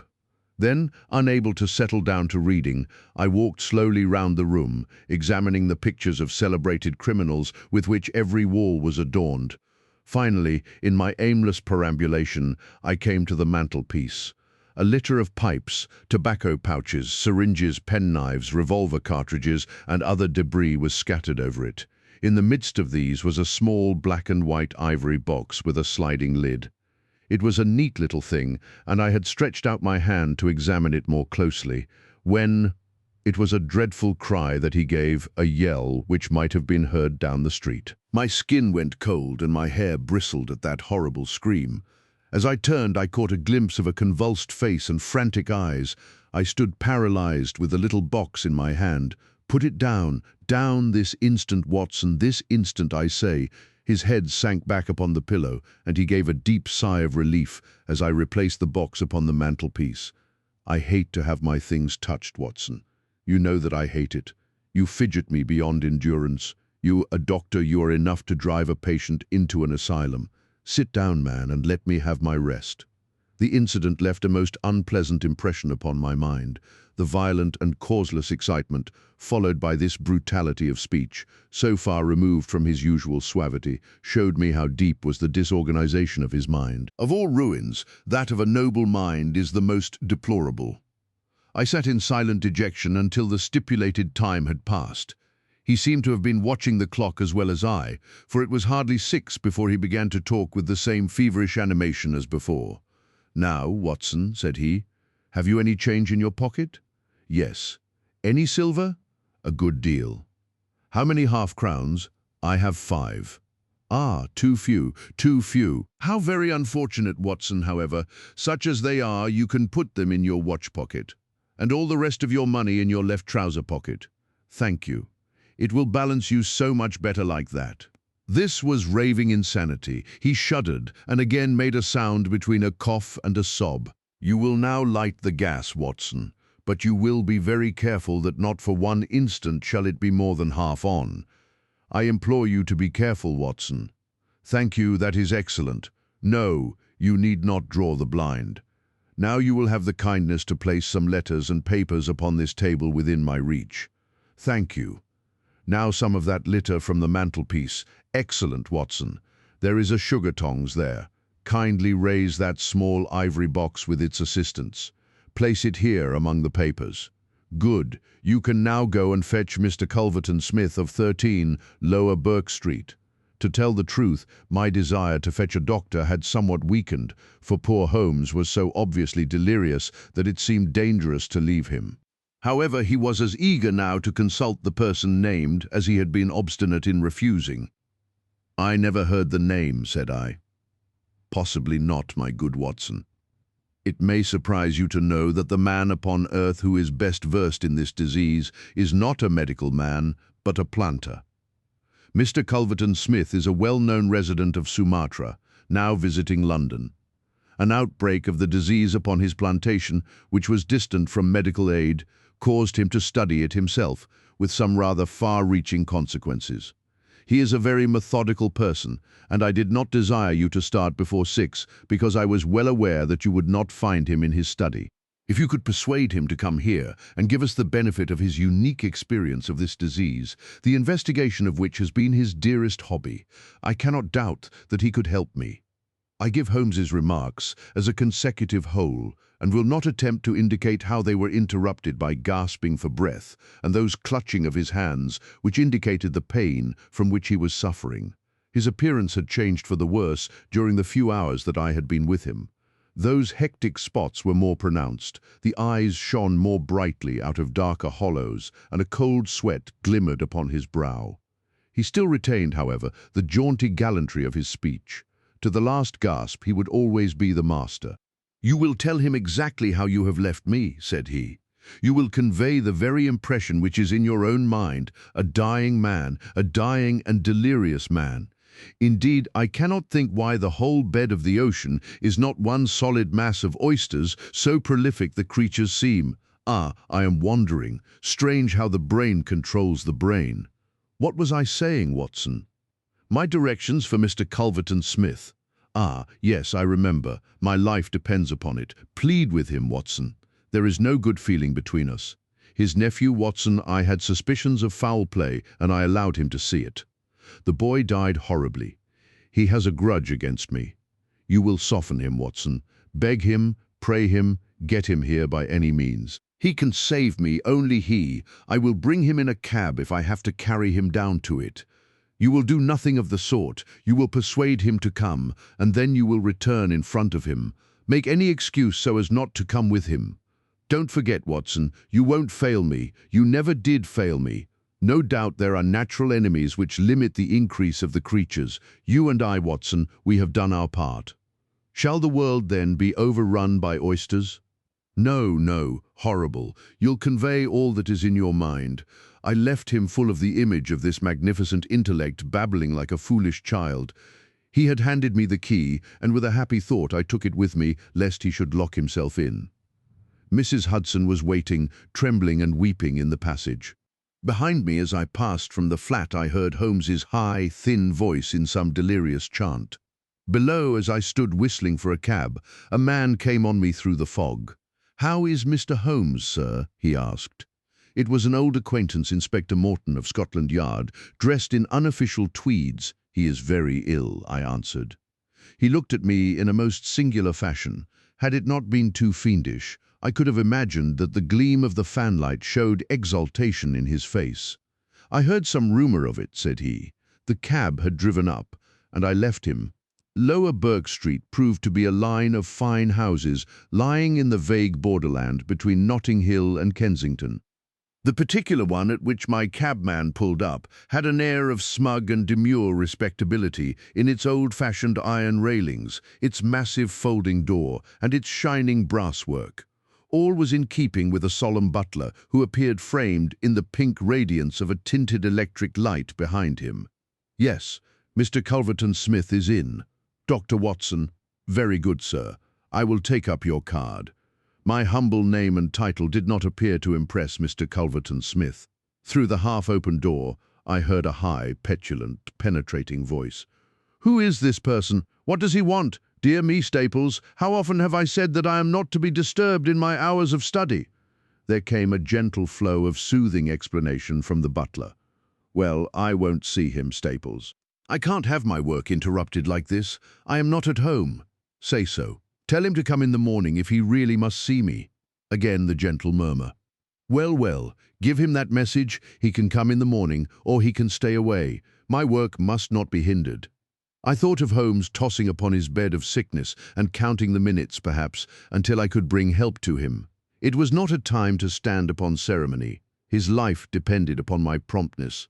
Before the apologetic butler had delivered his message, I had pushed past him and was in the room. With a shrill cry of anger, a man rose from a reclining chair beside the fire. I saw a great yellow face, coarse-grained and greasy, with heavy double chin and two sullen, menacing grey eyes which glared at me from under tufted and sandy brows. A high bald head had a small velvet smoking cap poised coquettishly upon one side of its pink curve. The skull was of enormous capacity, and yet, as I looked down, I saw to my amazement that the figure of the man was small and frail, twisted in the shoulders and back like one who has suffered from rickets in his childhood. "What's this?" he cried, in a high, screaming voice. "What is the meaning of this intrusion? Didn't I send you word that I would see you tomorrow morning?" "I am sorry," said I, "but the matter cannot be delayed. Mr. Sherlock Holmes." The mention of my friend's name had an extraordinary effect upon the little man. The look of anger passed in an instant from his face. His features became tense and alert. "Have you come from Holmes?" he asked. "I have just left him." "What about Holmes? How is he?" "He is desperately ill. That is why I have come." The man motioned me to a chair and turned to resume his own. As he did so, I caught a glimpse of his face in the mirror over the mantelpiece. I could have sworn that it was set in a malicious and abominable smile. Yet I persuaded myself that it must have been some nervous contraction which I had surprised, for he turned to me an instant later with genuine concern upon his features. "I am sorry to hear this," said he. "I only know Mr. Holmes through some business dealings which we have had, but I have every respect for his talents and his character. He is an amateur of crime, as I am of disease. For him the villain, for me the microbe. There are my prisons," he continued, pointing to a row of bottles and jars which stood upon a side table. "Among those gelatine cultivations, some of the very worst offenders in the world are now doing time. It was on account of your special knowledge that Mr. Holmes desired to see you. He has a high opinion of you, and thought that you were the one man in London who could help him." The little man started, and the jaunty smoking cap slid to the floor. "Why?" he asked. "Why should Mr. Holmes think that I could help him in his trouble?" "Because of your knowledge of Eastern diseases. But why should he think that this disease which he has contracted is Eastern?"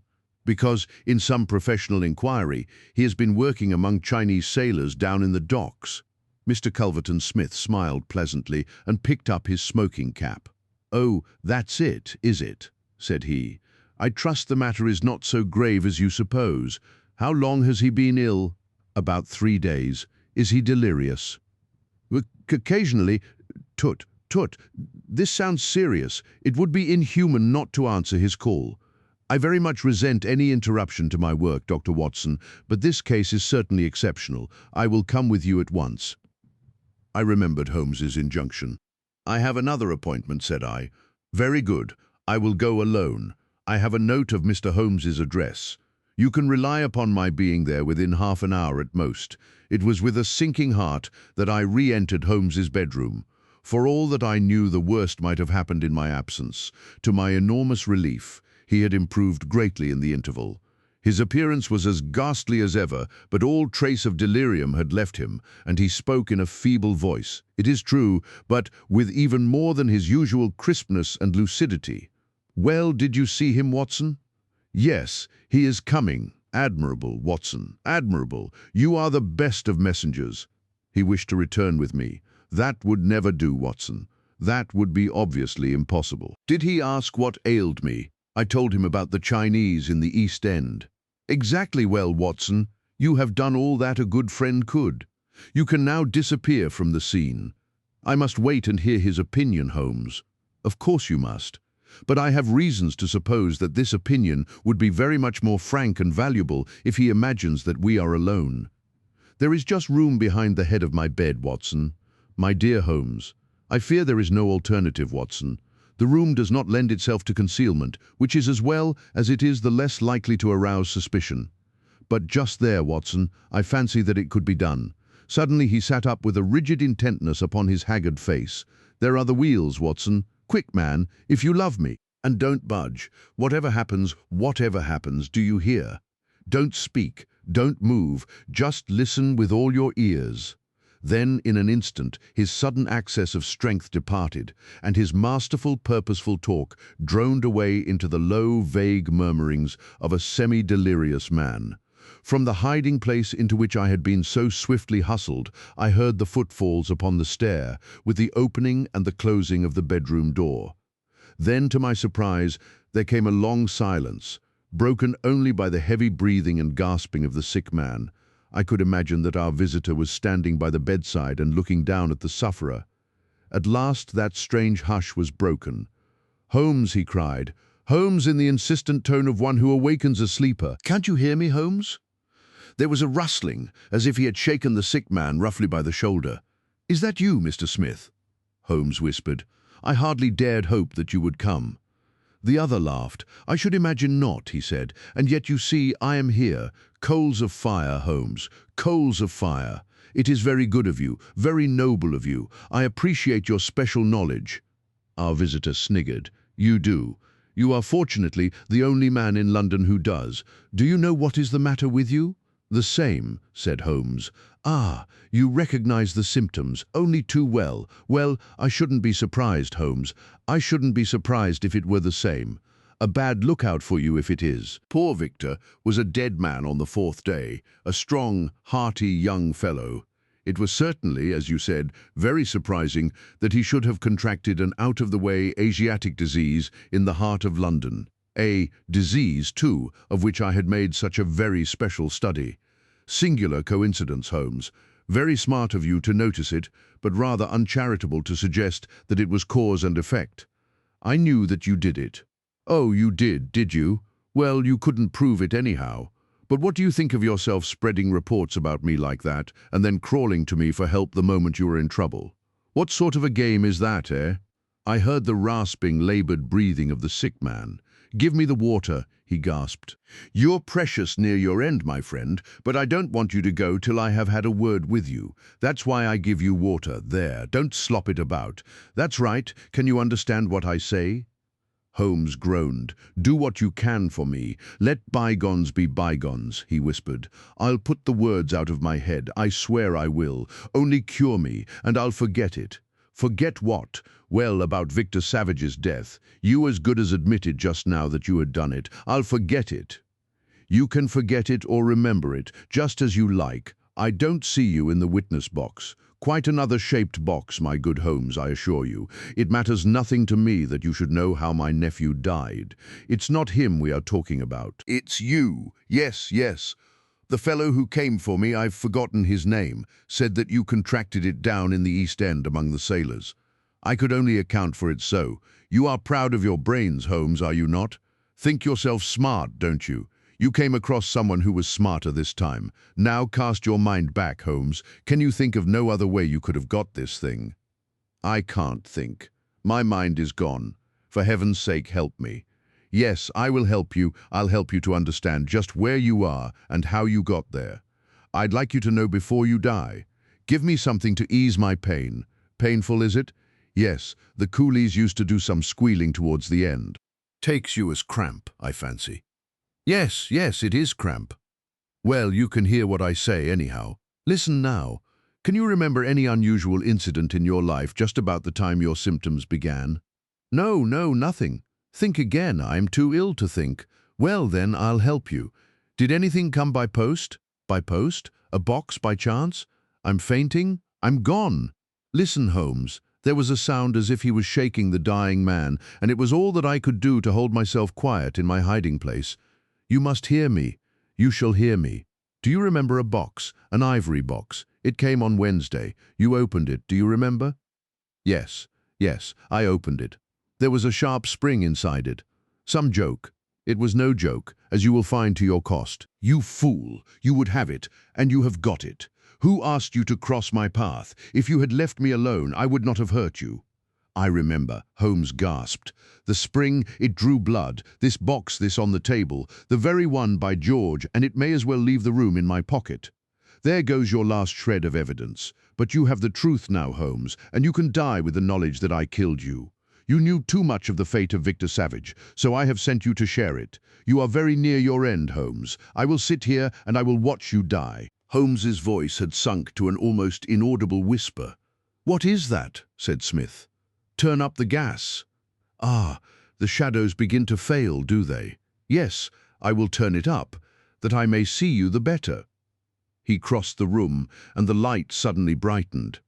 Is there any other little service that I can do you, my friend?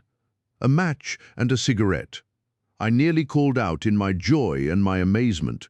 He was speaking in his natural voice, a little weak perhaps, but the very voice I knew. There was a long pause, and I felt that Culverton Smith was standing in silent amazement, looking down at his companion. What's the meaning of this? I heard him say at last, in a dry, rasping tone. The best way of successfully acting a part is to be it, said Holmes. I give you my word that for 3 days I have tasted neither food nor drink until you were good enough to pour me out that glass of water, but it is the tobacco which I find most irksome. Ah, here are some cigarettes. I heard the striking of a match. That is very much better. Halloa, halloa, do I hear the step of a friend? There were footfalls outside, the door opened, and Inspector Morton appeared. All is in order, and this is your man, said Holmes. The officer gave the usual cautions. I arrest you on the charge of the murder of one Victor Savage, he concluded. And you might add of the attempted murder of one Sherlock Holmes, remarked my friend with a chuckle. To save an invalid trouble, Inspector Mr. Culverton Smith was good enough to give our signal by turning up the gas. By the way, the prisoner has a small box in the right-hand pocket of his coat, which it would be as well to remove. Thank you. I would handle it gingerly if I were you. Put it down here. It may play its part in the trial. There was a sudden rush and a scuffle, followed by the clash of iron and a cry of pain. You'll only get yourself hurt, said the inspector. Stand still, will you? There was the click of the closing handcuffs. A nice trap, cried the high, snarling voice. It will bring you into the dock, Holmes, not me. He asked me to come here to cure him. I was sorry for him, and I came. Now he will pretend, no doubt, that I have said anything which he may invent, which will corroborate his insane suspicions. You can lie as you like, Holmes. My word is always as good as yours. Good heavens, cried Holmes. I had totally forgotten him. My dear Watson, I owe you 1,000 apologies. To think that I should have overlooked you. I need not introduce you to Mr. Culverton Smith, since I understand that you met somewhat earlier in the evening. Have you the cab below? I will follow you when I am dressed, for I may be of some use at the station. I never needed it more, said Holmes, as he refreshed himself with a glass of claret and some biscuits in the intervals of his toilet. However, as you know, my habits are irregular, and such a feat means less to me than to most men.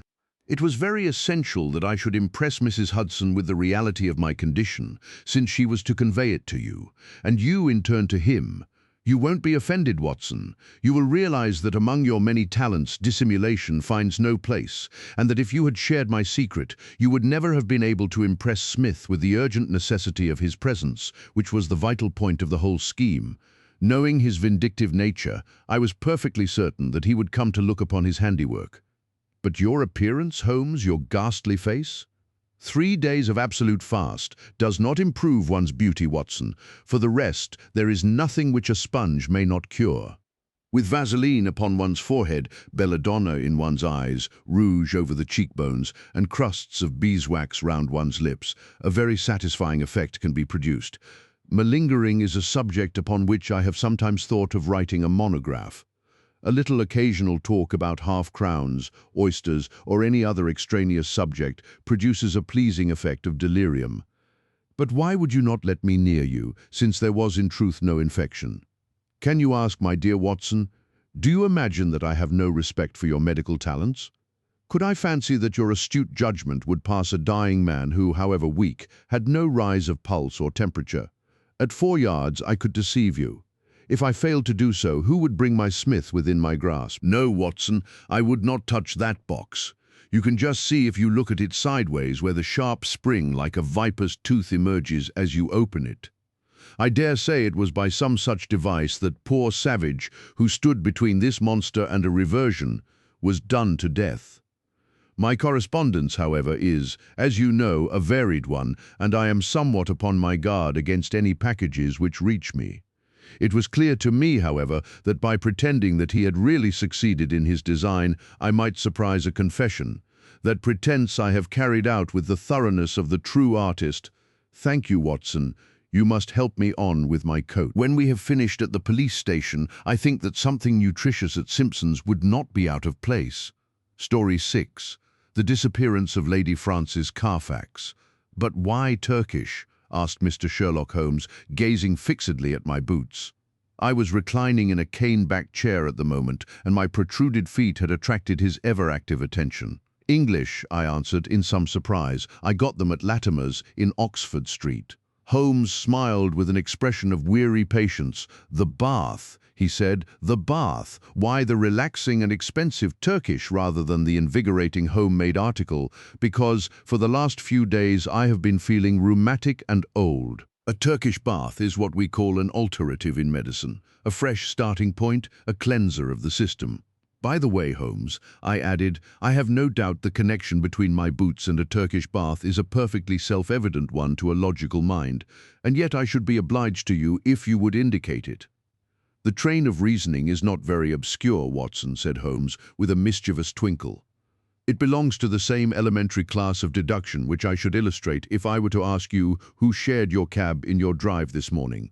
I don't admit that a fresh illustration is an explanation, said I, with some asperity. Bravo, Watson. A very dignified and logical remonstrance. Let me see what were the points. Take the last one first, the cab. You observe that you have some splashes on the left sleeve and shoulder of your coat. Had you sat in the center of a hansom, you would probably have had no splashes, and if you had, they would certainly have been symmetrical.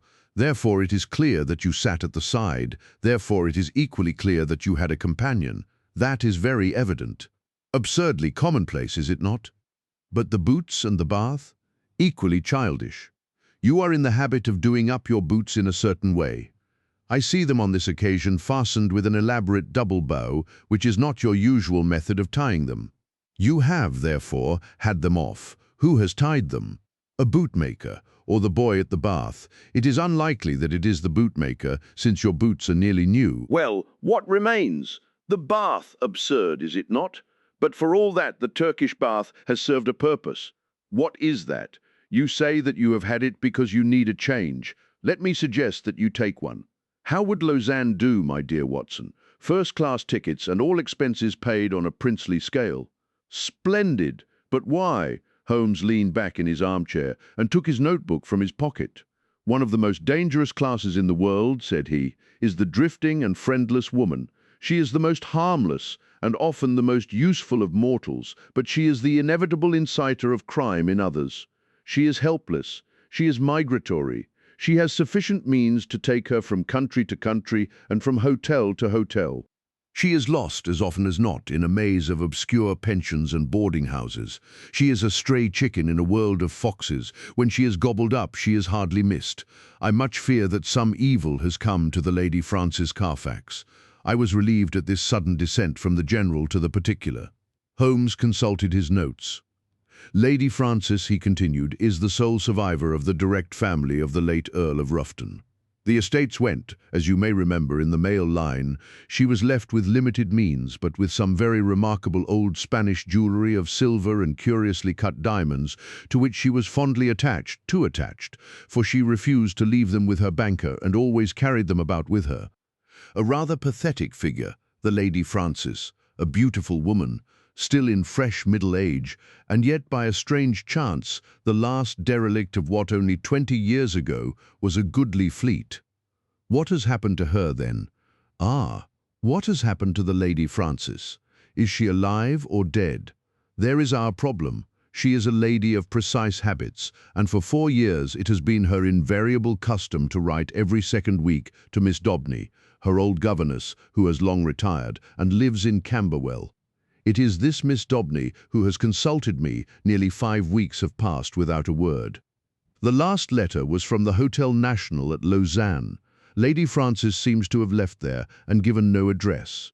The family are anxious, and as they are exceedingly wealthy, no sum will be spared if we can clear the matter up. Is Miss Dobney the only source of information? Surely she had other correspondents. There is one correspondent who is a sure draw, Watson. That is the bank. Single ladies must live, and their passbooks are compressed diaries. She banks at Sylvester's. I have glanced over her account. The last cheque but one paid her bill at Lausanne, but it was a large one and probably left her with cash in hand. Only one cheque has been drawn since. To whom and where? To Miss Marie Devine. There is nothing to show where the cheque was drawn. It was cashed at the Crédit Lyonnais at Montpellier less than 3 weeks ago. The sum was £50. And who is Miss Marie Devine? That also I have been able to discover. Miss Marie Devine was the maid of Lady Frances Carfax. Why she should have paid her this cheque we have not yet determined. I have no doubt, however, that your researches will soon clear the matter up. My researches? Hence the health-giving expedition to Lausanne. You know that I cannot possibly leave London while old Abrahams is in such mortal terror of his life. Besides, on general principles it is best that I should not leave the country. Scotland Yard feels lonely without me, and it causes an unhealthy excitement among the criminal classes. Go then, my dear Watson, and if my humble counsel can ever be valued at so extravagant a rate as 2 pence a word, it waits your disposal night and day at the end of the Continental wire. 2 days later found me at the National Hotel at Lausanne, where I received every courtesy at the hands of M. Moser, the well-known manager. Lady Frances, as he informed me, had stayed there for several weeks. She had been much liked by all who met her. Her age was not more than 40. She was still handsome, and bore every sign of having in her youth been a very lovely woman. M. Moser knew nothing of any valuable jewellery, but it had been remarked by the servants that the heavy trunk in the lady's bedroom was always scrupulously locked. Marie Devine, the maid, was as popular as her mistress. She was actually engaged to one of the head waiters in the hotel, and there was no difficulty in getting her address. It was 11 Rue de Tréjean, Montpellier. All this I jotted down, and felt that Holmes himself could not have been more adroit in collecting his facts. Only one corner still remained in the shadow. No light which I possessed could clear up the cause for the lady's sudden departure. She was very happy at Lausanne. There was every reason to believe that she intended to remain for the season in her luxurious rooms overlooking the lake, and yet she had left at a single day's notice, which involved her in the useless payment of a week's rent. Only Jules Vibart, the lover of the maid, had any suggestion to offer. He connected the sudden departure with a visit to the hotel a day or two before of a tall, dark, bearded man. "Unsauvage, unveritable sauvage," cried Jules Vibart. "The man had rooms somewhere in the town. He had been seen talking earnestly to Madame on the promenade by the lake. Then he had called. She had refused to see him. He was English, but of his name there was no record. Madame had left the place immediately afterwards. Jules Vibart and, what was of more importance, Jules Vibart's sweetheart thought that this call and this departure were cause and effect. Only one thing Jules could not discuss. That was the reason why Marie had left her mistress. Of that he could or would say nothing. If I wished to know, I must go to Montpellier and ask her. So ended the first chapter of my inquiry. The second was devoted to the place which Lady Frances Carfax had sought when she left Lausanne. Concerning this there had been some secrecy, which confirmed the idea that she had gone with the intention of throwing someone off her track. Otherwise, why should not her luggage have been openly labelled for Baden? Both she and it reached the Rhenish Spa by some circuitous route. Thus much I gathered from the manager of Cook's local office. So to Baden I went after dispatching to Holmes an account of all my proceedings and receiving in reply a telegram of half-humorous commendation. At Baden the track was not difficult to follow. Lady Frances had stayed at the Englischer Hof for a fortnight. Whilst there she had made the acquaintance of a Dr. Schlesinger and his wife, a missionary from South America. Like most lonely ladies, Lady Frances found her comfort and occupation in religion. Dr. Schlesinger's remarkable personality, his wholehearted devotion, and the fact that he was recovering from a disease contracted in the exercise of his apostolic duties, affected her deeply. She had helped Mrs. Schlesinger in the nursing of the convalescent saint. He spent his day, as the manager described it to me, upon a lounge chair on the veranda, with an attendant lady upon either side of him. He was preparing a map of the Holy Land, with special reference to the kingdom of the Midianites, upon which he was writing a monograph. Finally, having improved much in health, he and his wife had returned to London, and Lady Frances had started thither in their company. This was just 3 weeks before, and the manager had heard nothing since. As to the maid, Marie, she had gone off some days beforehand in floods of tears after informing the other maids that she was leaving service forever. Dr. Schlesinger had paid the bill of the whole party before his departure. "By the way," said the landlord in conclusion, "you are not the only friend of Lady Frances Carfax who is inquiring after her just now. Only a week or so ago we had a man here upon the same errand." "Did he give a name?" I asked. "None, but he was an Englishman, though of an unusual type." "A savage," said I, linking my facts after the fashion of my illustrious friend. "Exactly. That describes him very well. He is a bulky, bearded, sunburned fellow who looks as if he would be more at home in a farmer's inn than in a fashionable hotel. A hard, fierce man, I should think, and one whom I should be sorry to offend." Already the mystery began to define itself, as figures grow clearer with the lifting of a fog. Here was this good and pious lady pursued from place to place by a sinister and unrelenting figure. She feared him, or she would not have fled from Lausanne. He had still followed. Sooner or later he would overtake her. Had he already overtaken her? Was that the secret of her continued silence? Could the good people who were her companions not screen her from his violence or his blackmail? What horrible purpose, what deep design lay behind this long pursuit? There was the problem which I had to solve. To Holmes I wrote, showing how rapidly and surely I had got down to the roots of the matter. In reply, I had a telegram asking for a description of Dr. Schlesinger's left ear. Holmes's ideas of humour are strange and occasionally offensive, so I took no notice of his ill-timed jest. Indeed, I had already reached Montpellier in my pursuit of the maid, Marie, before his message came. I had no difficulty in finding the ex-servant and in learning all that she could tell me. She was a devoted creature who had only left her mistress because she was sure that she was in good hands and because her own approaching marriage made a separation inevitable in any case. Her mistress had, as she confessed with distress, shown some irritability of temper towards her during their stay in Baden, and had even questioned her once as if she had suspicions of her honesty, and this had made the parting easier than it would otherwise have been. Lady Frances had given her £50 as a wedding present. Like me, Marie viewed with deep distrust the stranger who had driven her mistress from Lausanne. With her own eyes, she had seen him seize the lady's wrist with great violence on the public promenade by the lake. He was a fierce and terrible man. She believed that it was out of dread of him that Lady Frances had accepted the escort of the Schlesingers to London. She had never spoken to Marie about it, but many little signs had convinced the maid that her mistress lived in a state of continual nervous apprehension. So far she had got in her narrative, when suddenly she sprang from her chair, and her face was convulsed with surprise and fear. "See," she cried, "the miscreant follows still. There is the very man of whom I speak." Through the open sitting-room window, I saw a huge, swarthy man with a bristling black beard walking slowly down the center of the street and staring eagerly at the numbers of the houses. It was clear that, like myself, he was on the track of the maid. Acting upon the impulse of the moment, I rushed out and accosted him. "You are an Englishman," I said. "What if I am?" he asked, with a most villainous scowl. "May I ask what your name is?" "No, you may not," said he, with decision. The situation was awkward, but the most direct way is often the best. "Where is the Lady Frances Carfax?" I asked. He stared at me in amazement.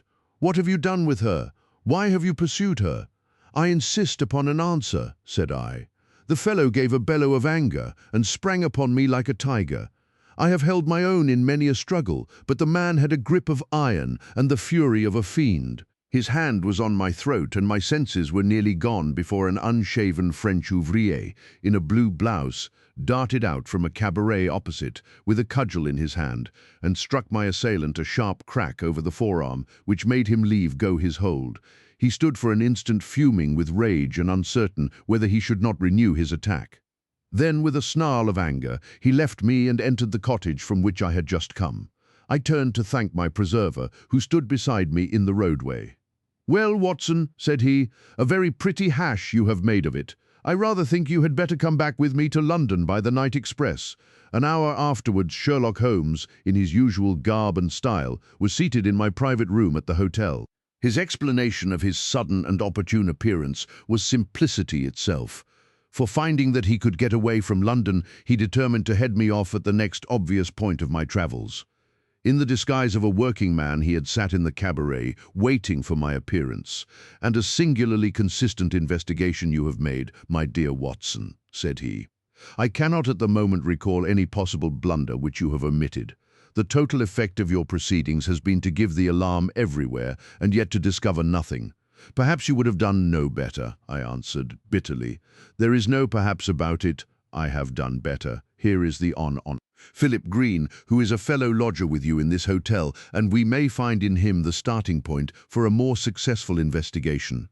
A card had come up on a salver, and it was followed by the same bearded ruffian who had attacked me in the street.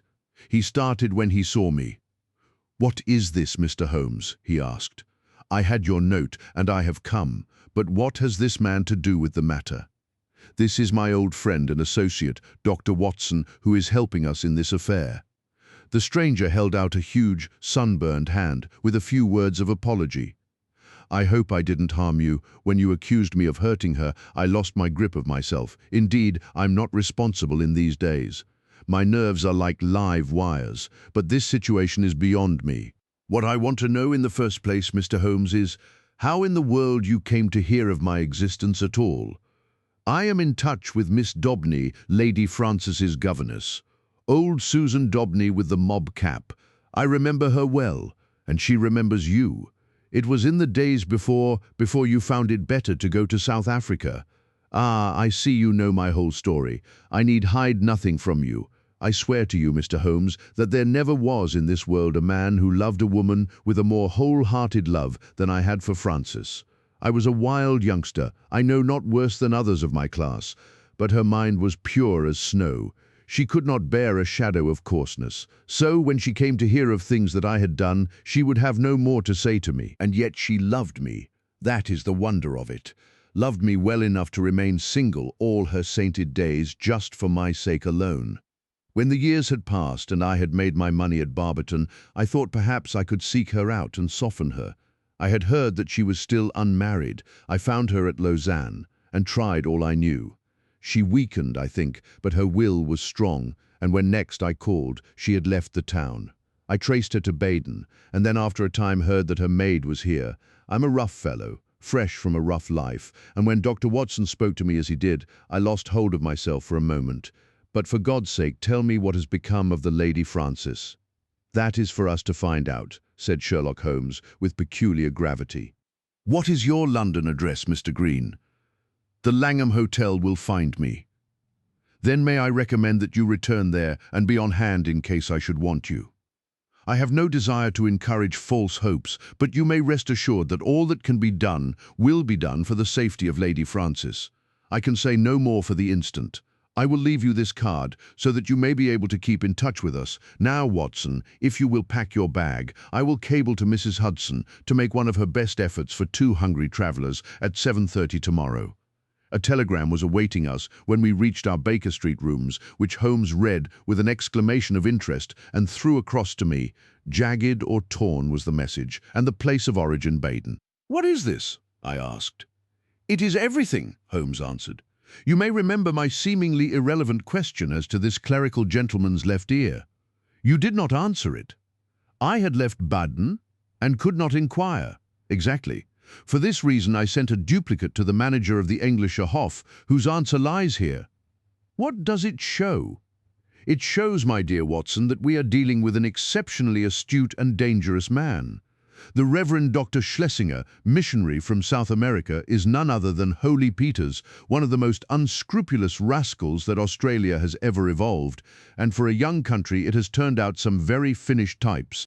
His particular specialty is the beguiling of lonely ladies by playing upon their religious feelings, and his so-called wife, an Englishwoman named Fraser, is a worthy helpmate. The nature of his tactics suggested his identity to me, and this physical peculiarity, he was badly bitten in a saloon fight at Adelaide in '89, confirmed my suspicion. This poor lady is in the hands of a most infernal couple who will stick at nothing, Watson. That she is already dead is a very likely supposition. If not, she is undoubtedly in some sort of confinement and unable to write to Miss Daubeny or her other friends.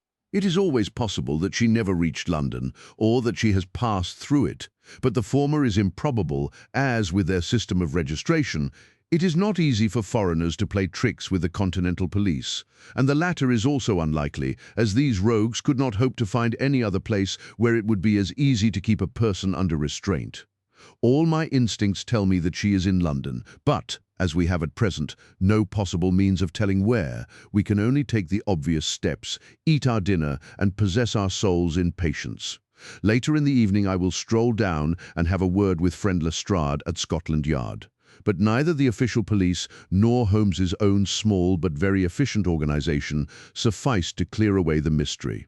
Amid the crowded millions of London, the 3 persons we sought were as completely obliterated as if they had never lived. Advertisements were tried and failed. Clues were followed and led to nothing. Every criminal resort which Schlesinger might frequent was drawn in vain. His old associates were watched, but they kept clear of him, and then suddenly, after a week of helpless suspense, there came a flash of light. A silver and brilliant pendant of old Spanish design had been pawned at Bevington's in Westminster Road. The pawner was a large, clean-shaven man of clerical appearance. His name and address were demonstrably false. The ear had escaped notice, but the description was surely that of Schlesinger. 3 times had our bearded friend from the Langham called for news, the 3rd time within an hour of this fresh development.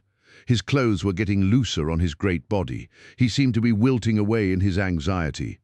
"If you will only give me something to do," was his constant wail. At last Holmes could oblige him. "He has begun to pawn the jewels. We should get him now. But does this mean that any harm has befallen the Lady Frances?" Holmes shook his head very gravely. "Supposing that they have held her prisoner up to now, it is clear that they cannot let her loose without their own destruction. We must prepare for the worst. What can I do? These people do not know you by sight. No.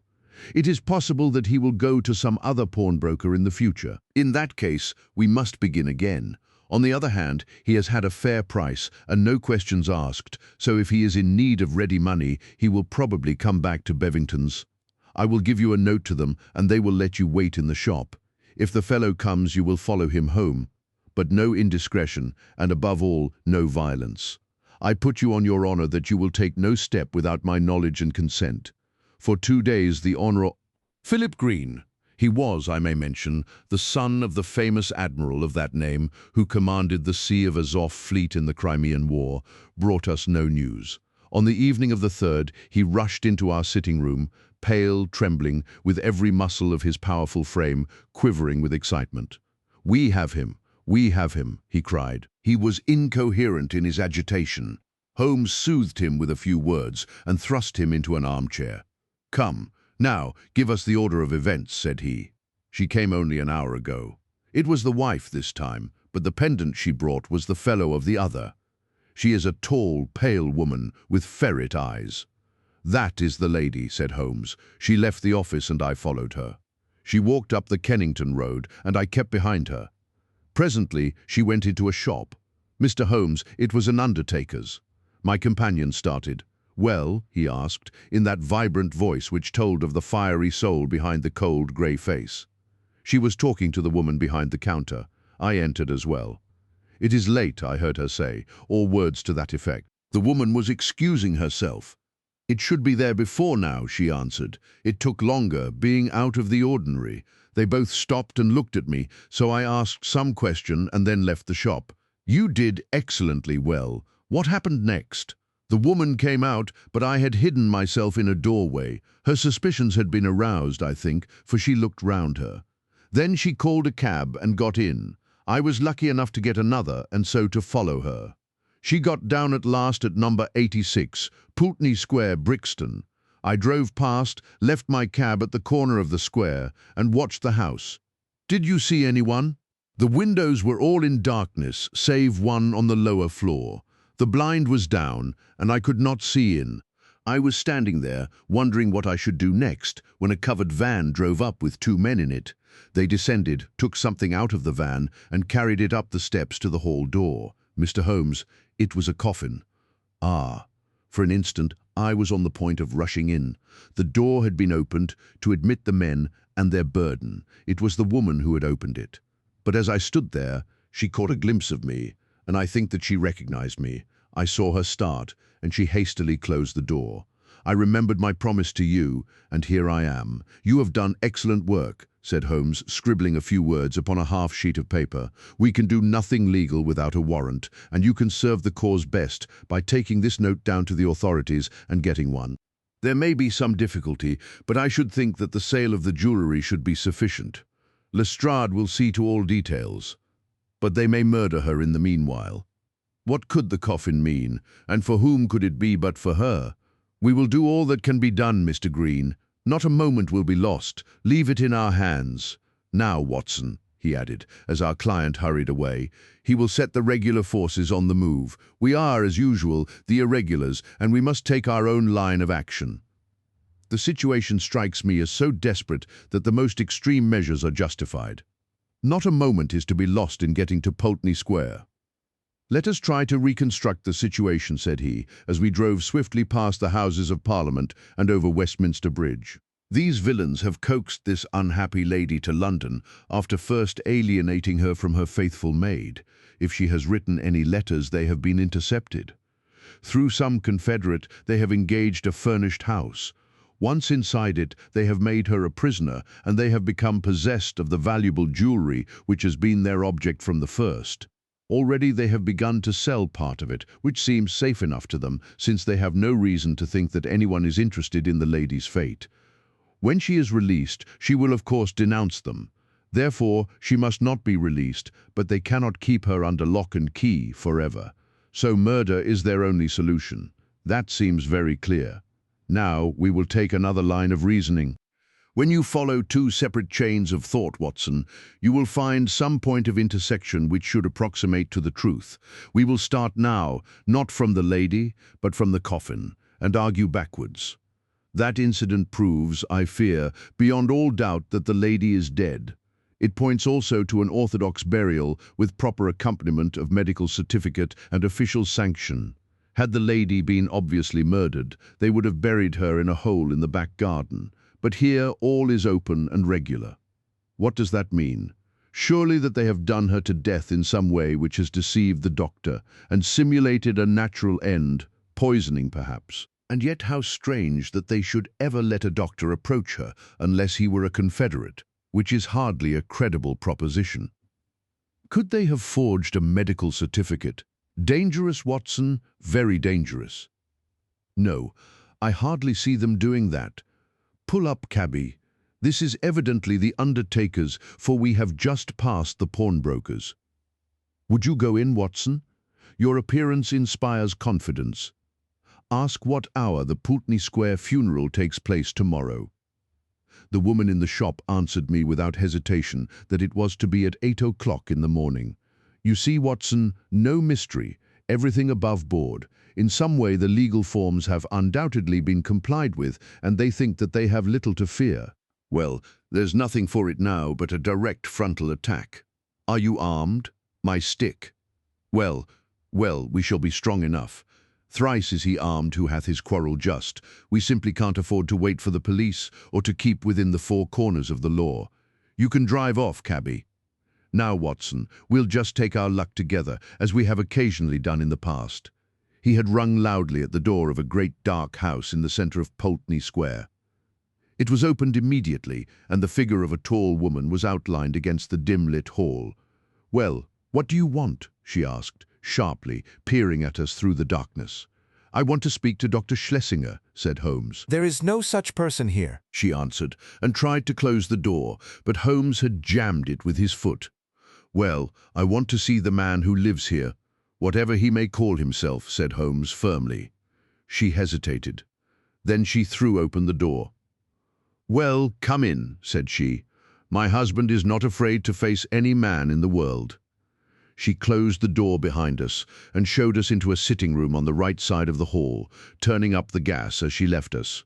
Mr. Peters will be with you in an instant, she said. Her words were literally true, for we had hardly time to look around the dusty and moth-eaten apartment in which we found ourselves before the door opened, and a big, clean-shaven, bald-headed man stepped lightly into the room. He had a large red face, with pendulous cheeks, and a general air of superficial benevolence, which was marred by a cruel, vicious mouth. There is surely some mistake here, gentlemen, he said, in an unctuous, make-everything-easy voice.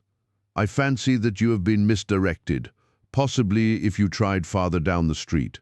That will do. We have no time to waste, said my companion firmly. You are Henry Peters, of Adelaide, late the Reverend Dr. Schlesinger, of Baden and South America. I am as sure of that as that my own name is Sherlock Holmes. Peters, as I will now call him, started and stared hard at his formidable pursuer. I guess your name does not frighten me, Mr. Holmes, said he coolly. When a man's conscience is easy, you can't rattle him. What is your business in my house? I want to know what you have done with the Lady Frances Carfax, whom you brought away with you from Baden. I'd be very glad if you could tell me where that lady may be, Peters answered coolly. I've a bill against her for nearly £100, and nothing to show for it but a couple of trumpery pendants that the dealer would hardly look at. She attached herself to Mrs. Peters and me at Baden. It is a fact that I was using another name at the time, and she stuck on to us until we came to London. I paid her bill and her ticket. Once in London she gave us the slip, and as I say, left these out-of-date jewels to pay her bills. You find her, Mr. Holmes, and I'm your debtor. I mean to find her, said Sherlock Holmes. I'm going through this house till I do find her. Where is your warrant? Holmes half drew a revolver from his pocket. This will have to serve till a better one comes. Why, you are a common burglar. So you might describe me, said Holmes cheerfully. My companion is also a dangerous ruffian, and together we are going through your house. Our opponent opened the door. Fetch a policeman, Annie, said he. There was a whisk of feminine skirts down the passage, and the hall door was opened and shut. Our time is limited, Watson, said Holmes. If you try to stop us, Peters, you will most certainly get hurt. Where is that coffin which was brought into your house? What do you want with the coffin? It is in use. There is a body in it. I must see that body, never with my consent, then without it. With a quick movement, Holmes pushed the fellow to one side and passed into the hall. A door half open stood immediately before us.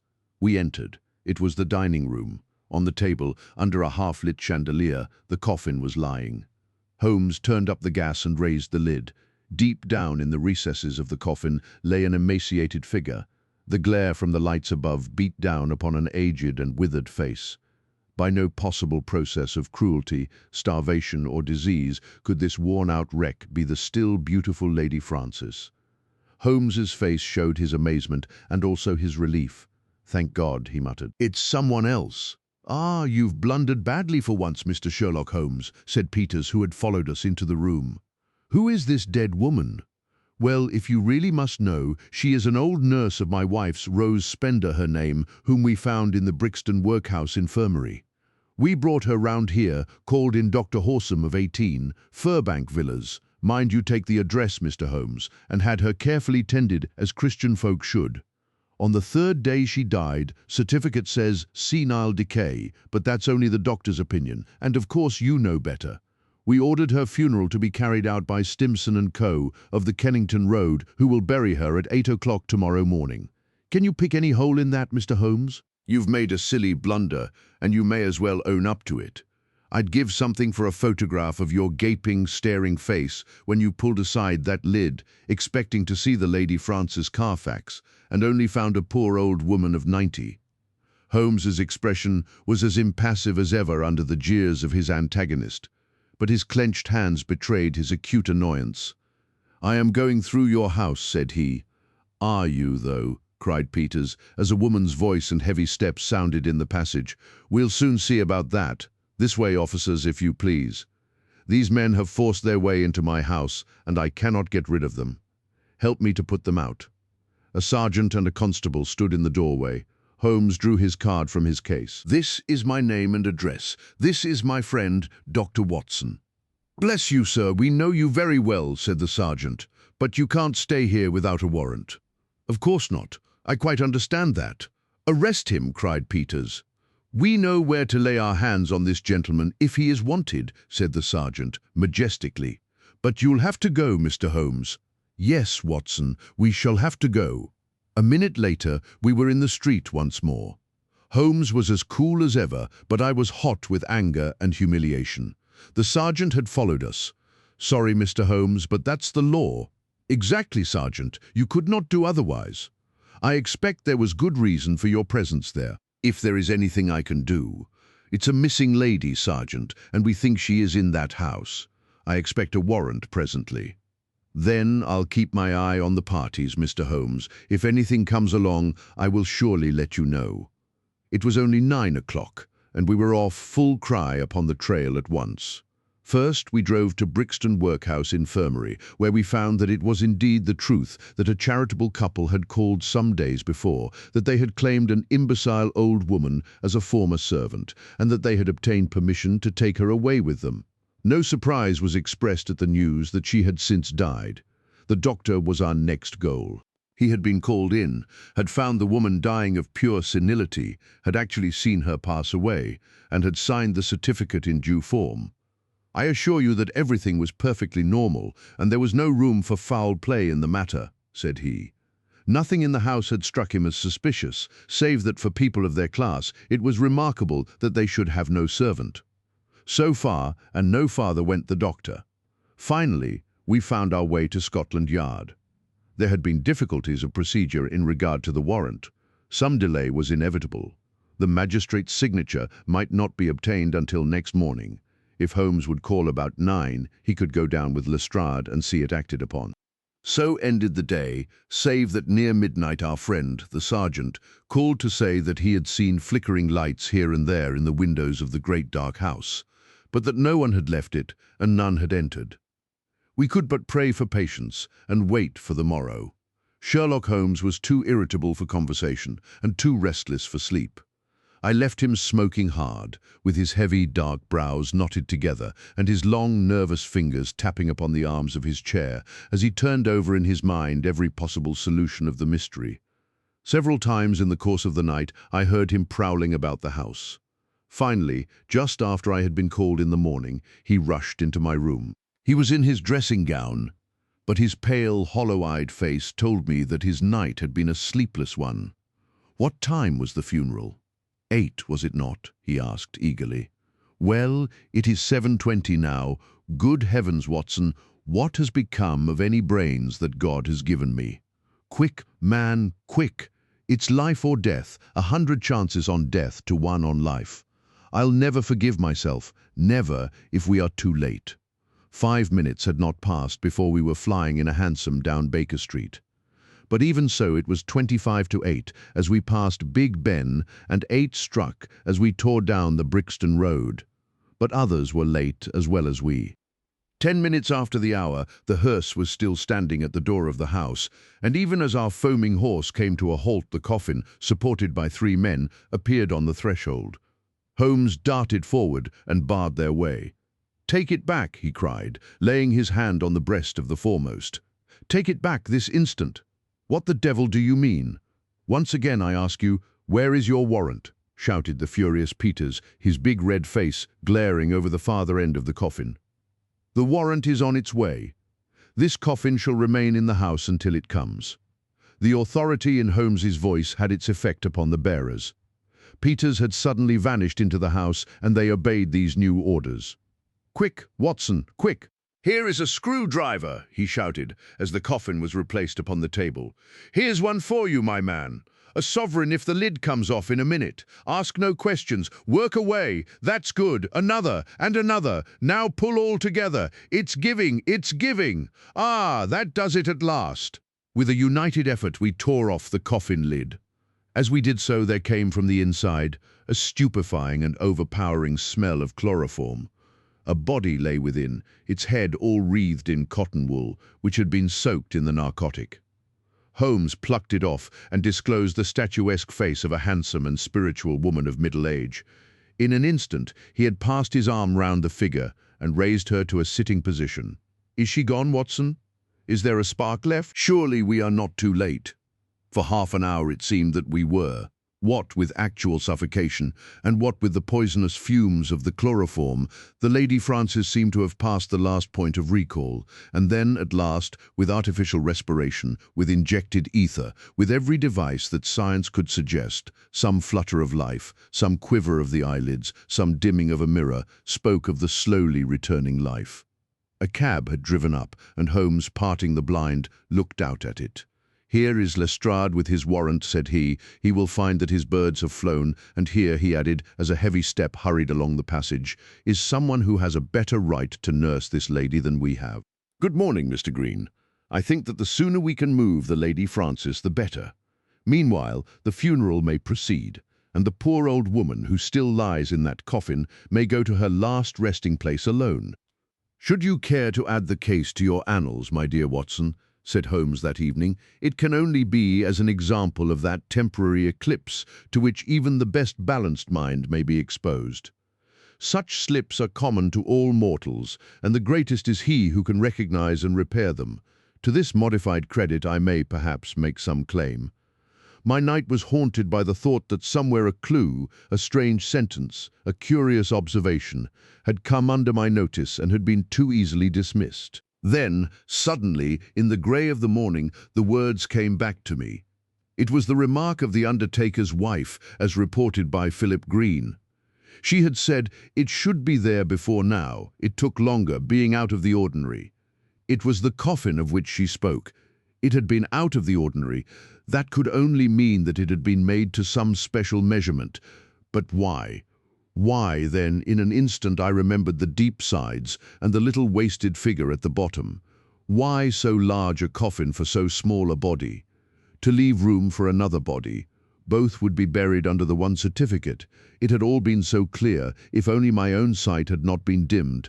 At 8, the Lady Frances would be buried. Our one chance was to stop the coffin before it left the house. It was a desperate chance that we might find her alive, but it was a chance, as the result showed. These people had never, to my knowledge, done a murder.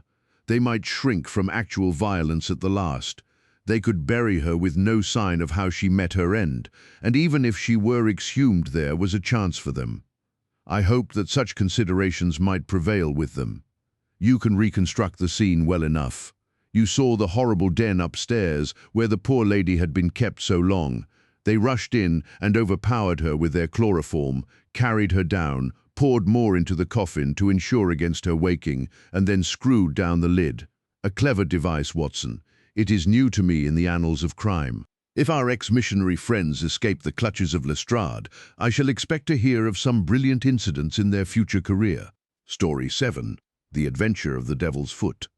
In recording from time to time some of the curious experiences and interesting recollections which I associate with my long and intimate friendship with Mr. Sherlock Holmes, I have continually been faced by difficulties caused by his own aversion to publicity.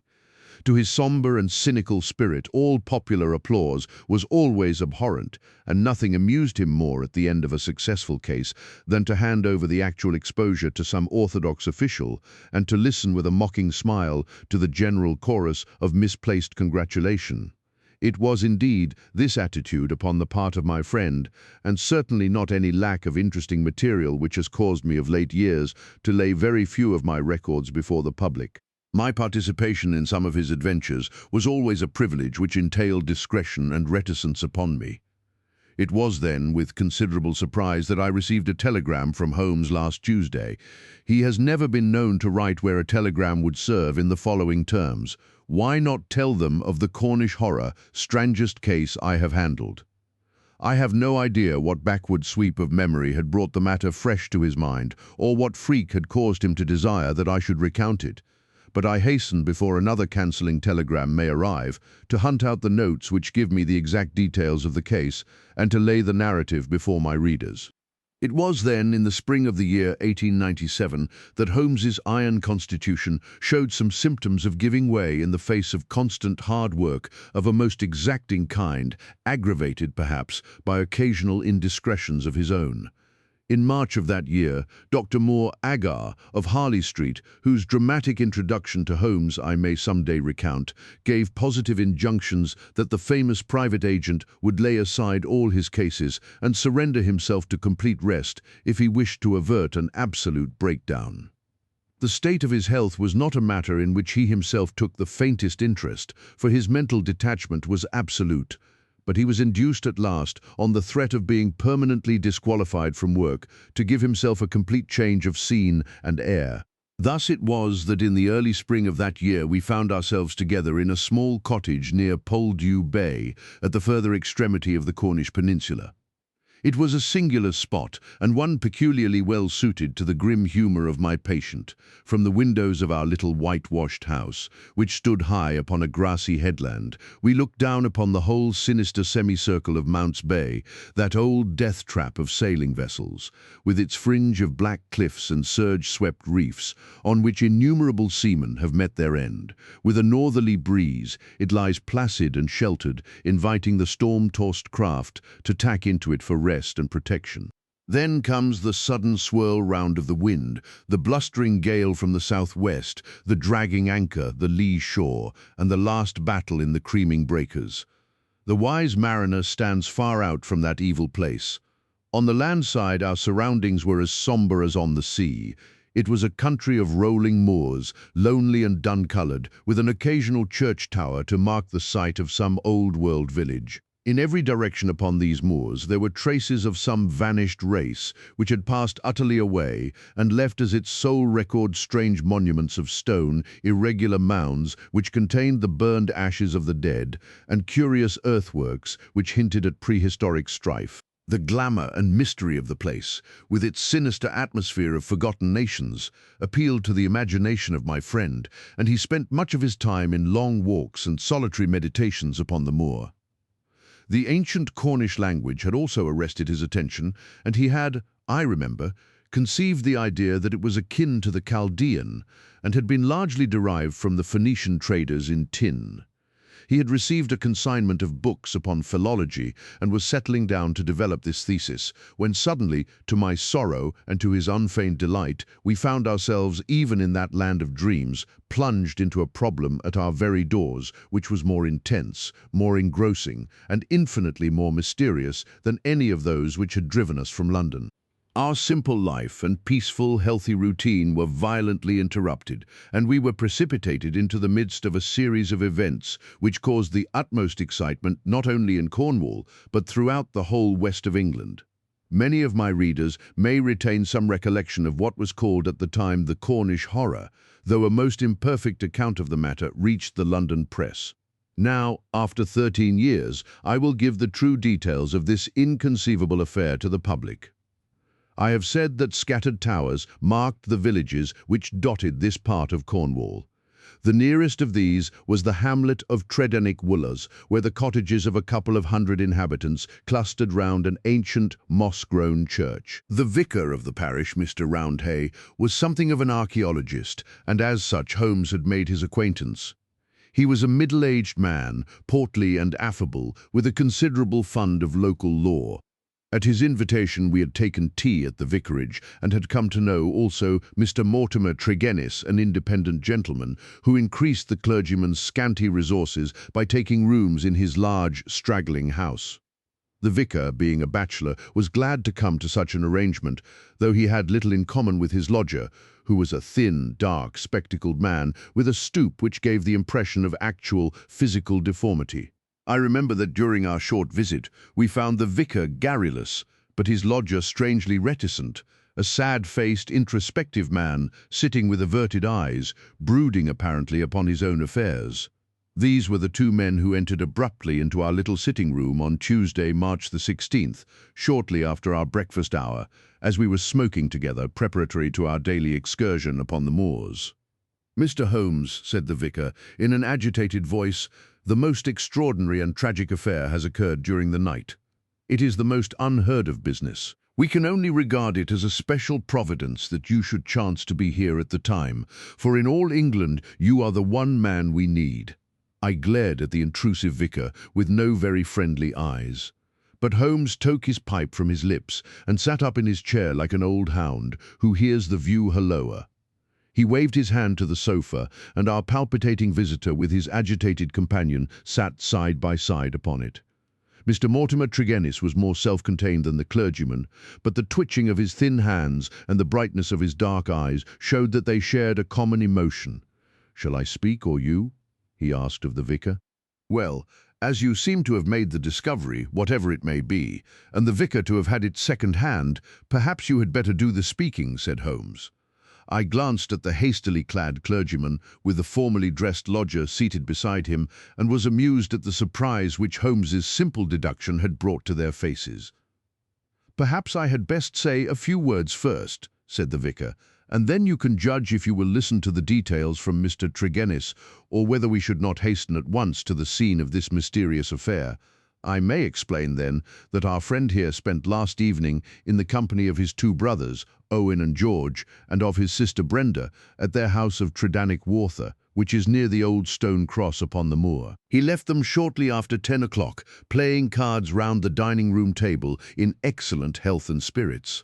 This morning, being an early riser, he walked in that direction before breakfast and was overtaken by the carriage of Dr. Richards, who explained that he had just been sent for on a most urgent call to Tredennick Woolers. Mr. Mortimer Tregennis naturally went with him. When he arrived at Tredennick Woolers, he found an extraordinary state of things. His two brothers and his sister were seated round the table exactly as he had left them.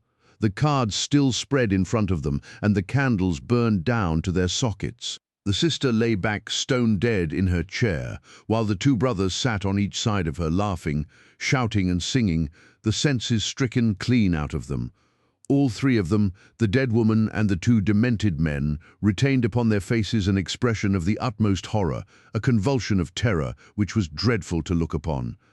There was no sign of the presence of anyone in the house except Mrs. Porter, the old cook and housekeeper, who declared that she had slept deeply and heard no sound during the night. Nothing had been stolen or disarranged, and there is absolutely no explanation of what the horror can be which has frightened a woman to death and two strong men out of their senses. There is the situation, Mr. Holmes, in a nutshell, and if you can help us to clear it up, you will have done a great work." I had hoped that in some way I could coax my companion back into the quiet which had been the object of our journey, but one glance at his intense face and contracted eyebrows told me how vain was now the expectation. He sat for some little time in silence, absorbed in the strange drama which had broken in upon our peace. "I will look into this matter," he said at last. "On the face of it, it would appear to be a case of a very exceptional nature. Have you been there yourself, Mr. Roundhay?" "No, Mr. Holmes." Mr. Tregennis brought back the account to the vicarage, and I at once hurried over with him to consult you. "How far is it to the house where this singular tragedy occurred?" "About a mile inland." "Then we shall walk over together. But before we start, I must ask you a few questions, Mr. Mortimer Tregennis." The other had been silent all this time, but I had observed that his more controlled excitement was even greater than the obtrusive emotion of the clergyman.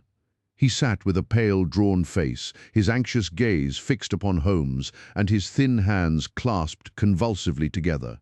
His pale lips quivered as he listened to the dreadful experience which had befallen his family, and his dark eyes seemed to reflect something of the horror of the scene. "Ask what you like, Mr. Holmes," said he eagerly. "It is a bad thing to speak of, but I will answer you the truth. Tell me about last night." "Well, Mr. Holmes, I supped there, as the vicar has said, and my elder brother George proposed a game of whist afterwards. We sat down about 9 o'clock. It was 10:15 when I moved to go. I left them all round the table, as merry as could be. Who let you out? Mrs. Porter had gone to bed, so I let myself out. I shut the hall door behind me. The window of the room in which they sat was closed, but the blind was not drawn down. There was no change in door or window this morning, nor any reason to think that any stranger had been to the house. Yet there they sat, driven clean mad with terror, and Grenda lying dead of fright, with her head hanging over the arm of the chair. I'll never get the sight of that room out of my mind so long as I live." "The facts, as you state them, are certainly most remarkable," said Holmes. "I take it that you have no theory yourself which can in any way account for them." "It's devilish, Mr. Holmes, devilish," cried Mortimer Tregennis. "It is not of this world. Something has come into that room which has dashed the light of reason from their minds. What human contrivance could do that?"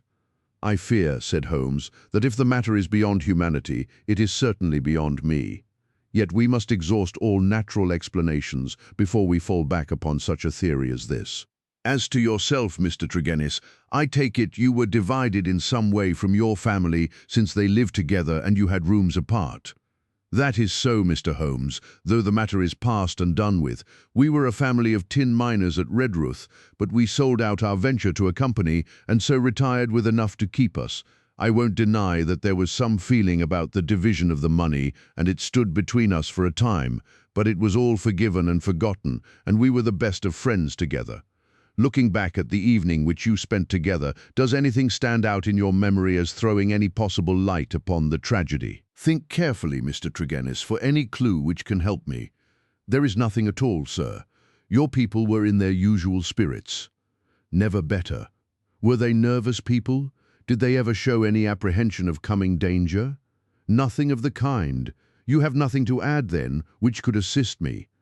Mortimer Tregennis considered earnestly for a moment. "There is one thing occurs to me," said he at last. "As we sat at the table, my back was to the window, and my brother George, he being my partner at cards, was facing it. I saw him once look hard over my shoulder, so I turned round and looked also. The blind was up and the window shut, but I could just make out the bushes on the lawn, and it seemed to me for a moment that I saw something moving among them. I couldn't even say if it were man or animal, but I just thought there was something there. When I asked him what he was looking at, he told me that he had the same feeling. That is all that I can say. Did you not investigate?" "No, the matter passed as unimportant." "You left them, then, without any premonition of evil?" "None at all. I am not clear how you came to hear the news so early this morning." "I am an early riser, and generally take a walk before breakfast. This morning I had hardly started when the doctor in his carriage overtook me. He told me that old Mrs. Porter had sent a boy down with an urgent message. I sprang in beside him, and we drove on. When we got there, we looked into that dreadful room. The candles and the fire must have burned out hours before, and they had been sitting there in the dark until dawn had broken. The doctor said Brenda must have been dead at least 6 hours. There were no signs of violence. She just lay across the arm of the chair with that look on her face. George and Owen were singing snatches of songs and gibbering like two great apes. Oh, it was awful to see. I couldn't stand it, and the doctor was as white as a sheet. Indeed, he fell into a chair in a sort of faint, and we nearly had him on our hands as well. Remarkable, most remarkable, said Holmes, rising and taking his hat. I think, perhaps, we had better go down to Tredennick Water without further delay. I confess that I have seldom known a case which at first sight presented a more singular problem. Our proceedings of that first morning did little to advance the investigation. It was marked, however, at the outset by an incident which left the most sinister impression upon my mind. The approach to the spot at which the tragedy occurred is down a narrow, winding country lane. While we made our way along it, we heard the rattle of a carriage coming towards us and stood aside to let it pass. As it drove by us, I caught a glimpse through the closed window of a horribly contorted, grinning face glaring out at us. Those staring eyes and gnashing teeth flashed past us like a dreadful vision. "My brothers!" cried Mortimer Tregennis, white to his lips. "They are taking them to Helston." We looked with horror after the black carriage, lumbering upon its way. Then we turned our steps towards this ill-omened house in which they had met their strange fate. It was a large and bright dwelling, rather a villa than a cottage, with a considerable garden which was already, in that Cornish air, well filled with spring flowers. Towards this garden the window of the sitting-room fronted, and from it, according to Mortimer Tregennis, must have come that thing of evil which had by sheer horror in a single instant blasted their minds. Holmes walked slowly and thoughtfully among the flower plots and along the path before we entered the porch. So absorbed was he in his thoughts, I remember, that he stumbled over the watering pot, upset its contents, and deluged both our feet and the garden path. Inside the house we were met by the elderly Cornish housekeeper, Mrs. Porter, who, with the aid of a young girl, looked after the wants of the family. She readily answered all Holmes's questions. She had heard nothing in the night. Her employers had all been in excellent spirits lately, and she had never known them more cheerful and prosperous. She had fainted with horror upon entering the room in the morning and seeing that dreadful company round the table. She had, when she recovered, thrown open the window to let the morning air in, and had run down to the lane, whence she sent a farm lad for the doctor. The lady was on her bed upstairs, if we cared to see her. It took 4 strong men to get the brothers into the asylum carriage. She would not herself stay in the house another day, and was starting that very afternoon to rejoin her family at St. Ives.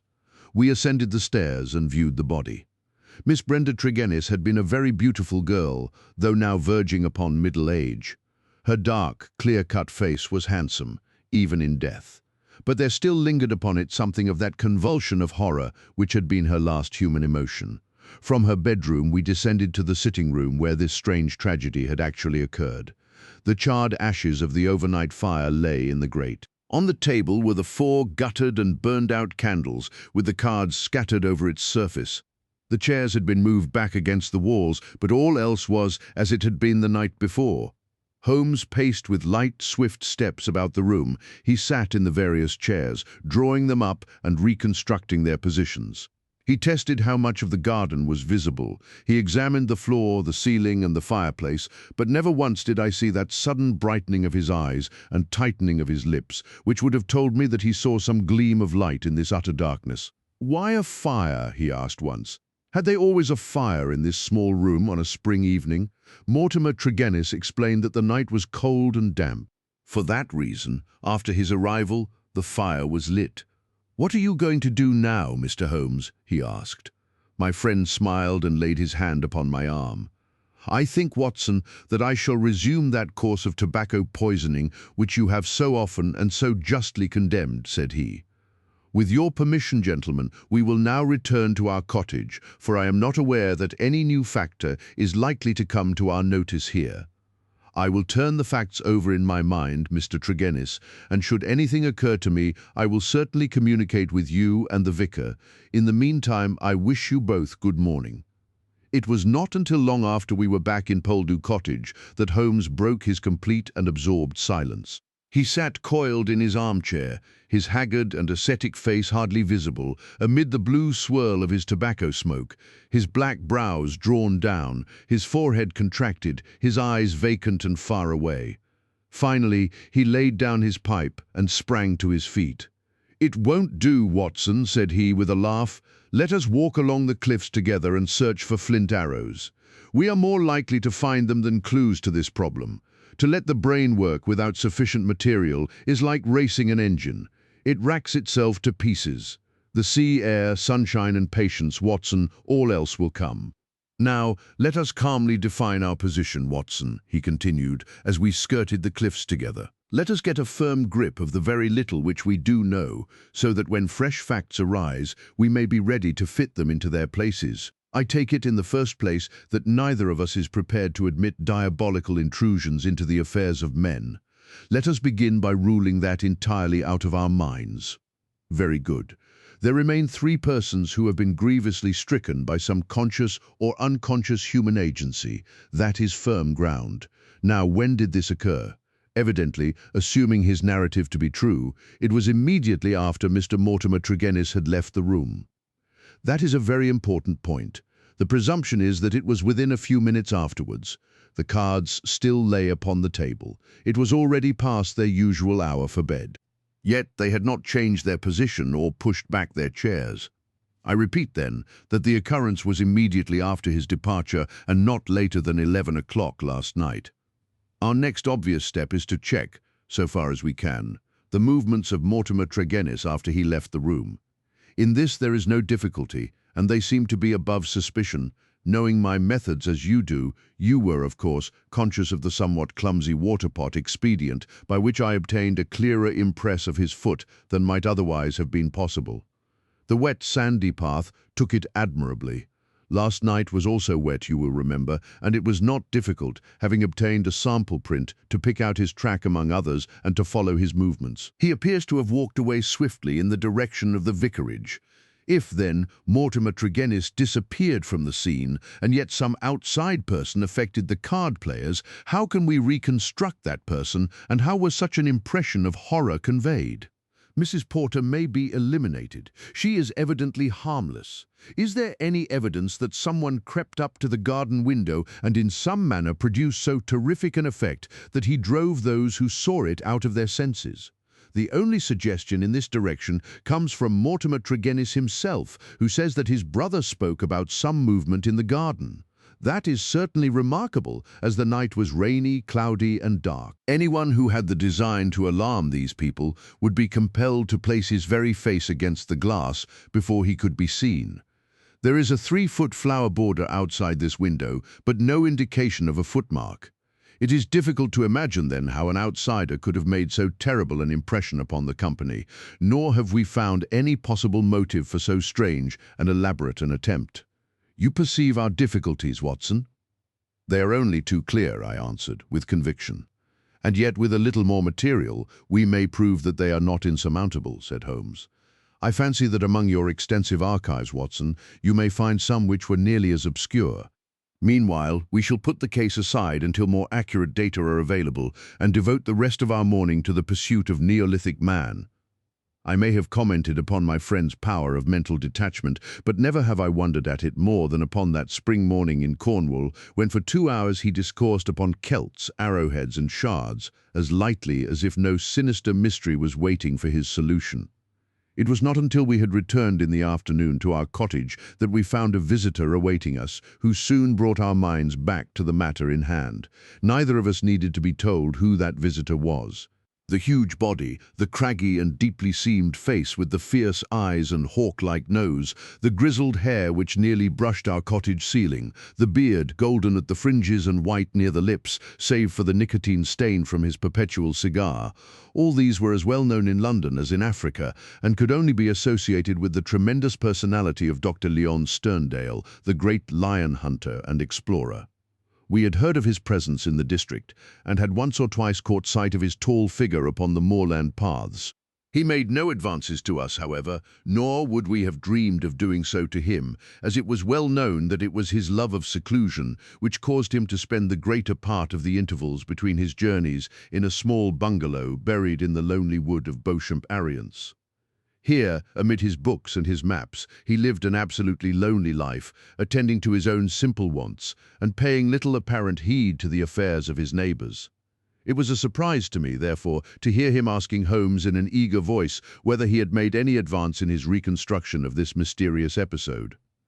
The county police are utterly at fault, said he, but perhaps your wider experience has suggested some conceivable explanation. My only claim to being taken into your confidence is that during my many residences here, I have come to know this family of Tregennis very well. Indeed, upon my Cornish mother's side, I could call them cousins, and their strange fate has naturally been a great shock to me. I may tell you that I had got as far as Plymouth upon my way to Africa, but the news reached me this morning, and I came straight back again to help in the inquiry. Holmes raised his eyebrows. Did you lose your boat through it? I will take the next. Dear me, that is friendship indeed. I tell you they were relatives, quite so cousins of your mother. Was your baggage aboard the ship? Some of it, but the main part at the hotel. I see. But surely this event could not have found its way into the Plymouth morning papers. No, sir, I had a telegram. Might I ask from whom? A shadow passed over the gaunt face of the explorer. You are very inquisitive, Mr. Holmes. It is my business. With an effort, Dr. Sterndale recovered his roughed composure. I have no objection to telling you, he said. It was Mr. Roundhay, the vicar, who sent me the telegram which recalled me. Thank you, said Holmes. I may say, in answer to your original question, that I have not cleared my mind entirely on the subject of this case, but that I have every hope of reaching some conclusion. It would be premature to say more. Perhaps you would not mind telling me if your suspicions point in any particular direction. No, I can hardly answer that. Then I have wasted my time and need not prolong my visit. The famous doctor strode out of our cottage in considerable ill humor, and within 5 minutes Holmes had followed him. I saw him no more until the evening, when he returned with a slow step and haggard face, which assured me that he had made no great progress with his investigation. He glanced at a telegram which awaited him and threw it into the grate. From the Plymouth Hotel, Watson, he said. I learned the name of it from the vicar, and I wired to make certain that Dr. Leon Sterndale's account was true.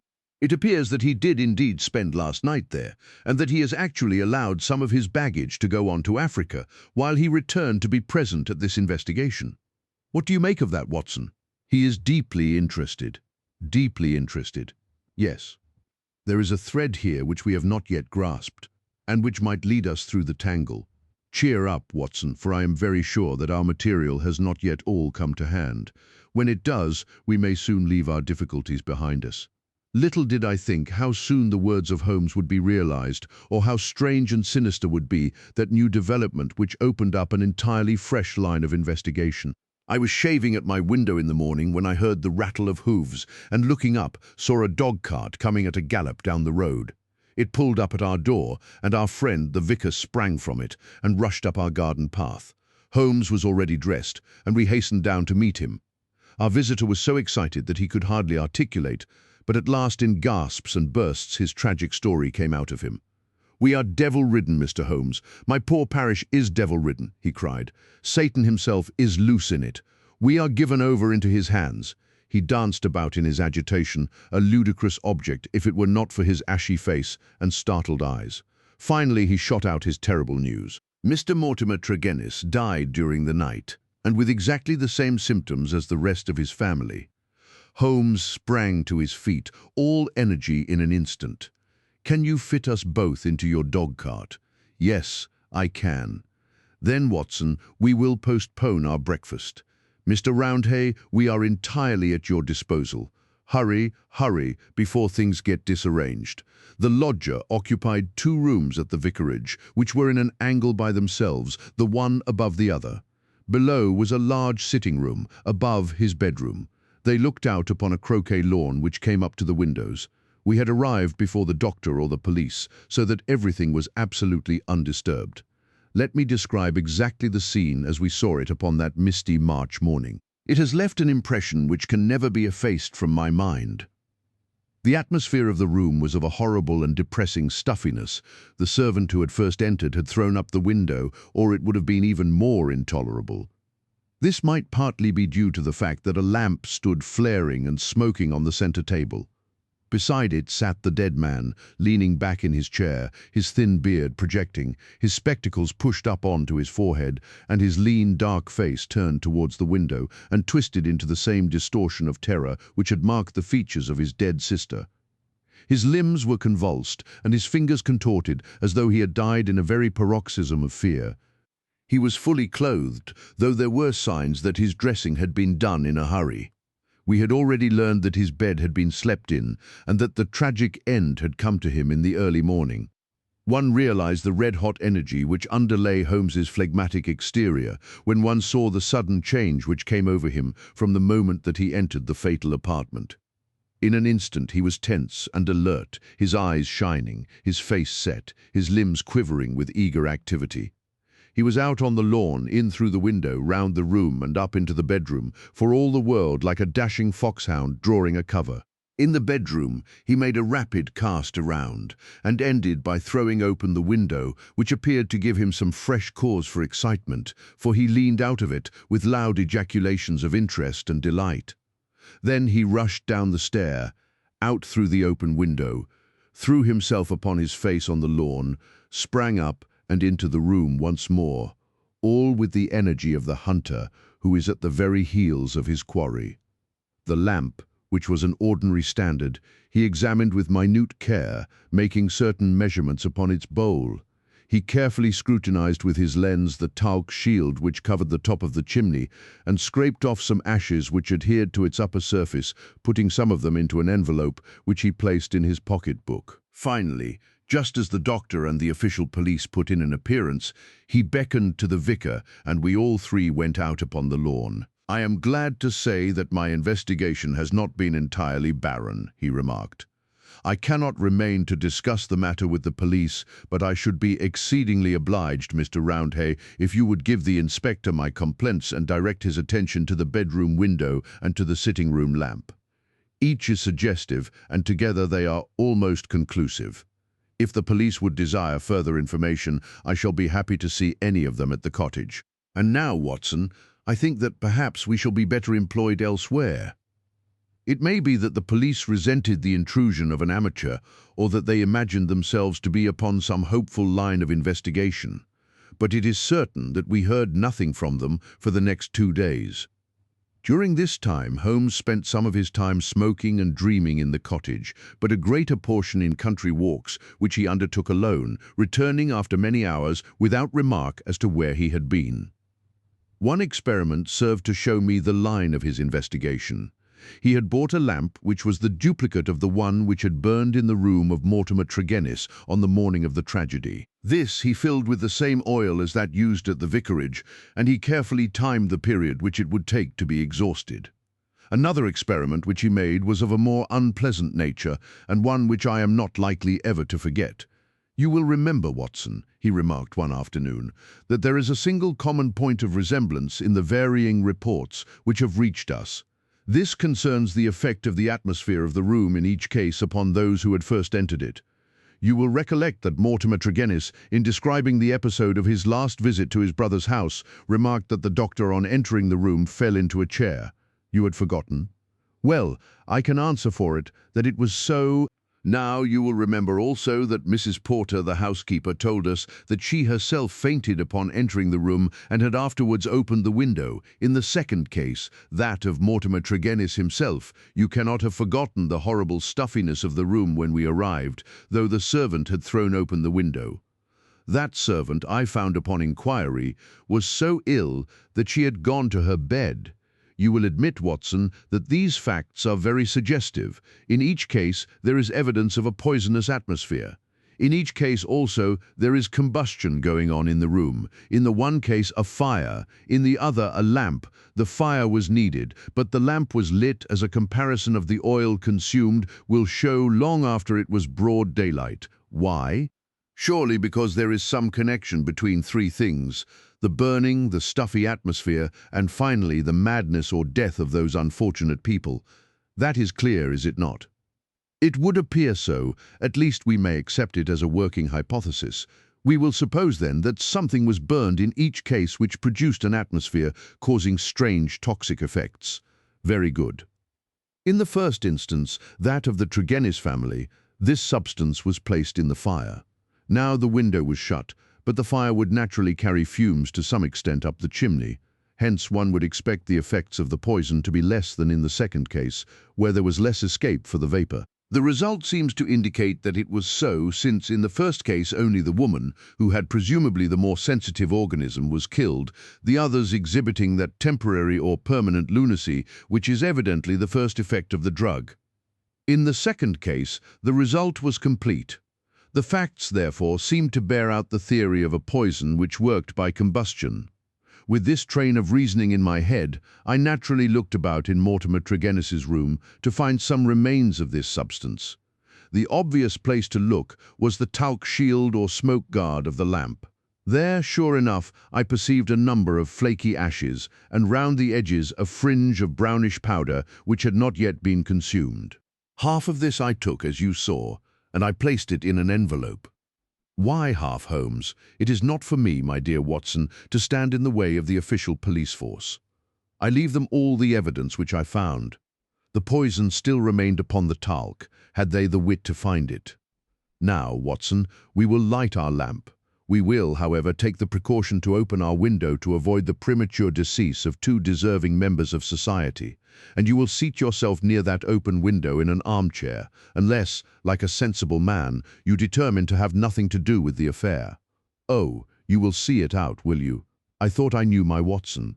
This chair I will place opposite yours, so that we may be the same distance from the poison and face to face.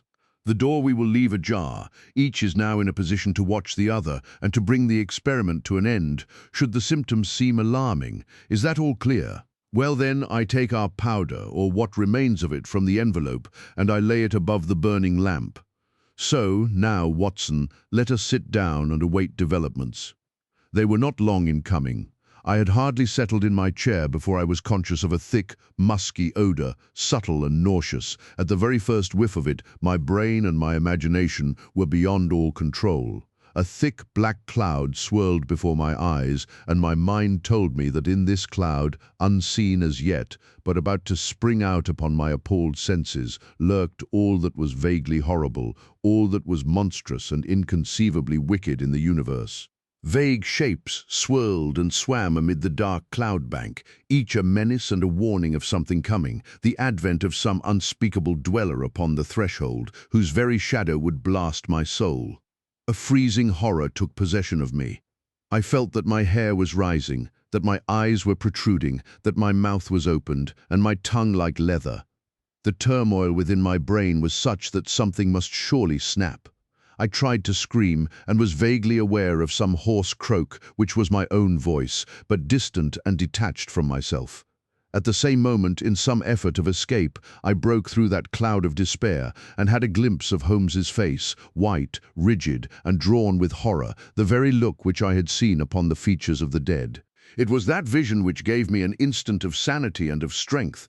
I dashed from my chair, threw my arms round Holmes, and together we lurched through the door, and an instant afterwards had thrown ourselves down upon the grass plot and were lying side by side, conscious only of the glorious sunshine which was bursting its way through the hellish cloud of terror which had girt us in. Slowly it rose from our souls like the mists from a landscape until peace and reason had returned, and we were sitting upon the grass, wiping our clammy foreheads and looking with apprehension at each other to mark the last traces of that terrific experience which we had undergone. "Upon my word, Watson," said Holmes at last, with an unsteady voice, "I owe you both my thanks and an apology. It was an unjustifiable experiment even for oneself, and doubly so for a friend. I am really very sorry." "You know," I answered with some emotion, for I had never seen so much of Holmes's heart before, "that it is my greatest joy and privilege to help you." He relapsed at once into the half-humorous, half-cynical vein which was his habitual attitude to those about him. "It would be superfluous to drive us mad, my dear Watson," said he. "A candid observer would certainly declare that we were so already before we embarked upon so wild an experiment. I confess that I never imagined that the effect could be so sudden and so severe." He dashed into the cottage, and reappearing with the burning lamp held at full arm's length, he threw it among a bank of brambles. "We must give the room a little time to clear. I take it, Watson, that you have no longer a shadow of a doubt as to how these tragedies were produced." "None whatever. But the cause remains as obscure as before. Come into the arbour here, and let us discuss it together. That villainous stuff seems still to linger round my throat. I think we must admit that all the evidence points to this man, Mortimer Tregennis, having been the criminal in the first tragedy, though he was the victim in the second one. We must remember in the first place that there is some story of a family quarrel, followed by a reconciliation. How bitter that quarrel may have been, or how hollow the reconciliation, we cannot tell. When I think of Mortimer Tregennis with the foxy face and the small, shrewd, beady eyes behind the spectacles, he is not a man whom I should judge to be of a particularly forgiving disposition. Well, in the next place, you will remember that this idea of someone moving in the garden, which took our attention for a moment from the real cause of the tragedy, emanated from him. He had a motive in misleading us. Finally, if he did not throw this substance into the fire at the moment of leaving the room, who did do so? The affair happened immediately after his departure. Had anyone else come in? The family would certainly have risen from the table. Besides, in peaceful Cornwall, visitors do not arrive after 10 o'clock at night. We may take it then that all the evidence points to Mortimer Tregennis as the culprit. Then his own death was suicide. Well, Watson, it is on the face of it a not impossible supposition. The man who had the guilt upon his soul of having brought such a fate upon his own family might well be driven by remorse to inflict it upon himself. There are, however, some cogent reasons against it. Fortunately, there is one man in England who knows all about it, and I have made arrangements by which we shall hear the facts this afternoon from his own lips. Ah, he is a little before his time. Perhaps you would kindly step this way, Dr. Leon Sterndale. We have been conducting a chemical experiment indoors, which has left our little room hardly fit for the reception of so distinguished a visitor. I had heard the click of the garden gate, and now the majestic figure of the great African explorer appeared upon the path. He turned in some surprise towards the rustic arbour in which we sat. You sent for me, Mr. Holmes. I had your note about an hour ago, and I have come, though I really do not know why I should obey your summons. Perhaps we can clear the point up before we separate, said Holmes. Meanwhile, I am much obliged to you for your courteous acquiescence. You will excuse this informal reception in the open air, but my friend Watson and I have nearly furnished an additional chapter to what the papers call the Cornish horror, and we prefer a clear atmosphere for the present.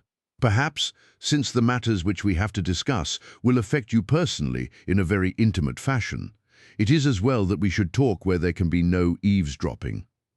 The explorer took his cigar from his lips and gazed sternly at my companion. I am at a loss to know, sir, he said, what you can have to speak about which affects me personally in a very intimate fashion. The killing of Mortimer Tregennis, said Holmes. For a moment I wished that I were armed. Sterndale's fierce face turned to a dusky red, his eyes glared, and the knotted, passionate veins started out in his forehead, while he sprang forward with clenched hands towards my companion. Then he stopped, and with a violent effort he resumed a cold, rigid calmness which was perhaps more suggestive of danger than his hot-headed outburst. I have lived so long among savages and beyond the law, said he, that I have got into the way of being a law to myself. You would do well, Mr. Holmes, not to forget it, for I have no desire to do you an injury. Nor have I any desire to do you an injury, Dr. Sterndale. Surely the clearest proof of it is that, knowing what I know, I have sent for you and not for the police. Sterndale sat down with a gasp, overawed for, perhaps, the first time in his adventurous life. There was a calm assurance of power in Holmes's manner which could not be withstood. Our visitor stammered for a moment, his great hands opening and shutting in his agitation. "What do you mean?" he asked at last. "If this is bluff upon your part, Mr. Holmes, you have chosen a bad man for your experiment. Let us have no more beating about the bush. What do you mean?" "I will tell you," said Holmes, "and the reason why I tell you is that I hope frankness may beget frankness. What my next step may be will depend entirely upon the nature of your own defense." "My defense?" "Yes, sir. My defense against what?" "Against the charge of killing Mortimer Tregennis." Sterndale mopped his forehead with his handkerchief. "Upon my word, you are getting on," said he. "Do all your successes depend upon this prodigious power of bluff?" "The bluff," said Holmes sternly, "is upon your side, Dr. Leon Sterndale, and not upon mine. As a proof, I will tell you some of the facts upon which my conclusions are based. Of your return from Plymouth, allowing much of your property to go on to Africa, I will say nothing save that it first informed me that you were one of the factors which had to be taken into account in reconstructing this drama. I came back. I have heard your reasons and regard them as unconvincing and inadequate. We will pass that. You came down here to ask me whom I suspected. I refused to answer you. You then went to the vicarage, waited outside it for some time, and finally returned to your cottage. How do you know that? I followed you. I saw no one. That is what you may expect to see when I follow you. You spent a restless night at your cottage, and you formed certain plans, which in the early morning you proceeded to put into execution. Leaving your door just as day was breaking, you filled your pocket with some reddish gravel that was lying heaped beside your gate. Sterndale gave a violent start and looked at Holmes in amazement. You then walked swiftly for the mile which separated you from the vicarage. You were wearing, I may remark, the same pair of ribbed tennis shoes which are at the present moment upon your feet. At the vicarage you passed through the orchard and the side hedge, coming out under the window of the lodger Tregennis.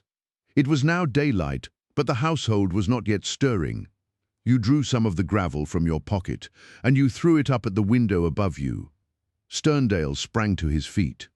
"I believe that you are the devil himself," he cried. Holmes smiled at the compliment. It took 2 or possibly 3 handfuls before the lodger came to the window. You beckoned him to come down. He dressed hurriedly and descended to his sitting room. You entered by the window. There was an interview, a short one, during which you walked up and down the room. Then you passed out and closed the window, standing on the lawn outside, smoking a cigar and watching what occurred. Finally, after the death of Tregennis, you withdrew as you had come. Now, Dr. Sterndale, how do you justify such conduct, and what were the motives for your actions? If you prevaricate or trifle with me, I give you my assurance that the matter will pass out of my hands forever." Our visitor's face had turned ashen grey as he listened to the words of his accuser. Now he sat for some time in thought, with his face sunk in his hands. Then, with a sudden impulsive gesture, he plucked a photograph from his breast pocket and threw it on the rustic table before us. "That is why I have done it," said he. It showed the bust and face of a very beautiful woman. Holmes stooped over it. "Brenda Tregennis," said he. "Yes, Brenda Tregennis," repeated our visitor. "For years I have loved her. For years she has loved me. There is the secret of that Cornish seclusion which people have marveled at. It has brought me close to the one thing on earth that was dear to me. I could not marry her, for I have a wife who has left me for years, and yet whom, by the deplorable laws of England, I could not divorce. For years Brenda waited. For years I waited. And this is what we have waited for." A terrible sob shook his great frame, and he clutched his throat under his brindled beard. Then, with an effort, he mastered himself and spoke on. "The vicar knew. He was in our confidence. He would tell you that she was an angel upon earth. That was why he telegraphed to me, and I returned. What was my baggage or Africa to me when I learned that such a fate had come upon my darling? There you have the missing clue to my action, Mr. Holmes." "Proceed," said my friend. Dr. Sterndale drew from his pocket a paper packet and laid it upon the table. On the outside was written, "Radix pedis diaboli," with a red poison label beneath it. He pushed it towards me. "I understand that you are a doctor, sir. Have you ever heard of this preparation? Devil's foot root? No, I have never heard of it. It is no reflection upon your professional knowledge," said he, "for I believe that, save for one sample in a laboratory at Buda, there is no other specimen in Europe. It has not yet found its way either into the pharmacopoeia or into the literature of toxicology. The root is shaped like a foot, half human, half goat-like, hence the fanciful name given by a botanical missionary. It is used as an ordeal poison by the medicine men in certain districts of West Africa, and is kept as a secret among them. This particular specimen I obtained under very extraordinary circumstances in the Ubangi country." He opened the paper as he spoke and disclosed a heap of reddish-brown, snuff-like powder. "Well, sir?" asked Holmes sternly. "I'm about to tell you, Mr. Holmes, all that actually occurred, for you already know so much that it is clearly to my interest that you should know all. I have already explained the relationship in which I stood to the Tregennis family. For the sake of the sister, I was friendly with the brothers. There was a family quarrel about money which estranged this man Mortimer. but it was supposed to be made up, and I afterwards met him as I did the others. He was a sly, subtle, scheming man, and several things arose which gave me a suspicion of him, but I had no cause for any positive quarrel. One day, only a couple of weeks ago, he came down to my cottage and I showed him some of my African curiosities. Among other things, I exhibited this powder, and I told him of its strange properties, how it stimulates those brain centers which control the emotion of fear, and how either madness or death is the fate of the unhappy native who is subjected to the ordeal by the priest of his tribe. I told him also how powerless European science would be to detect it. How he took it, I cannot say, for I never left the room, but there is no doubt that it was then, while I was opening cabinets and stooping to boxes, that he managed to abstract some of the devil's foot root. I well remember how he plied me with questions as to the amount and the time that was needed for its effect, but I little dreamed that he could have a personal reason for asking. I thought no more of the matter until the vicar's telegram reached me at Plymouth. This villain had thought that I would be at sea before the news could reach me, and that I should be lost for years in Africa. But I returned at once. Of course, I could not listen to the details without feeling assured that my poison had been used. I came round to see you on the chance that some other explanation had suggested itself to you, but there could be none. I was convinced that Mortimer Tregennis was the murderer, that for the sake of money, and with the idea, perhaps, that if the other members of his family were all insane, he would be the sole guardian of their joint property, he had used the devil's foot powder upon them, driven 2 of them out of their senses, and killed his sister Brenda, the one human being whom I have ever loved, or who has ever loved me. There was his crime. What was to be his punishment? Should I appeal to the law? Where were my proofs? I knew that the facts were true, but could I help to make a jury of countrymen believe so fantastic a story? I might or I might not, but I could not afford to fail. My soul cried out for revenge. I have said to you once before, Mr. Holmes, that I have spent much of my life outside the law, and that I have come at last to be a law to myself. So it was now. I determined that the fate which he had given to others should be shared by himself. Either that, or I would do justice upon him with my own hand. In all England there can be no man who sets less value upon his own life than I do at the present moment. Now I have told you all, you have yourself supplied the rest. I did, as you say, after a restless night, set off early from my cottage. I foresaw the difficulty of arousing him, so I gathered some gravel from the pile which you have mentioned, and I used it to throw up to his window. He came down and admitted me through the window of the sitting-room. I laid his offence before him. I told him that I had come both as judge and executioner. The wretch sank into a chair, paralyzed at the sight of my revolver. I lit the lamp, put the powder above it, and stood outside the window, ready to carry out my threat to shoot him, should he try to leave the room. In 5 minutes, he died. My God, how he died! But my heart was flint, for he endured nothing which my innocent darling had not felt before him. There is my story, Mr. Holmes. Perhaps, if you loved a woman, you would have done as much yourself. At any rate, I am in your hands. You can take what steps you like. As I have already said, there is no man living who can fear death less than I do. Holmes sat for some little time in silence. What were your plans? He asked at last. I had intended to bury myself in Central Africa. My work there is but half finished. Go and do the other half, said Holmes. I, at least, am not prepared to prevent you. Dr. Sterndale raised his giant figure, bowed gravely, and walked from the arbour. Holmes lit his pipe and handed me his pouch. Some fumes which are not poisonous would be a welcome change, said he. I think you must agree, Watson, that it is not a case in which we are called upon to interfere. Our investigation has been independent, and our action shall be so also. You would not denounce the man. Certainly not, I answered. I have never loved Watson, but if I did, and if the woman I loved had met such an end, I might act even as our lawless lion hunter has done. Who knows? Well, Watson, I will not offend your intelligence by explaining what is obvious. The gravel upon the window-sill was, of course, the starting point of my research. It was unlike anything in the vicarage garden. Only when my attention had been drawn to Dr. Sterndale and his cottage did I find its counterpart. the lamp shining in broad daylight, and the remains of powder upon the shield were successive links in a fairly obvious chain.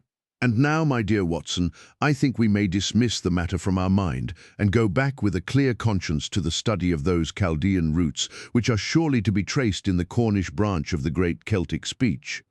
Story 8. His Last Bow. An epilogue of Sherlock Holmes.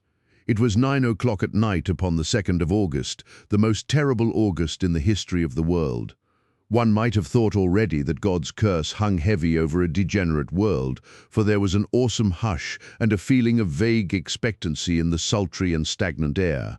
The sun had long set, but one blood-red gash, like an open wound, lay low in the distant west. Above, the stars were shining brightly, and below the lights of the shipping glimmered in the bay.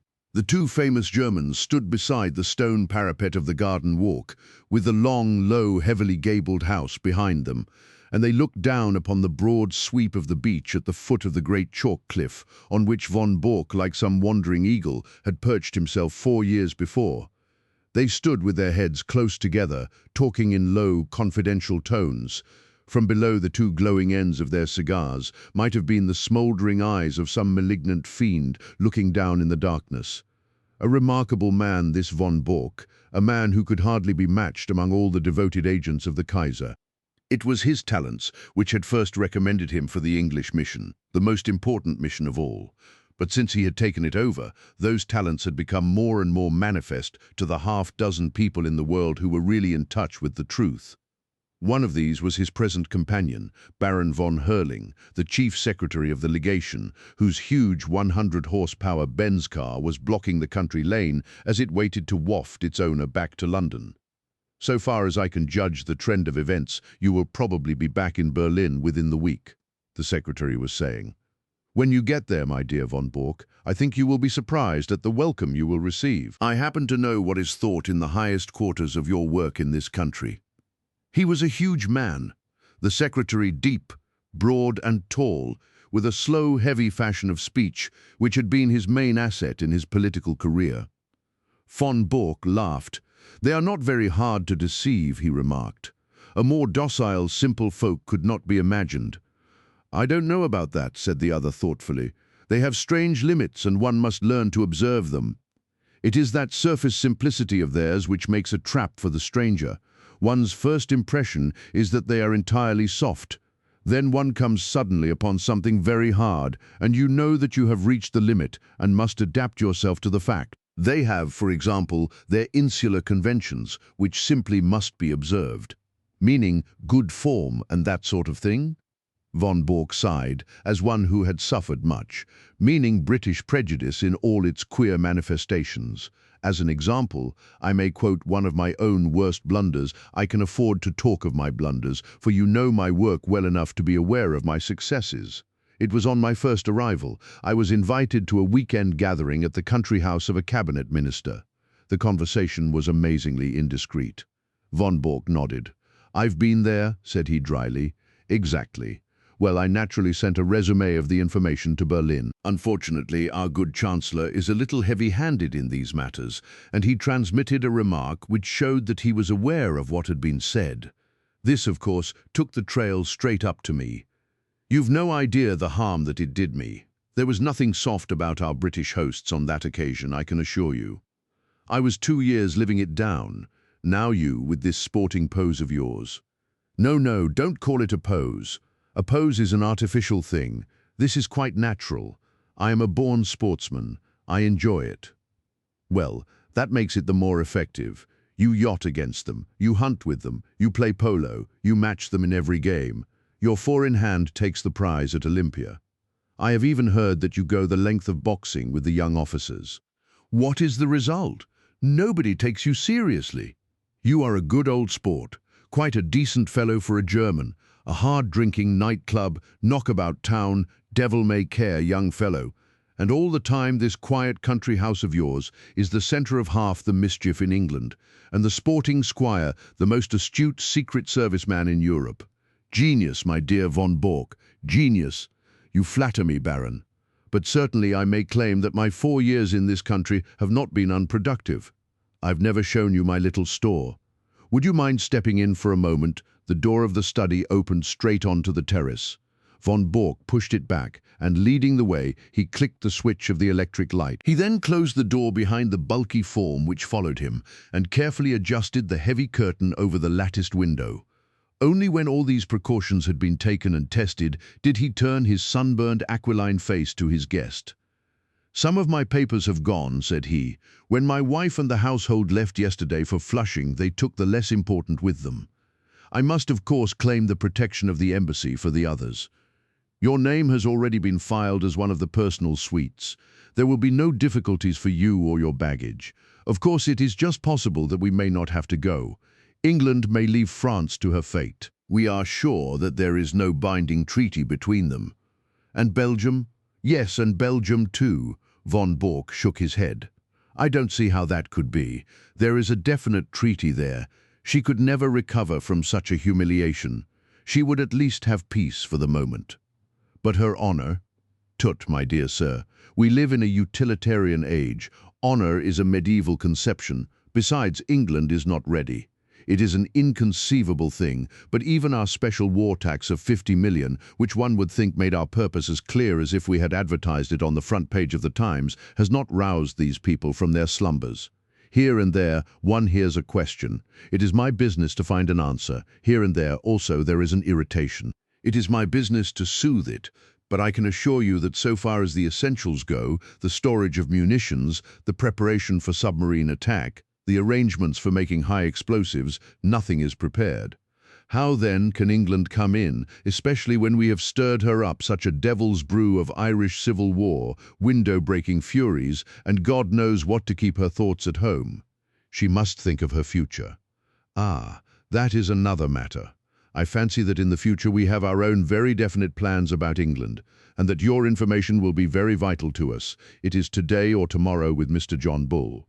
If he prefers today, we are perfectly ready.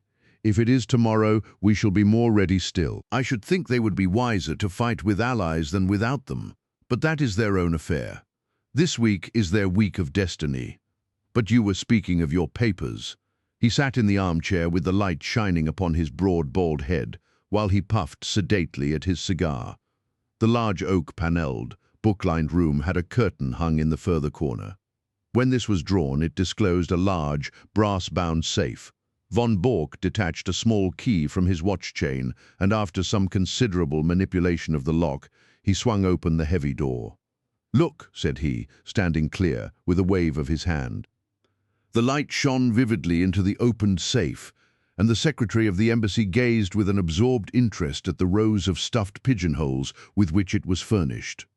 Each pigeonhole had its label, and his eyes, as he glanced along them, read a long series of such titles as Fords, Harbour Defences, Aeroplanes, Ireland, Egypt, Portsmouth Forts, the Channel, Rosyth, and a score of others. Each compartment was bristling with papers and plans. "Colossal," said the secretary. Putting down his cigar, he softly clapped his fat hands. "And all in 4 years, Baron. Not such a bad show for the hard-drinking, hard-riding country squire. But the gem of my collection is coming, and there is the setting all ready for it." He pointed to a space over which naval signals was printed. "But you have a good dossier there already. Out of date and waste paper. The Admiralty in some way got the alarm and every code has been changed. It was a blow, Baron, the worst setback in my whole campaign. But thanks to my checkbook and the good Altamont, all will be well tonight." The Baron looked at his watch and gave a guttural exclamation of disappointment. "Well, I really can wait no longer. You can imagine that things are moving at present in Carlton Terrace and that we have all to be at our posts. I had hoped to be able to bring news of your great coup. Did Altamont name no hour?" Von Bork pushed over a telegram. "Will come without fail tonight and bring new sparking plugs. Altamont. Sparking plugs, eh? You see, he poses as a motor expert and I keep a full garage. In our code, everything likely to come up is named after some spare part. If he talks of a radiator, it is a battleship, of an oil pump, a cruiser, and so on. Sparking plugs are naval signals. From Portsmouth at midday," said the secretary, examining the superscription. "By the way, what do you give him? £500 for this particular job. Of course, he has a salary as well. The greedy rogue. They are useful, these traitors, but I grudge them their blood money. I grudge Altamont nothing. He is a wonderful worker. If I pay him well, at least he delivers the goods, to use his own phrase. Besides, he is not a traitor. I assure you that our most pan-Germanic junker is a sucking dove in his feelings towards England as compared with a real bitter Irish American. Oh, an Irish American? If you heard him talk, you would not doubt it. Sometimes I assure you I can hardly understand him. He seems to have declared war on the King's English as well as on the English king. Must you really go? He may be here any moment. No, I'm sorry, but I have already overstayed my time. We shall expect you early tomorrow, and when you get that signal book through the little door on the Duke of York's steps, you can put a triumphant finis to your record in England. What? Tokay? He indicated a heavily sealed, dust-covered bottle, which stood with two high glasses upon a salver. May I offer you a glass before your journey? No, thanks, but it looks like revelry.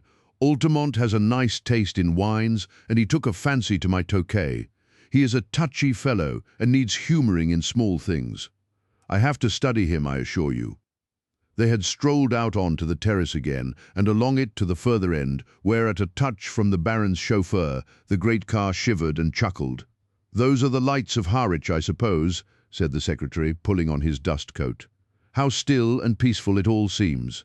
There may be other lights within the week, and the English coast a less tranquil place. The heavens, too, may not be quite so peaceful if all that the good Zeppelin promises us comes true. By the way, who is that?" Only one window showed a light behind them. In it there stood a lamp, and beside it, seated at a table, was a dear old ruddy-faced woman in a country cap. She was bending over her knitting and stopping occasionally to stroke a large black cat upon a stool beside her. "That is Martha, the only servant I have left," the secretary chuckled. "She might almost personify Britannia," said he, with her complete self-absorption and general air of comfortable somnolence. "Well, au revoir." Von Bork, with a final wave of his hand, he sprang into the car, and a moment later the two golden cones from the headlights shot forward through the darkness. The secretary lay back in the cushions of the luxurious limousine, with his thoughts so full of the impending European tragedy that he hardly observed that as his car swung round the village street, it nearly passed over a little Ford coming in the opposite direction. Von Bork walked slowly back to the study when the last gleams of the motor lamps had faded into the distance. As he passed, he observed that his old housekeeper had put out her lamp and retired. It was a new experience to him. The silence and darkness of his widespread house, for his family and household had been a large one. It was a relief to him, however, to think that they were all in safety and that, but for that one old woman who had lingered in the kitchen, he had the whole place to himself. There was a good deal of tidying up to do inside his study, and he set himself to do it, until his keen, handsome face was flushed with the heat of the burning papers. A leather valise stood beside his table, and into this he began to pack very neatly and systematically the precious contents of his safe. He had hardly got started with the work, however, when his quick ears caught the sound of a distant car. Instantly, he gave an exclamation of satisfaction, strapped up the valise, shut the safe, locked it, and hurried out onto the terrace. He was just in time to see the lights of a small car come to a halt at the gate. A passenger sprang out of it and advanced swiftly towards him, while the chauffeur, a heavily built elderly man with a grey moustache, settled down, like one who resigns himself to a long vigil. "Well?" asked Von Bork eagerly, running forward to meet his visitor. For answer, the man waved a small brown paper parcel triumphantly above his head. "You can give me the glad hand tonight, mister," he cried. "I'm bringing home the bacon at last. The signals. Same as I said in my cable. Every last one of them, semaphore, lamp code, Marconi, a copy, mind you, not the original. That was too dangerous. But it's the real goods, and you can lay to that." He slapped the German upon the shoulder with a rough familiarity from which the other winced. "Come in," he said. "I am all alone in the house. I was only waiting for this. Of course, a copy is better than the original. If an original were missing, they would change the whole thing. You think it's all safe about the copy?" The Irish American had entered the study and stretched his long limbs from the armchair. He was a tall, gaunt man of 60, with clear-cut features and a small goatee beard, which gave him a general resemblance to the caricatures of Uncle Sam. A half-smoked, sodden cigar hung from the corner of his mouth, and as he sat down, he struck a match and relit it. "Making ready for a move?" he remarked, as he looked round him. "Say, mister," he added, as his eyes fell upon the safe from which the curtain was now removed, "you don't tell me you keep your papers in that?" "Why not?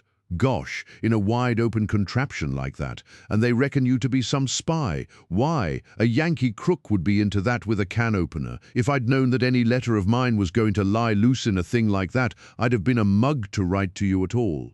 "It would puzzle any crook to force that safe," von Bork answered. "You won't cut that metal with any tool. But the lock—" "No, it's a double combination lock. You know what that is?" "Search me," said the American.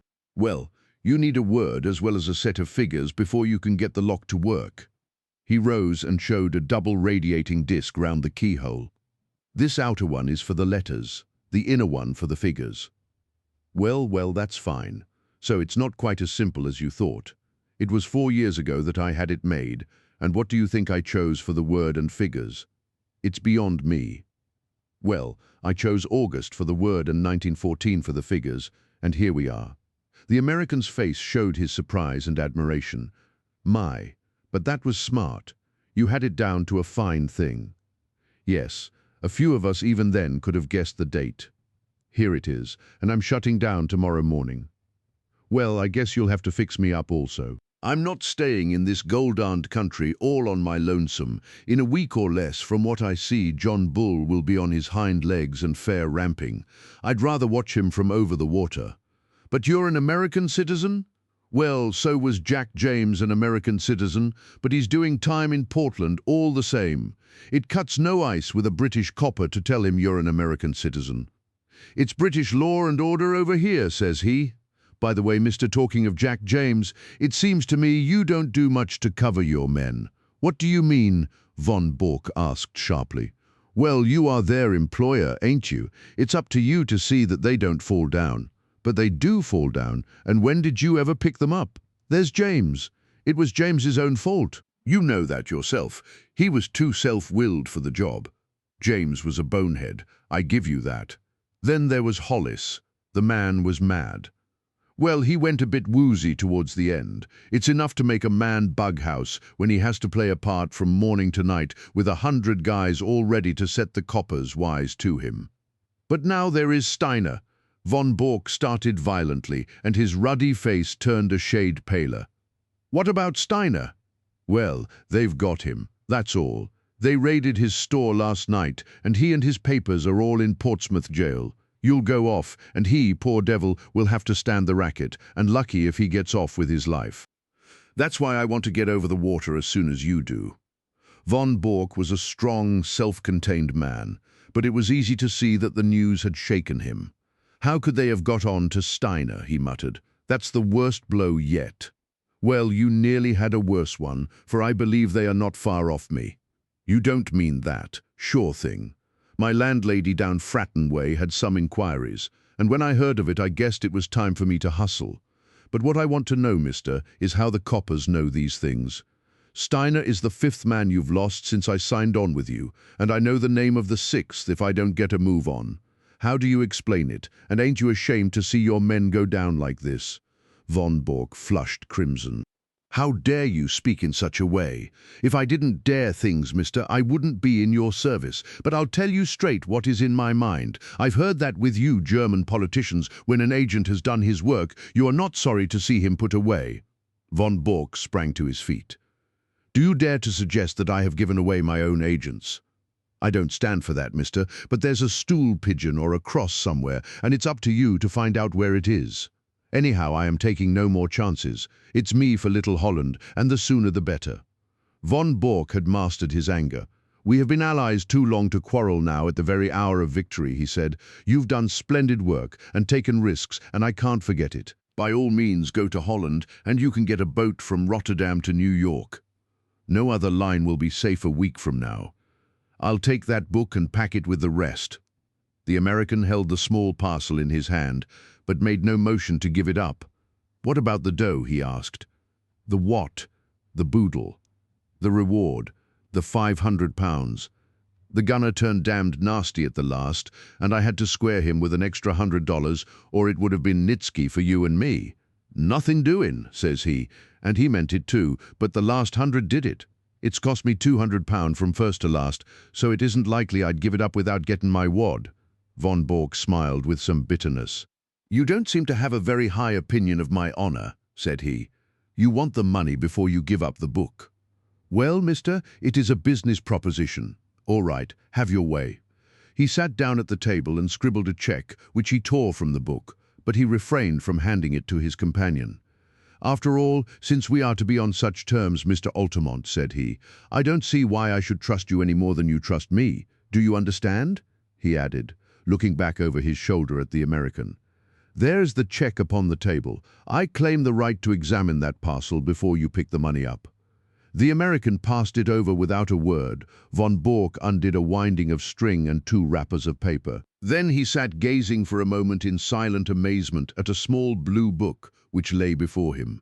Across the cover was printed in golden letters Practical Handbook of Bee Culture. Only for one instant did the master spy glare at this strangely irrelevant inscription.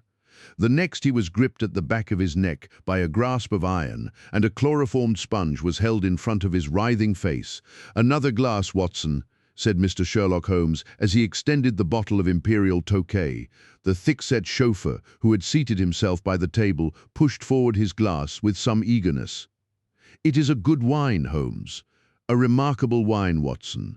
Our friend upon the sofa has assured me that it is from Franz Joseph's special cellar at the Schönbrunn Palace. Might I trouble you to open the window, for chloroform vapor does not help the palate.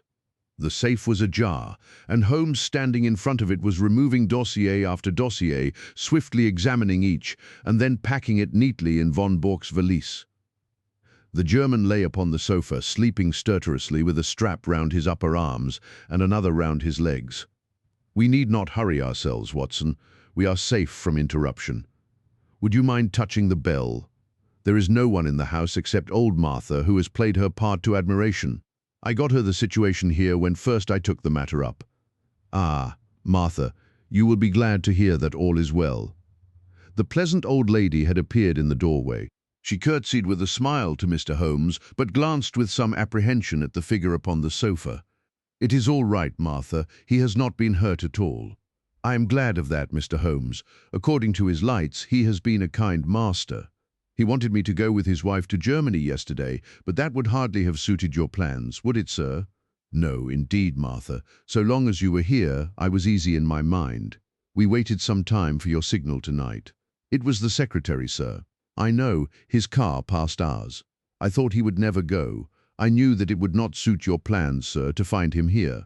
No, indeed. Well, it only meant that we waited half an hour or so until I saw your lamp go out and knew that the coast was clear. You can report to me tomorrow in London, Martha, at Claridge's Hotel. Very good, sir. I suppose you have everything ready to leave? Yes, sir. He posted 7 letters today. I have the addresses as usual. Very good, Martha. I will look into them tomorrow. Good night. These papers, he continued, as the old lady vanished, are not of very great importance, for of course the information which they represent has been sent off long ago to the German government. These are the originals which could not safely be got out of the country. Then they are of no use. I should not go so far as to say that, Watson. They will at least show our people what is known and what is not. I may say that a good many of these papers have come through me, and I need not add are thoroughly untrustworthy. It would brighten my declining years to see a German cruiser navigating the Solent according to the minefield plans which I have furnished. But you, Watson, he stopped his work and took his old friend by the shoulders. I've hardly seen you in the light yet. How have the years used you? You look the same blithe boy as ever. I feel 20 years younger, Holmes. I have seldom felt so happy as when I got your wire asking me to meet you at Harwich with the car. But you, Holmes, you have changed very little, save for that horrible goatee. These are the sacrifices one makes for one's country, Watson, said Holmes, pulling at his little tuft. Tomorrow it will be but a dreadful memory. With my hair cut and a few other superficial changes, I shall no doubt reappear at Claridge's tomorrow as I was before this American stunt. I beg your pardon, Watson. My well of English seems to be permanently defiled before this American job came my way. But you had retired, Holmes. We heard of you as living the life of a hermit among your bees and your books in a small farm upon the South Downs. Exactly, Watson. Here is the fruit of my leisured ease, the magnum opus of my latter years. He picked up the volume from the table and read out the whole title, Practical Handbook of Bee Culture, with some observations upon the segregation of the queen. Alone I did it. Behold the fruit of pensive nights and laborious days, when I watched the little working gangs, as once I watched the criminal world of London. But how did you get to work again? Ah, I have often marvelled at it myself. The foreign minister alone I could have withstood, but when the premier also deigned to visit my humble roof. The fact is, Watson, that this gentleman upon the sofa was a bit too good for our people. He was in a class by himself. Things were going wrong, and no one could understand why they were going wrong. Agents were suspected or even caught, but there was evidence of some strong and secret central force. It was absolutely necessary to expose it. Strong pressure was brought upon me to look into the matter. It has cost me 2 years, Watson, but they have not been devoid of excitement. When I say that I started my pilgrimage at Chicago, graduated in an Irish secret society at Buffalo, gave serious trouble to the constabulary at Skibbereen, and so eventually caught the eye of a subordinate agent of von Bork, who recommended me as a likely man, you will realize that the matter was complex. Since then I have been honored by his confidence, which has not prevented most of his plans going subtly wrong and 5 of his best agents being in prison. I watched them, Watson, and I picked them as they ripened. Well, sir, I hope that you are none the worse. The last remark was addressed to von Bork himself, who after much gasping and blinking had lain quietly listening to Holmes's statement. He broke out now into a furious stream of German invective, his face convulsed with passion. Holmes continued his swift investigation of documents while his prisoner cursed and swore. Though unmusical German is the most expressive of all languages, he observed, when von Bork had stopped from pure exhaustion. "Hullo, hullo," he added, as he looked hard at the corner of a tracing before putting it in the box. "This should put another bird in the cage. I had no idea that the paymaster was such a rascal, though I have long had an eye upon him. Mr. von Bork, you have a great deal to answer for." The prisoner had raised himself with some difficulty upon the sofa and was staring with a strange mixture of amazement and hatred at his captor. "I shall get level with you, Altamont," he said, speaking with slow deliberation. "If it takes me all my life, I shall get level with you." "The old sweet song," said Holmes. "How often have I heard it in days gone by? It was a favourite ditty of the late lamented Professor Moriarty. Colonel Sebastian Moran has also been known to warble it. And yet I live and keep bees upon the South Downs. "Curse you, you double traitor," cried the German, straining against his bonds and glaring murder from his furious eyes. "No, no, it is not so bad as that," said Holmes, smiling. "As my speech surely shows you, Mr. Altamont of Chicago had no existence, in fact. I used him and he is gone. Then, who are you? It is really immaterial who I am, but since the matter seems to interest you, Mr. von Bork, I may say that this is not my first acquaintance with the members of your family. I have done a good deal of business in Germany in the past, and my name is probably familiar to you." "I would wish to know it," said the Prussian grimly. "It was I who brought about the separation between Irene Adler and the late King of Bohemia when your cousin Heinrich was the imperial envoy. It was I also who saved from murder by the nihilist Kloppmann, Count von und zu Grafenstam, who was your mother's elder brother. It was I." Von Bork sat up in amazement. "There is only one man," he cried. "Exactly," said Holmes. Von Bork groaned and sank back on the sofa. "And most of that information came through you," he cried. "What is it worth? What have I done? It is my ruin forever." "It is certainly a little untrustworthy," said Holmes. "It will require some checking, and you have little time to check it. Your admiral may find the new guns rather larger than he expects, and the cruisers perhaps a trifle faster." Von Bork clutched at his own throat in despair. "There are a good many other points of detail which will no doubt come to light in good time. But you have one quality which is very rare in a German, Mr. von Bork. You are a sportsman, and you will bear me no ill will when you realize that you, who have outwitted so many other people, have at last been outwitted yourself. After all, you have done your best for your country, and I have done my best for mine, and what could be more natural? Besides, he added, not unkindly as he laid his hand upon the shoulder of the prostrate man, it is better than to fall before some more ignoble foe. These papers are now ready, Watson. If you will help me with our prisoner, I think that we may get started for London at once. It was no easy task to move von Bork, for he was a strong and a desperate man. Finally, holding either arm, the two friends walked him very slowly down the garden walk, which he had trod with such proud confidence when he received the congratulations of the famous diplomatist only a few hours before. After a short final struggle, he was hoisted, still bound hand and foot, into the spare seat of the little car. His precious valise was wedged in beside him. "I trust that you are as comfortable as circumstances permit," said Holmes, when the final arrangements were made. "Should I be guilty of a liberty if I lit a cigar and placed it between your lips?" But all amenities were wasted upon the angry German. "I suppose you realize, Mr. Sherlock Holmes," said he, "that if your government bears you out in this treatment, it becomes an act of war." "What about your government and all this treatment?" said Holmes, tapping the valise. "You are a private individual. You have no warrant for my arrest. The whole proceeding is absolutely illegal and outrageous." "Absolutely," said Holmes. "Kidnapping a German subject and stealing his private papers. Well, you realize your position, you and your accomplice here. If I were to shout for help as we pass through the village, my dear sir, if you did anything so foolish, you would probably enlarge the two limited titles of our village inns by giving us the Dangling Prussian as a signpost. The Englishman is a patient creature, but at present his temper is a little inflamed, and it would be as well not to try him too far. No, Mr. von Bork, you will go with us in a quiet, sensible fashion to Scotland Yard, whence you can send for your friend Baron von Hurling, and see if even now you may not fill that place which he has reserved for you in the ambassadorial suite.